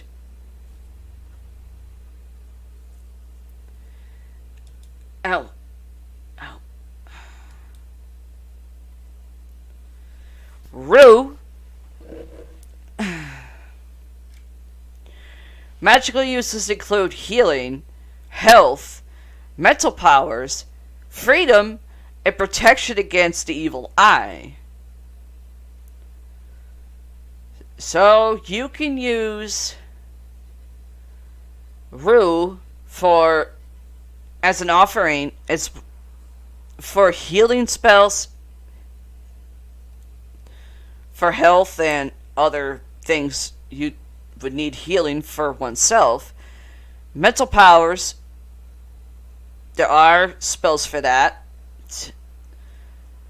Freedom and protection, there are spells for that you can use with rue as an offering as well as an ingredient. But against the evil eye, rue being used for freedom protection spells as well as offerings. Against the evil eye, yeah, that's more of a superstition. But I'm not someone that's going to sit and knock something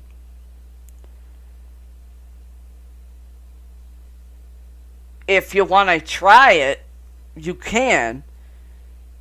If it does work for some people and they have used that, that's good. I personally don't know anyone that's used rue for freedom protection against the evil eye. Use as an asperger to cast salt water for purification of the circle and removing negativity from the home. Now, what that means is the purification of the circle is basically blessing what you stand in. If you make a circle of salt and you stand in the middle of it, and you use the rue asperger, which I believe would be the leaves, or of the grain. Rue is the grain. So, if you use asperger, which is the grain of the rue, mix it with salt water, and you make a circle, and you do a purification. Once you do your purification spell, and you're standing in the circle, nothing can touch you. You can use rue for removing negativity from the home. That's anything that could be considered negativity. Hang the dried herb indoors to help yourself see and understand your mistakes. Now, if you make mistakes, everybody does, but if you want to see what mistakes you've made, and you want to understand the mistakes, and you learn from them, and make yourself better.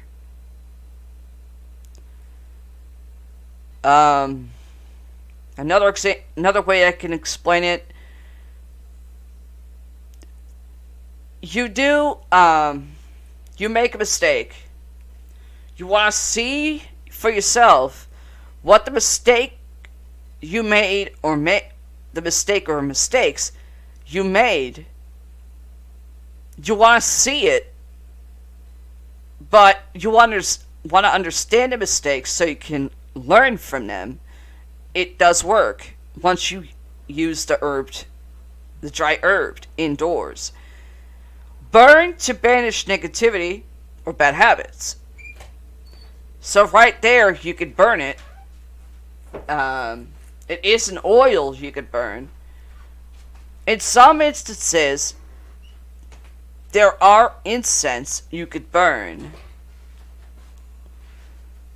that say rue on them. You have to probably order them online to get rid of what you would consider negativity. The bad habits, I'm not so sure on. Everybody has fucking bad habits. Some people, they want to get rid of the bad habits. Other people, they just say screw it. Add to incense and pops to prevent illness or speed recovery. Now what that means, you can use any kind of incense you wish. What it means to add them is you gotta, as an example, take the rue. The herb of the rue.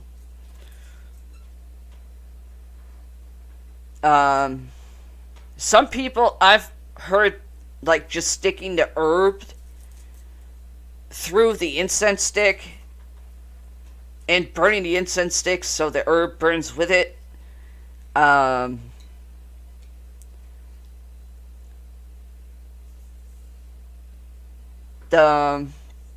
The grain of rue, you can use an oil, a burning oil, dampen the incense stick, then kind of turn the incense stick in the rue, and then burn it.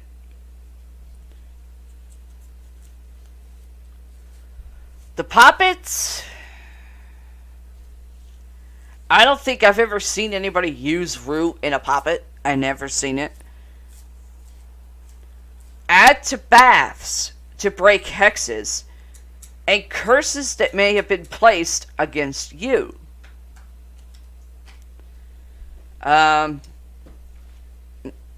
Rue, obviously, it's almost like when it comes to using rue in a bath, it's almost considered like Epsom salt or bath salts. But it's more like almost like a powder than a freaking bath salt.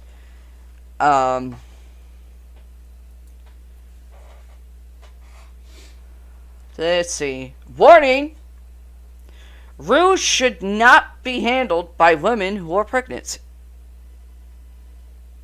Doesn't explain why. I guess there could be some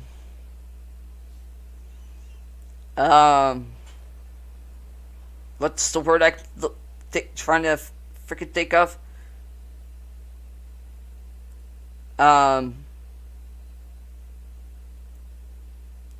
There's something that's saying warning, do not use or should not be handled. What's the word? Side effect? Thank you. I don't know what the side effects are if a pregnant woman would use the rue or handle it. But for to be on the safe side, if anybody out there who's pregnant and they want to try using a rue, the herb rue, or the grain of the rue, don't use it. Be on the safe side. Were you about to say something there? No. Okay. The alternative, if you can't find rue, that's R-U-E, here is the alternative. Herb of Grace, which has the stupid little things like this. Herb of Grace, without the little two things like this. Herby Grass, Garden Rue, Mother of Herbs, Rewoo, and Goat's Rue. For once, I got nothing. Next is Rye. For love, that's actually considered love as in, I want someone to fall in love with me. That does not work. Fidelity, okay, that could go either way. And self-control. that could be either way. Rye, if you want to try using it for love spell, fidelity, self-control, you can. If you want to use rye as an offering to gods, or to the gods, or any god as you choose, for the 3 things that I just said, you can go ahead. In the plant category, we know rye is a grain. Rye, you can cook with it. It's bread, so you can eat it. And it's also a flour. Not a flour that you can hold, but a flour you can cook with. There's also something else that would be considered food for rye, or that you can eat it.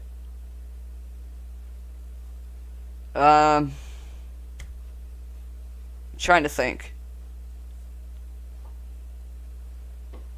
I think it's also a baking powder too, if you want to cook. I mean, I know it's a baking powder for bread, let alone baking flour for bread. But I think there's something else that you could bake rye with. Is that RYE? Yeah.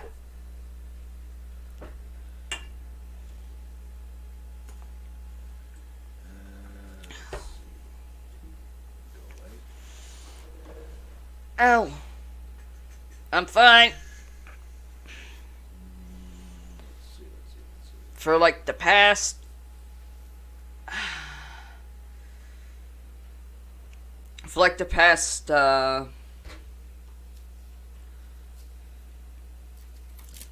several hours, ow, feeling something fucking hit me, touch me.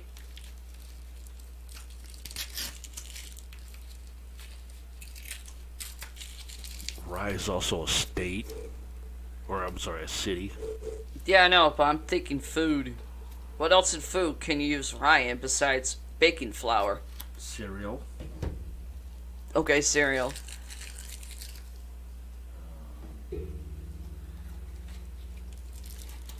And yes, I'm also feeling something in a sexual way touching me. It's starting to irritate me.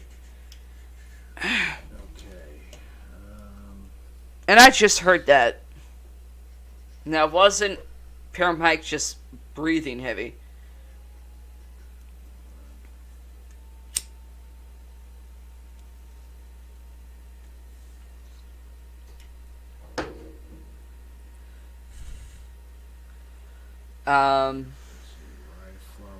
Anything else? Okay, I got.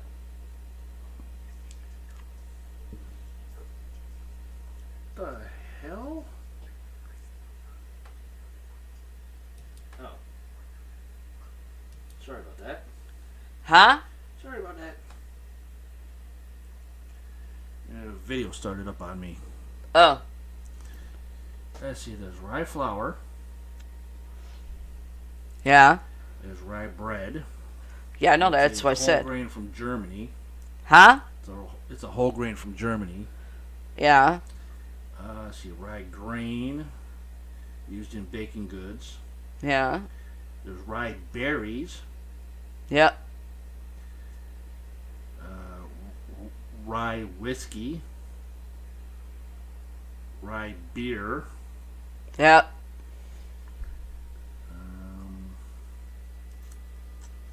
It's a fiber, protein, iron, magnesium, phosphate, zinc. Uh-huh. Of course, there's also dark rye. Yep.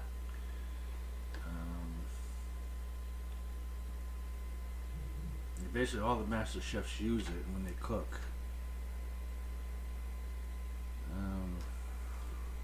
Really not much to really go on.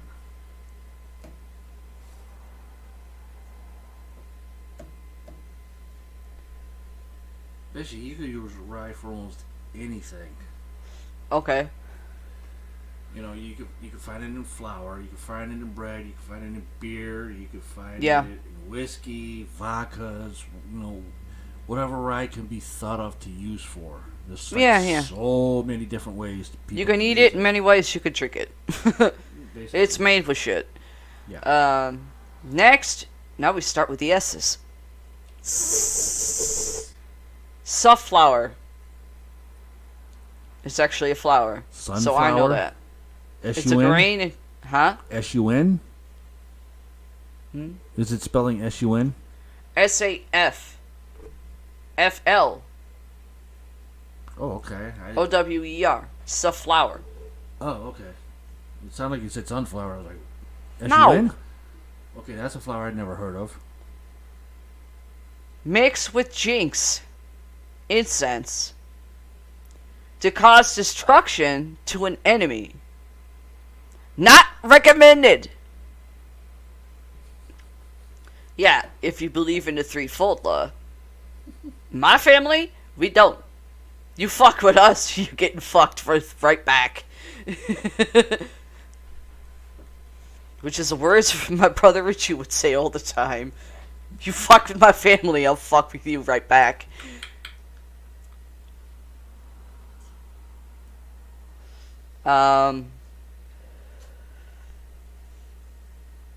Now, if you make something that's for a jinx, I don't really know what a fucking jinx incense means. I never fucking heard of it. But I guess if you want to use an incense stick, but do you want to use the power of sunflower, I guess you could kind of dip the incense stick in a little bit of burning oil you could burn, roll the incense stick into sunflower, not too much but a little bit. Is that spelled J-I-N-X? Yep. Okay, I have something here. For Jinx incense sticks, there are those. Let me see.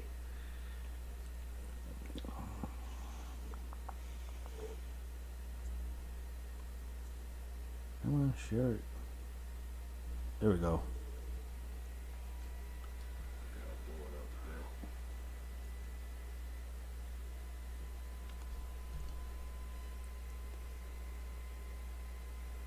We got a powerful Indian incense stick, 22-pack Jinx removing. Yeah, jinx removing. You have. No, that's not it. You got this one here. Then this one. Removing. Yeah.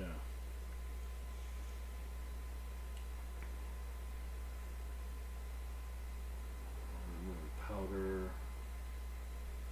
Spellbreaker, incense spells. Spells, curses, jinxes, hexes, and Cross conditions. Okay, so you could burn it. You would have to find the incense, the jinx. What? You would have to find an incense sticks that specifically says jinx incense. Yeah. There's also one. Not the removing jinx incense. It's the one for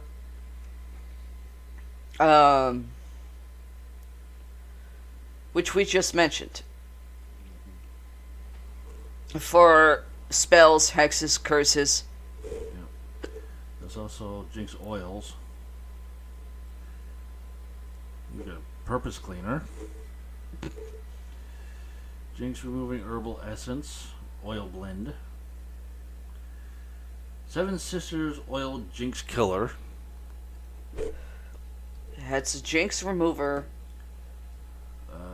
Spellbreaker oil for hexes, curses, jinxes, and spells. Nope.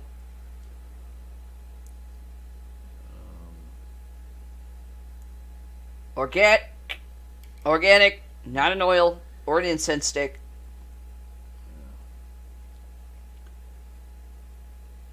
Yeah, that's it. Go on the back arrow. Okay, Yeah, this one. go to the arrow over here. This one? Yeah.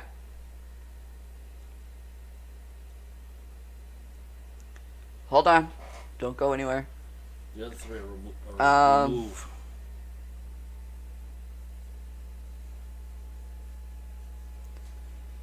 Trying to think.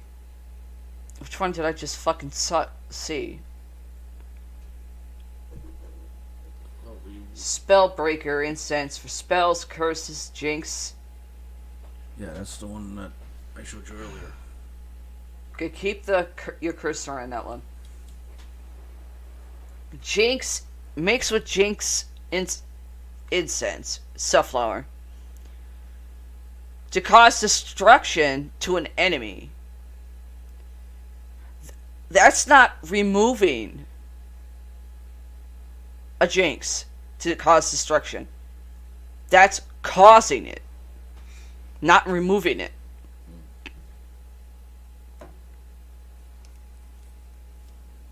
Unless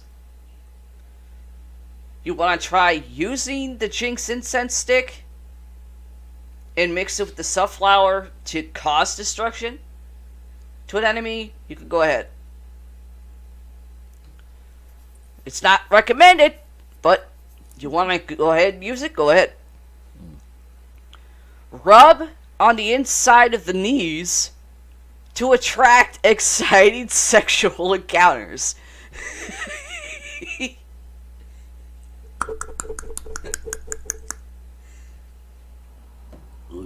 Could you do me a favor? Hold that. Oh, shit. I gotta take a remedy. These fucking hiccups. I know why I'm getting them too. Something's fucking choking me. Those funny hiccups always get you people. Doesn't it? While she's doing that, whoops, wrong email account. Crud monkeys. I went to the wrong email account, man. Okay, let me get out of this shredder. Go back. There we are. I went to the wrong screen. Of course, you would have to go to the wrong screen all the time. I really hate that. But, yeah. Supposedly, there is going to be another video game coming out. Ernie Hudson confirms new Ghostbusters video game in development. A new Ghostbusters video game has seemingly been confirmed. You stupid thing. Go away. By Ernie Hudson. The Winston Zeddemore actor recently appeared at Celebrity Fan Fest in Centennial, Texas during a Q&A panel. Hudson was asked whether or not he would ever be interested in doing another video game. Hudson surprised the moderator, stating that a new game is currently in the works and he's already in talks to record voice work. Unfortunately, the actor seemed to be unaware of specific details about the project, including whether it will take place in a time period closer to the original films or Ghostbusters Afterlife. Smokey. Which is interesting, and It goes on a lot more, but I'll read the rest of it in another show. But it's interesting that he's in talks of another game coming out, which is going to be awesome. So back to Paralore. Okay. Anyway, back. I'm back. My secret remedy works. Now, I really don't know if rubbing the inside of your knees with safflower attracts exciting sexual encounters. I personally never heard of that. Nor if it works. I really don't know. I'm not doing that.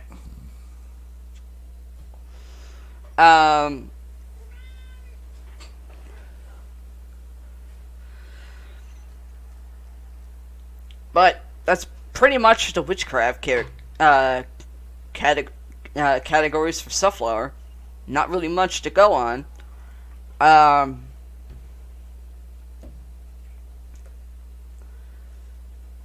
We know safflower is a grain. You can cook it. Safflower, it is a baking flour. So you can fry something with it. You can bake something with it.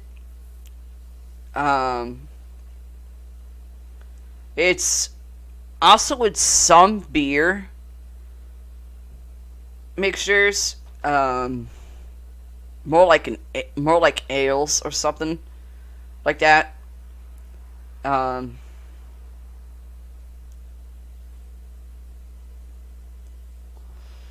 Let's see.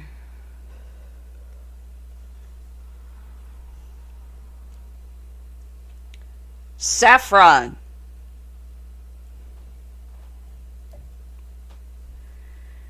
Is an aphrodisiac. Bullshit. Saffron is a Goya product, which is seasoning. Hold on. Saffron. Witchcraft characteristics are aphrodisiac, love, healing, happiness, wind raising, lust, and strength. You can use saffron as offerings. You can even use it in spells for healing, happiness, strength, spells, or added power from the gods or any god, male or female, for as an aphrodisiac, love, lust, and wind raising. I have no idea. I've never heard of it or any of saffron being used as an aphrodisiac ingredient or offering to any god, let alone love and lust and wind raising. I have no idea. Never heard of it, never seen it. Burn, wear, or carry for healing and strengthening psychic awareness. Okay. Other witchcraft categories. You could burn it, wear it, or carry for healing and strengthening psychic awareness. To burn it, there is an incense that literally says saffron on it. You could burn that. Never heard of it, saffron candle, but just take my word for it. Just burn the incense stick. Wearing it, I have no idea what you could put saffron on so you can wear it. carrying it, or I guess wearing it could work for also wearing it and carrying it, if it's like in a small satchel or a bag. Commonly used in love magic, healing spells, and to control the weather. Last time I checked, you can't control the weather. I don't care how good your fucking magic is. You can't control the weather. That shit you only see in movies and TV shows.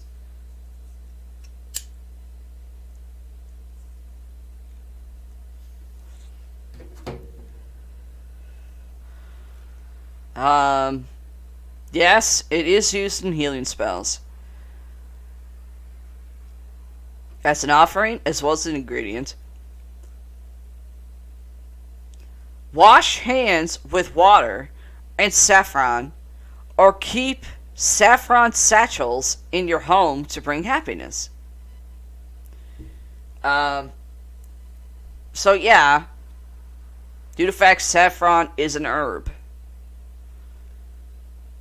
you can, obviously bathing in it is basically you just wash your hands in the water that has saffron herbs in it.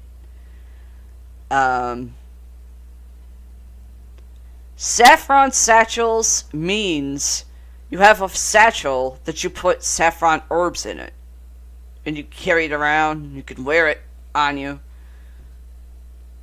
as well as putting it up in your home.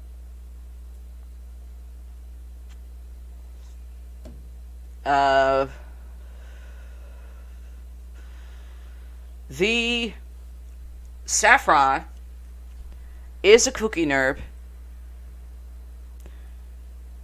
You could cook with it. Obviously, you can eat it. From what I've heard, and I've actually seen, saffron is in some teas that you can drink.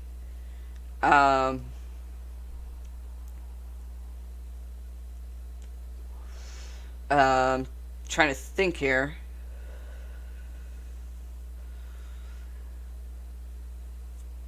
For a plant category, saffron could be considered a grain, or some multitudes of certain herbs mixed in one.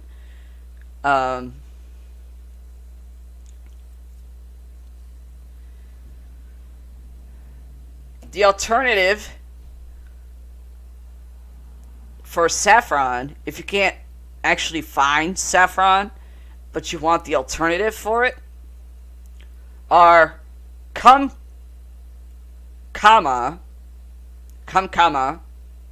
which means Kumkuma, saffron, Keyser, Autumn crocus, Spanish saffron, Dyer's saffron, Thistle saffron, Bastard saffron, American saffron, and Parrot's corn.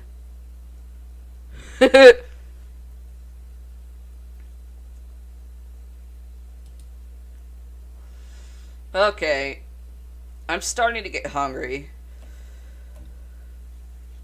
We can pick up some more S herbs on the 23rd, our next show, which is next week, Thursday.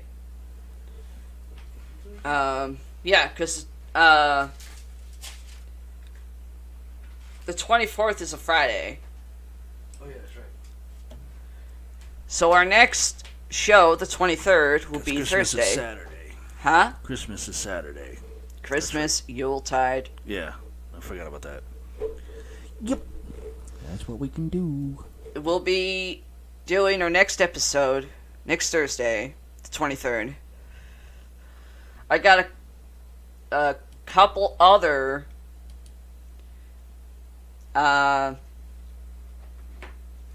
movies to talk about for Paranews.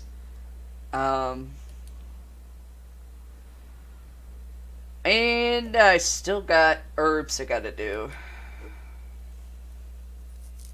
Yuppers. So that will do it for episode 48. Hope you guys enjoyed it. I want to say thank you to our moderator for hanging in with us. And she says this to us. What? Good night. Good night, night, Gloria. And for Paralor's brother popping in 3 different times and, saying, hey guys, the sound was really bad. I know it actually came from Paralor's computer, not mine this time. So I have to make sure that it doesn't happen again. And I did say let's check the sound before we went on, but you said you wanted to try without having to check it. Yeah, but I didn't realize somehow your microphone turned on your laptop, which caused the echo back this way. So that was not my fault.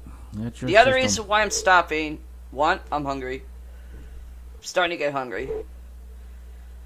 2, I've been feeling something touching me, hitting me, choking me, and touching me in a sexual way.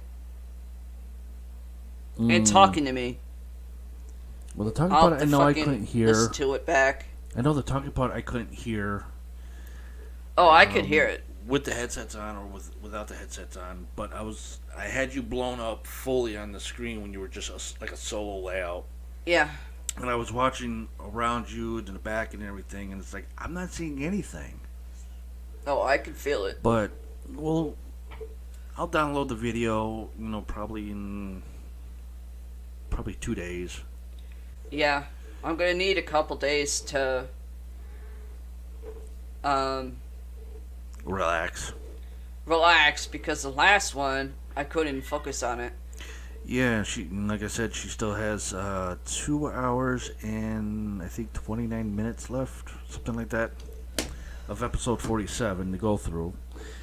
And then episode 48 we got to go through in a few days because tomorrow I have an engagement to deal with and I need to get it done. Yeah. So I need to relax tomorrow.